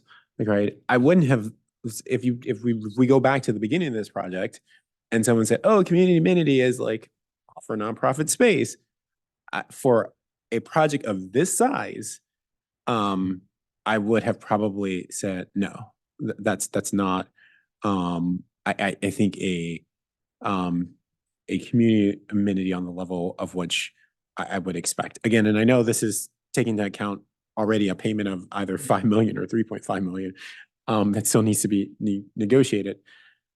But it just still is like, again, this is not something, Councilmember. Sorry, one consideration for us. So let's say we make them pay the fee or let's say they either pay the fee or they do the deeper affordability. So now they have kind of no use for this I'm just talking like playing this out. They have no use for this 2,900 square feet. So then either one of two things are going to happen. All of a sudden, they're able to find someone to use the space, like circumstances change, or the thing stays empty potentially. And then does that serve the city of Menlo Park? And then for how long? I'm just like trying to think about, is there kind of something that we really need to be thinking about, whether there's like a vacant, like the last thing we want is like a vacant space on a corner of a brand new building in perpetuity. But maybe it would get filled right away anyway. Definitely don't want anything vacant. I also do not want to take something that was intended for community members and give it to someone else, because that's what these ideas sound like to me. And it's unfortunate that we're in this place, and I can go back, I don't know, 7, 8 months ago when I talked about what needed to happen in this area because there aren't any services, which is why if there's any open space, that's the first thing that comes to my mind is something basic that folks are going to need anyways. We're creating a whole new neighborhood. The units are completed. And so just want to make sure that folks there have a good quality of life. And also adhere to what we've agreed upon for the existing residents and trying to figure that piece out from the dais with you. If I could chime in though, to like, what's the harm in giving them that additional option as it relates to the second half? So getting some appreciation of where at least you two definitely are at, that like, hey, that's probably, there's no way that's going to pan out.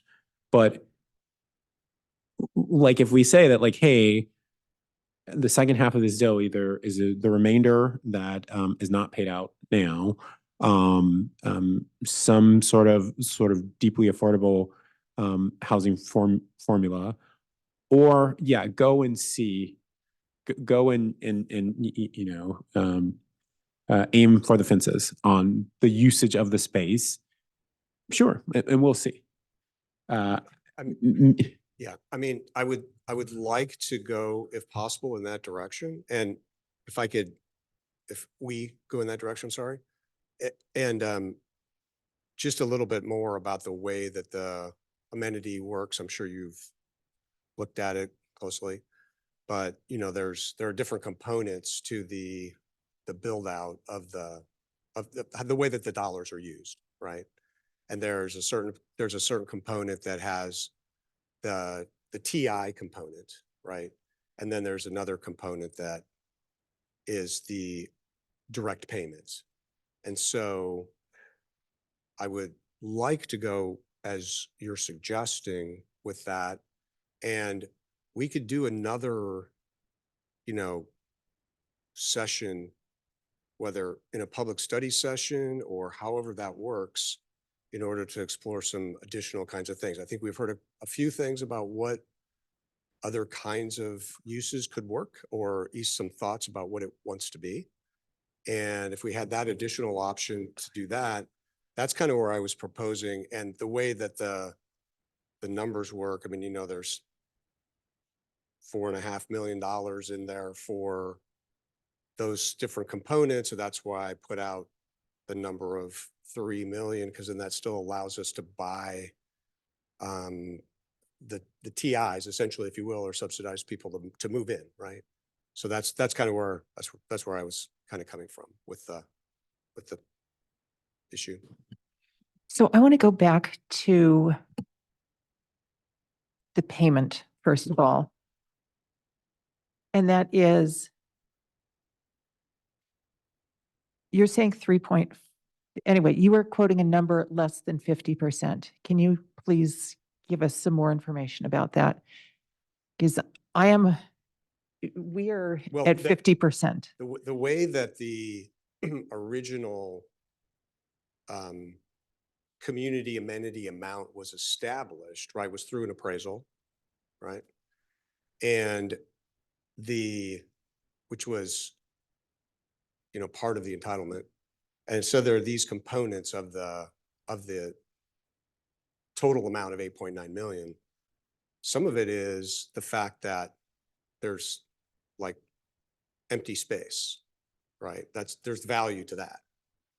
And then there's other components that were specific to a build out of a user, FF&E component. And then it talked about if there were additional dollars after that, then the city could direct it to go to, payment. So that I'm just working within what the numbers that are within the agreement. That's where I'm suggesting. So first of all, the number for the in lieu would be the 9.79. If we pay the in lieu. If you pay the in lieu. So in order for this agreement to go forward, we are asking for 50% for the first TCO. Is that a problem? That's more than we can do for where we are based on the consideration of the way that the amenity about the way the covenant works and the values that are set forth in that was established in the appraisal of the document. So yes, it's more than we can do. The fact that you are having trouble with that makes me very uneasy and not willing to Excuse me? Sorry. the fact that you're having trouble saying yes to the first 50% makes me uneasy saying that I am flexible at all on that. Well, The city needs to be made whole by the end of the second TCO. And I Again, have no trust at this point after this conversation and the track record from Greystar that this will actually happen. I do not want to just have this whole conversation pushed down the road to July. How can you assure us that that Greystar will be good for this if we are trying to meet you halfway?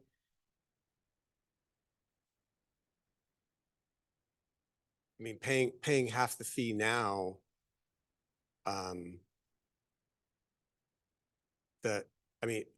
then if we would find a potential user to go into the space, there's no additional dollars in order to pay for them to go in there.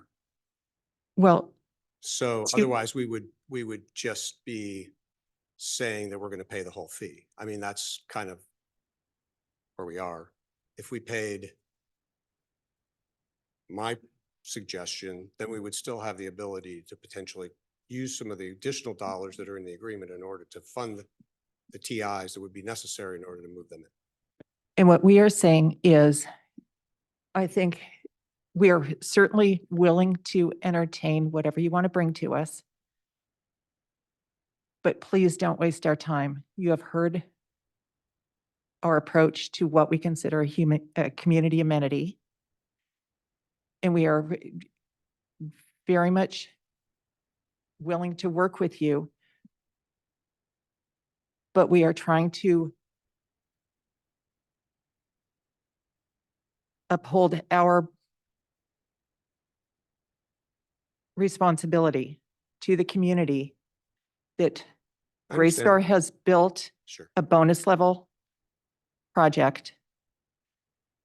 We love housing. We want to see that filled, but we also want to fulfill our responsibility to the community and expect you to fulfill your responsibility to the city. And I don't have a good feeling when I am hearing a lot of hesitation to be able to pay the first 50%. And I'm trying to be generous and understand what's happening. So maybe a little more explanation might be helpful. But how do I know that if we do make some concessions now, work with you, provide the TCO, you provide the money, how do we know that that will all work in 2 months? Again, thank you. Very helpful discussion. One of the ways that the previous arrangement with Ravenswood factors into our ability to provide security is that the buildup of all the buildup of basically the cash outlays, TIs, equipment, FF&E, all of those things are things we knew about. Oh, I'm sorry. Can you hear me now? How about now? Did you get all of that or should I repeat? Sure, yeah. Going back in time again, when Ravenswood was originally intended to go into the space, we originally signed the operating covenant. There were discrete dollar amounts in that agreement at the time. And so when we have those up front, it's easier for us to budget that. If the amount of security that the city would be willing to accept is equal to that amount, I think we can definitely agree to that. The issue with the 50% of the 110% of the value is that we did not really understand that there was a 10% originally. So we're, we picked a $400,000 number. It was a somewhat arbitrary process between us and staff, between the two of our groups. We've never done it before. And it certainly wasn't our intention to offend anyone with the figure. Very much recognize that coming up with half of the full boat is another way of coming to it. I think the challenge with negotiating all this over the years has been to understand when is a tenant going to go in and when does the cash need to be paid for tenant improvements, FF&E, all of that. So at this point, we're prepared. We have already prepared, had been preparing for a while to pay the sum total of all those numbers in the original operating covenant. And I think it'll total, I don't know, maybe 40%, 45%. So that's pretty close, I'm thinking. So that's one way we might want to look at it. If we need to verify that number, I believe it's on one of the pages in the staff report. We could pull it up and look at it if we needed to. So that's just another idea. Yeah. One other thing that was brought up is that the original appraisal had a value for the empty space, right? And that was established in an exact number in the agreement and in the appraisal that was done.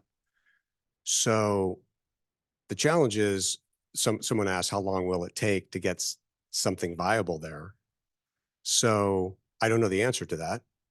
But the appraisal was done over what's the value of the space, because we have the obligation for 55 years. And so at some point it will be viable. And there's a number that's shown in the appraisal and in the covenant, exactly what that number is.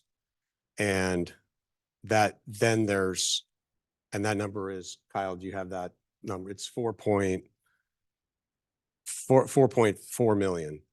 And then the balance was to be paid through, as Tyler was saying, through TIs, FF&E payments, and potentially another direct payment to make up the rest of it. So what we're proposing is, with the number that I was talking about, then it still allows us to potentially find a user and then use their balance to pay for the rest of the TIs. That's where the math is coming from. So Maybe that, I don't know. I'll just say this directly, because we've been discussing this for nearly an hour and a half. There will be no change to the covenant. And then also it's 50% of the in lieu fee for your first TCO. That's non-negotiable. Okay, and then what happened then? So the second TCO is or the It'll be second. nice to have the second 50%. I believe that the city has done its due diligence. Now it's your turn. So, okay, so essentially what you're saying is we pay the whole fee. It's just that we could pay half of it now and half of it later. Essentially, it sounds like that it's That's it's what, about that's cash. It's a cash flow that's where issue. we're coming. That's where we're coming to, basically, right? I Right. thought we were offering them the Well, affordability. that's there too, but my concern is that once you seek the second TCO, maybe the same challenges you're having now, you're gonna have then. So I don't know. I just want to make sure that the city is made whole. I would only add that like, I appreciate the analysis you walk through about like sort of the payout in connection with, someone, an entity occupying the space. But that whole analysis is made moot by the fact that we have an in lieu figure that you've agreed to. So whatever would be the calculation and whatever would be the time frame by which you would pay out something to an actual occupant of the space is irrelevant to our analysis because you negotiated an exact dollar figure as it relates to all of that stuff never happening. And so that stuff isn't going to happen until we're going to the figure that you negotiated and that you agreed to. And so that's where I think where we're at. Again, I don't know where the majority of that I here, but again, I think it goes back to that figure because it's the figure that is negotiated because you're not delivering the urgent care facility. And again, I would remain open to like as far as the second half. You sort of appreciating what Councilmember Nash said about don't waste your time or waste our time. But I would be open as an exercise in good faith and you going and looking at what else you can do with this space. But I'm of the opinion that like whatever else you can utilize that space for is not going to be worth more than $5 million. And so it's okay to ask for the $5 million now because whatever you utilize that space for that we may agree to, I probably see the cap value as $5 million. And I think even that's being very generous, to be honest with you. Because if we're talking about a market or something like that, I don't know if I see that value as any. I see that you're going to be paying out more and as a possibility and then delivering some promise as it relates to some market. And again, I don't even think you necessarily have a majority there. But so I think that's where the council is at here. Again, this is the figure that you negotiated. Right. And again, I know it's based on specific formulas, but I think that's where I don't know why I would at this point, again, what is in it for the city to then sort of renegotiate and lower the value of something it was going to get. And that's what you're asking us to do. Right. And so. Okay. Pardon the interruption very briefly. We do need to vote to extend this meeting past 11 p.m. Looking to the city council by acclamation to continue this meeting beyond 11 p.m. Yes, thank you. Please continue. I'll just say one more thing, and I appreciate the timing and we've been here a long time. The dollar value, we didn't negotiate. It was a set number, right? And then they came from the appraisal at the very beginning in order to do bonus level development. And then the in lieu fee was 110% of that. So that's a set math. That's not, we didn't negotiate that. That's just where it came out. You agreed to it. What's that? At the beginning of when the project was entitled? Well, I mean, that was just part, okay, So how do we move past this? agreed Because I to- feel like we're just so- going back and forth. Okay, so I think what I'm going to say is I'm going to look to how you maybe codify this, because what you'd like to do is pass something that says, here's how you were going to get your TCO. You have to pay half, and then something happens after that. So I guess I will leave it to you to figure out what that is. I would ask you to pass, the decide what that is, and then we'll have to determine whether or not how we move forward. Because Well, maybe what we should do is just require you pay the full fee, and then the problem is solved for us, and then it's in your court. Because it sounds like that's not what that you're gonna meet that expectation. well, if, I mean, So what I hear from you no, is that I would add, you're gonna do half, you're gonna do half now and then maybe half later. When we keep going back and forth, and to me, that needs to stop.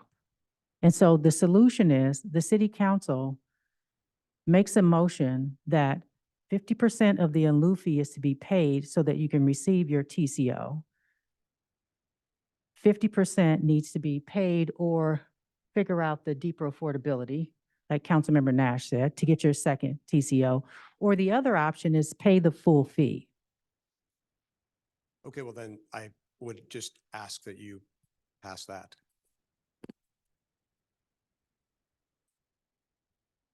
City Attorney Doherty? Mayor, I've taken, we've all been listening, but I think I might have a motion that would work for the council. And the motion would involve directing staff to negotiate these terms with the applicant. If those negotiations don't work out, we're in the same position after those negotiations don't work out as we are right now. So if I may, I can give Yes, you the please. motion that I've put together based on the direction I'm hearing. So it would involve directing the city manager, staff, and the city attorney's office to negotiate with the applicant to revise the community amenities operating covenant as follows: to require payment of 50% of the in lieu fee prior to TCO of the first building. Prior to TCO on the second building, the applicant will either, one, return to the city council for an approved community amenity in the space provided, or two, negotiate and memorialize an agreement on establishing deeper affordability on the existing required BMR units or adding additional BMR units. Or three, pay the remainder of the in lieu fee. For options 1 and 2, to the extent that there's a difference in value between those options and the balance of the in lieu fee, then the applicant would pay the balance of the in lieu fee.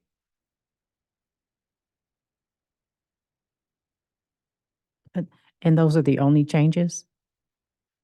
And those would be the only changes.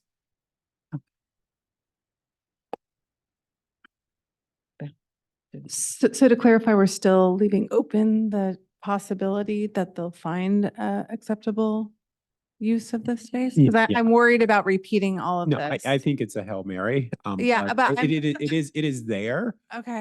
And I think it's worth keeping for good. I think that, based on this conversation, staff would not let this return, with something that would just repeat this situation. Okay, yeah. I mean, it's got to hit like Yeah. it's like a 1 in a million. Okay. Thank you, City Attorney Doherty. City Clerk Karen, do you need us to repeat what City Attorney Doherty just stated?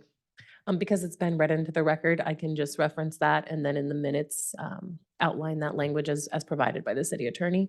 So at this time, if the city council, when they're ready, you can make a motion and second to the motion that was presented by the city attorney. Okay, I will make the motion that we approve what the City Attorney just stated. I will second.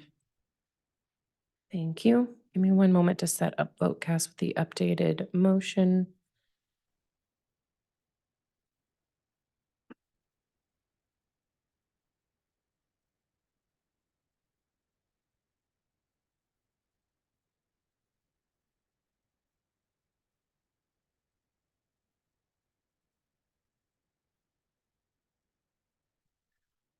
Okay, so I have a motion by Mayor Taylor and a second by City Council Member Nash. Or the motion as read into the record by the city attorney. Any further city council question or discussion? Seeing none, please proceed with voting. And the motion passes unanimously. Thank you. Thank you. The next item on our Mayor? agenda. Mayor, may I interject for a second? Yes. Just regarding agenda order for the remaining items, would the mayor and council be open to moving item I2 on the permit fee waiver program to either the end of the regular business agenda or potentially continuing it to another meeting? Yes. Okay. Thank you. Okay. Moving to regular business item I3, receive and file report on labor relations and receive public input on ongoing labor negotiations with the Menlo Park Police Department, Police Officers Association. Here to introduce this item is our Administrative Services Director, Brittany Mello. Good evening, City Council. The item before you is a procedural item to increase public awareness and input for the labor negotiations process. The city is preparing to negotiate a successor labor agreement with the Menlo Park Police Officers Association, or POA. The current term is ending August 31st. The group is comprised of sworn police officers, police corporals, and non-sworn police recruits. There are 35 budgeted full-time equivalent positions in the POA this fiscal year. The staff report and attachments outline the cost breakdown of the wages and benefits for the POA and the city's other employee groups for comparison, and clarifies the different roles of those involved in the negotiations process. Following the receipt of public input this evening, the next steps will be to receive direction in closed session on this item on June 11th and to coordinate the bargaining process with the POA. Once tentative agreement is reached with the POA, the item would be brought back in open session for the City Council to consider adopting the successor agreement, targeting the August 27th City Council meeting. This concludes my report. Thank you for the report. And City Clerk Karen, can you call for public comment on this item? Yes, thank you, Mayor Taylor. So at this time, if any member of the public wishes to provide comment on regular business item I3, receive and file report on labor relations and receive public input on upcoming labor negotiations with the Menlo Park POA, participating virtually, please engage that hand feature bottom of your screen. Calling in from a landline or a cell phone, please press *9. Participating in person, please complete a speaker card at that back table. Return to me at the clerk's desk.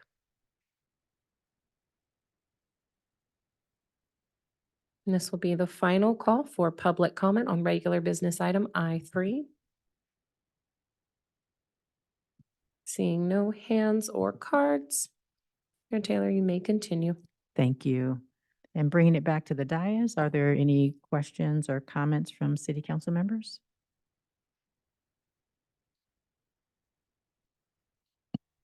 I'll move. Thank you, Vice Mayor Combs. I'll second. Thank you, Councilmember Dorr. Thank you. So I have a motion by Vice Mayor Combs and a second by City Councilmember Dorr to receive and file the report on employee compensation and received public input on upcoming labor negotiations with the Menlo Park Police Officers Association. Any further City Council question or discussion? Seeing none, please proceed with voting. And the motion passes unanimously. Thank you. Thank you. The next item on our agenda is item I4, adopt a resolution to amend the salary schedule effective June 2nd, 2024. Here to introduce this item is our Administrative Services Director, Brittany Mello. So this item is to adopt a resolution to amend the salary schedule effective June 2nd. The salary schedule lists the salary ranges for all authorized classifications in accordance with state law. There are 3 proposed amendments before you. The first is to add the new classification of Junior Network and Systems Administrator to the salary schedule. This new information technology position would focus on security, maintaining and troubleshooting complex systems and infrastructure items such as door security and remote network access.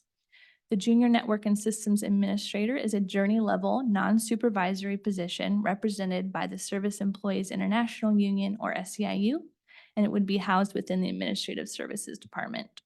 Note that adding this new classification to the salary schedule does not change the number of authorized full-time equivalent positions. The second amendment is to correct an error in the senior maintenance worker salary range. This classification was mistakenly included in the list of classifications and revised pay ranges within the American Federation of State, County, and Municipal Employees, or AFSCME, Memorandum of Understanding that was approved on November 19th, 2023. The proposed amendment would restore the senior maintenance worker salary range to its correct range. The third and final proposed amendment to the salary schedule is to add planning commissioners for record-keeping purposes to capture the stipend amount that the City Council approved on February 13th, which took effect this month. There's no additional fiscal impact to approving these amendments. This concludes my report. Thank you. At this time, Ms. Herron, can you call for public comment on this item? Yes, thank you, Mayor Taylor. So at this time, if any member of the public wishes to provide comment on regular business item I4, adopt a resolution to amend the salary schedule effective June 2nd, 2024. Please engage that hand feature bottom of your screen. Calling in from a landline or a cell phone, please press *9. Participating in person, complete a speaker card at that back table and return to me at the clerk's desk. Final call for public comment on regular business item I4. Seeing no hands or cards, Mayor Taylor, you may continue. Thank you. Are there any questions from the City Council? I'll entertain a motion. I so move. I'll second. Thank you. So we have a motion on the floor by City Councilmember Doer, second by City Councilmember Willison to adopt a resolution to approve the following amendments to the City of Menlo Park salary schedule. Number 1, add a new classification to the salary schedule of Junior Network and System Administrator. Number 2, correct an error in the Senior Maintenance Worker classification salary range. And number 3, add Planning Commissioner to the salary schedule for record-keeping purposes. Any further City Council question or discussion? Seeing none, please proceed with voting. And the motion passes unanimously. Thank you. Thank you, Ms. Herron. The next item is item I5. Approve First Amendment to the employee agreement between the City of Menlo Park and the City Manager, Justin Murphy. Here to introduce this item is our Administrative Services Director, Brittany Mello. The item before the City Council for consideration is an amendment to the employment agreement with City Manager Justin Murphy. As the City Council is aware, the City Manager serves as the city's Chief Executive Officer. Mr. Murphy was appointed to the position of City Manager on June 17th, 2022. His employment agreement includes an initial 3-year term through August 30th, 2025, with an option for an additional 2 years. The amendment before you includes 4 proposed components: an increase to the base annual salary to $310,000, a year 4 salary increase of $8,500 if the 2-year option is mutually agreed upon in August 2025, a one-time bonus of $10,000, and an employer contribution of $15,000 to a 401(a) retirement plan account. All other terms and conditions of the employment agreement would remain unchanged. This concludes my report. Thank you for your report. Are there any questions before we go to public comment? City Clerk Herron, can you take public comment at this time? Yes, thank you, Mayor Taylor. At this time, if any member of the public wishes to provide comment on regular business item I5, approve First Amendment to the employment agreement between the City of Menlo Park and the City Manager, Justin Murphy, please engage that hand feature bottom of your screen. Calling in from a landline or cell phone, please press *9. If you're participating in person, complete a speaker card at that back table and return to me at the clerk's desk.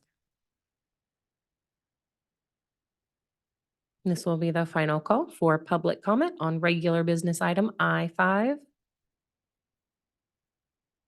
Seeing no hands or cards, Mayor Taylor, you may continue. Thank you. Are there any questions from council members? Councilmember Willison? No, I just wanted to comment that our city is so fortunate to have City Manager Justin Murphy at the helm, and we can all sleep better at night knowing that our city is well cared for under his leadership. So with that, I'll move to do whatever this says. Approve the First Amendment to the employment agreement. I'll second. Thank you. So I have a motion on the floor by City Councilmember Willison and a second by Mayor Taylor.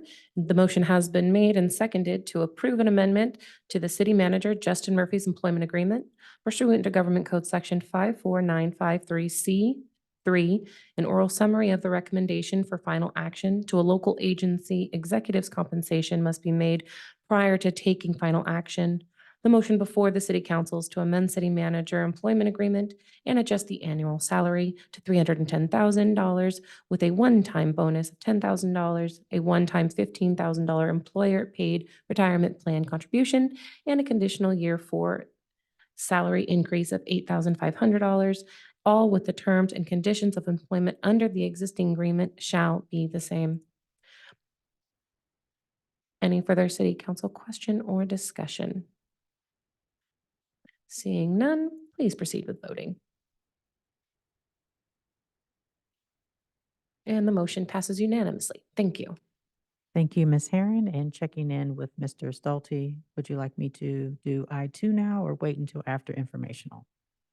You could take that item now, or staff is happy to continue it for another meeting, given the late hour. It is actually the last business item. Okay. So I'll go ahead and do it. Great. Thank you. All right, so item I2, and that is provide direction to continue the building permit fee waiver and credit program for electrification projects. Here to introduce this item is our Sustainability Manager, Rachel Launder. Might it be okay if I excuse myself for the remainder of the meeting? Yes. Okay, thank you. Thank you. Good evening, Mayor and members of the council. This presentation focuses on the city's electrification fee waiver and credit program, an effort to encourage the replacement of natural gas burning equipment with electric equipment in our community. I would like to acknowledge and thank my colleagues in community development that have led the implementation of this program so far. Next. The permit fee waiver and credit program was first approved by the City Council in August 2022 as part of the master fee schedule annual update, and staff were directed to return to council when $150,000 of fees had been waived. It is designed to encourage residents and businesses to opt for electric equipment when replacing systems or upgrading facilities to support progress on Climate Action Plan Goal number 1. Next. The program includes waiving plan check and permit fees for single equipment replacements or electrification infrastructure, such as electric panel upgrades, electric vehicle charging infrastructure, HVAC system replacement, and water heater changeouts. Permit credits are applied to larger projects where multiple permits are pulled, such as additions, remodels, and alterations that include one or more electrification upgrade. Over 17 months of the program, there have been a total of 466 electrification projects. And we've had a big increase looking at the period of January 2023 to April 2023. We've seen a 125% increase in that same 4-month time period in 2024. Next. So here you can see the visual uptake of electrification permit fee waivers and credits across the city. And the distribution is fairly even. However, there's still opportunities to increase outreach to inform the community of this incentive to further support electrification and adoption of electric equipment. Increased outreach could include information across the city's digital channels and increased promotion at city events and posting at our facilities.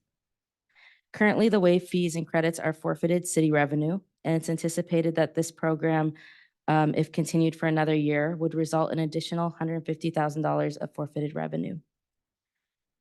Another option, rather than forfeiting this revenue, could be using the grant funds from the California Energy Commission's community-wide electrification project. The first half of the funds have already been allocated to Peninsula Clean Energy for their home upgrade program, but we still have $2.25 million that have not been allocated that we could apply to this program. If we'd like to discuss that, we can go to the next slide. So I'll just conclude with tonight's recommendation that the city council continue the building permit fee waiver and credit program for electrification projects. And we can leave it there for public comment and discussion. Thank you for the presentation. And are there any clarifying questions from the city council? Then Ms. Herron, can you please take public comment? Yes, thank you, Mayor Taylor. So at this time, if any member of the public would like to provide comment on regular business item I2, provide direction to continue the building permit fee waiver and credit program for electrification projects, please engage that hand feature bottom of your screen. Calling in from a landline or a cell phone, please press *9. Participating in person, complete a speaker card at the back table and return to me at the clerk's desk. This will be the final call for public comment on regular business item I2. Seeing no hands or cards, Mayor Taylor, you may continue. Thank you. And at this time, I'll entertain a motion if there are no questions. A quick comment. Thank you so much for the staff report. And it was really powerful to read that our climate action plan strategy goal number 1 is to electrify 95% of existing buildings by 2030. That is 5.5 years from now, and we have so much to do. And so I'm really grateful that we have this program. I know there's a lot more that we can and should and hopefully will be doing. But this is a really important start and effort here. And so I'm very supportive of this and happy to go ahead and motion to move this forward.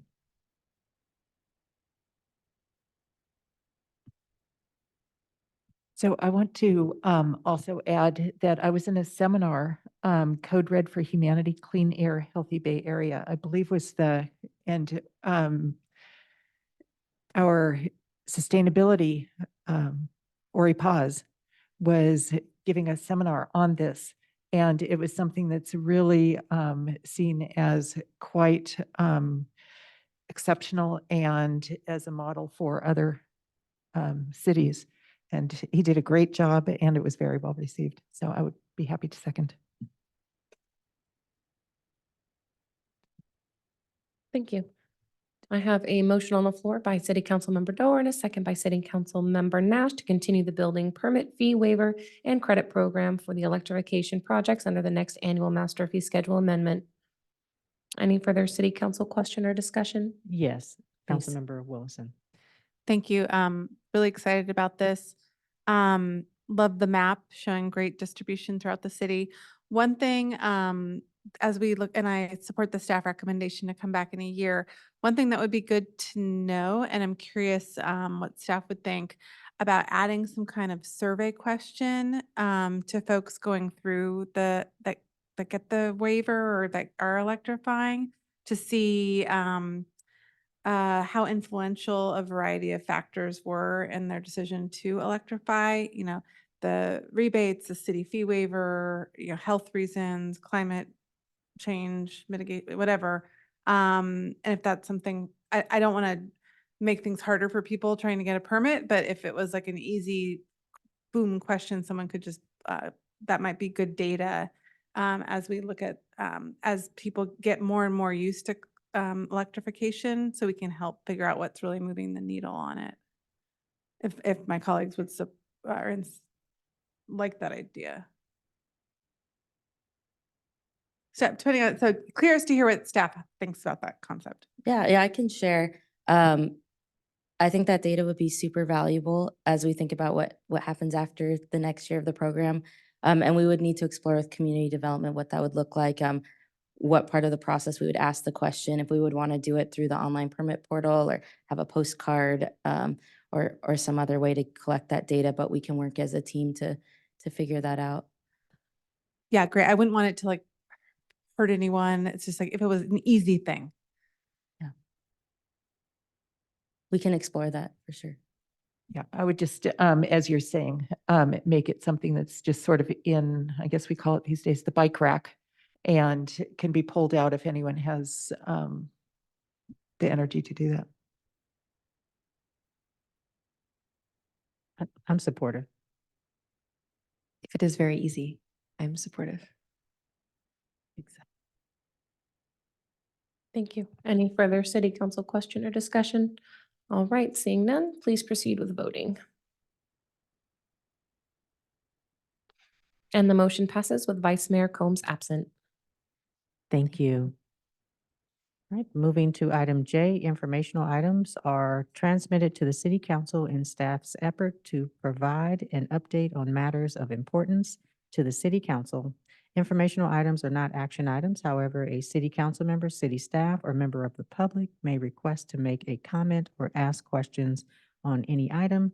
At this time, City Clerk Herring, can you take public comment on informational items? Yes, thank you, Mayor Taylor. So at this time, if any member of the public wishes to provide comment on informational item J1, City Council agenda topics, please engage that hand feature bottom of your screen. Calling in from a landline or cell phone, please press *9. Participating in person, complete a speaker card at that back table and return to me at the clerk's desk. This will be the final call for public comment on our informational item J1. Seeing no hands or cards, Mayor Taylor, please continue. Thank you. Are there any questions from city council on this item? Excellent. Moving to item K, city manager's report. I have a feeling I may have a tough. Let's see, I'll hopefully be able to keep it brief. Yeah, 1 second. Hello, yes. Thank you. I just wanted to be able to express my appreciation and thank you for all the support. Look forward to continuing to serve in the role. So I want to recognize that. And then the main report this evening is that our budget workshop will be held on Thursday, May 30th, 5:30 here at the council chambers. We were originally targeting May 23rd, but the date that we've ultimately landed on is May 30th. So that's a week from Thursday here at the council chambers at 5:30. Thanks. Thank you. And item L is city council member reports. Are there any? Councilmember Dorr.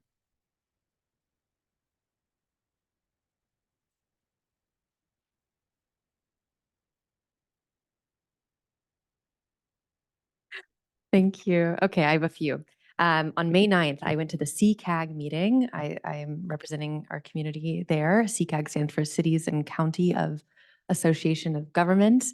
And we discussed the initial budget for the next year. We also talked about the San Mateo County Safe Routes to School program. And it was great to hear that through the school travel fellowship, Menlo Park was a team that participated. And they developed a supporter program for local businesses that are near or along safe bike routes. And these businesses have posters up that are letting students know as they bike to school or come back that they are welcome to come in if they have to use the bathroom or they need to call home or anything. And it was great to hear our community, Menlo Park, and through the connection with schools, the Safe Routes to School community and staff, that there'd been a really productive work together on that. They also supported Ravenswood and Menlo Park school districts with TA funding of $5.6 thousand for supplies and staff to do some other work on safe streets. That was great to hear. On May 12th, there was a gathering with the Community Emergency Response Team, the Menlo Park Fire Department, and MPC Ready over at the Stanford Hills Park. One of the HOA presidents said, "Hey, I want to put together an event." I was able to connect him with folks, and together that HOA team and these different teams I mentioned put together a fantastic event on a Saturday morning. We learned how to use a fire hydrant or sprays. It's very late. The sprays to put out a fire. We learned how to do CPR, use AEDs. And if you would like to do that with your community, you can reach out to the CERT team or the Menlo Park Fire Department. MPC ready, and they can work with you to help your community learn those important readiness tools. And lastly, I attended the BOSCA Bay Area Water Supply and Conservation Agency meeting on May 16th. We heard from the SF Public Utilities Commission, which helps manage and get the water from Hetch Hetchy down to us, that they have all the water they need to deliver all the required water to communities this year. We also on BOSCA had a conversation about adjustments to budgets and costs that would be passed on to the member agencies, which would include Menlo Park and other cities. And there is going to be a 9% assessment increase because of ongoing negotiations with Tier 2. If you want to know what Tier 2 means, come ask me. And demand projections work that is ongoing. And so that will be passing on in some way. We also found out that BOSCA filed to appeal on the Bay Delta Plan decision. The Bay Delta Plan is this effort to, from the State Water Board, to ensure there's enough water in rivers, some allocation for rivers, and then a portion of that can be used also for human consumption. And BOSCA filed against that, and the court said, no, you have to go forward with the Bay Delta Plan. So now this appeal process is saying, we want to see if there's another way to go forward. And so if you want to learn about rivers and water, would welcome you to reach out to me.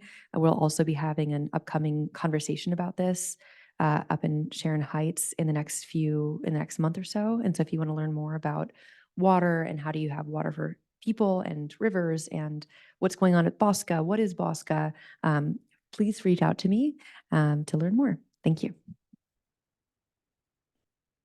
Thank you, Councilmember Dorr, and we'll go with Councilmember Willison and then Councilmember Nash. I just wanted to uplift something that former Mayor Kat Carlton, who currently serves on our mosquito vector, she's our mosquito vector rep. And this is, I've noticed there's some notices that are going out, but West Nile virus has been discovered in Menlo Park. So you are supposed to find any water that's hanging around and dump it. And don't get near dead crows. Okay, be careful out there. Thank you, Councilmember Nash. So just very briefly, I was at the San Mateo County Emergency Services Council, and there was a really interesting presentation about the hazmat program, which is actually why I'm very interested in our life sciences, the various ratings. In the SBWMA, the South Bay Waste Management Association, there was a presentation about fire suppression using robots. And we are the first agency in the US that will be using this technique, and it is used currently in Europe and sounds like a really interesting idea. And apparently the way we sort our garbage, and there will be more information about this in the future, if you put your batteries into the blue bin and you're recycling, it actually causes fires as it goes through the system. And so they regularly have fires in the waste, and this is actually a way to have it caught very early and put out. So it'll be, hopefully will be very good, and it also helps the insurance rates that the SBWMA is paying. And then finally in Peninsula Clean Energy, we had a robust discussion about strategic priorities around our 100% renewable energy. Thank you. Well, thank you for your report outs. And at this time, this meeting is adjourned.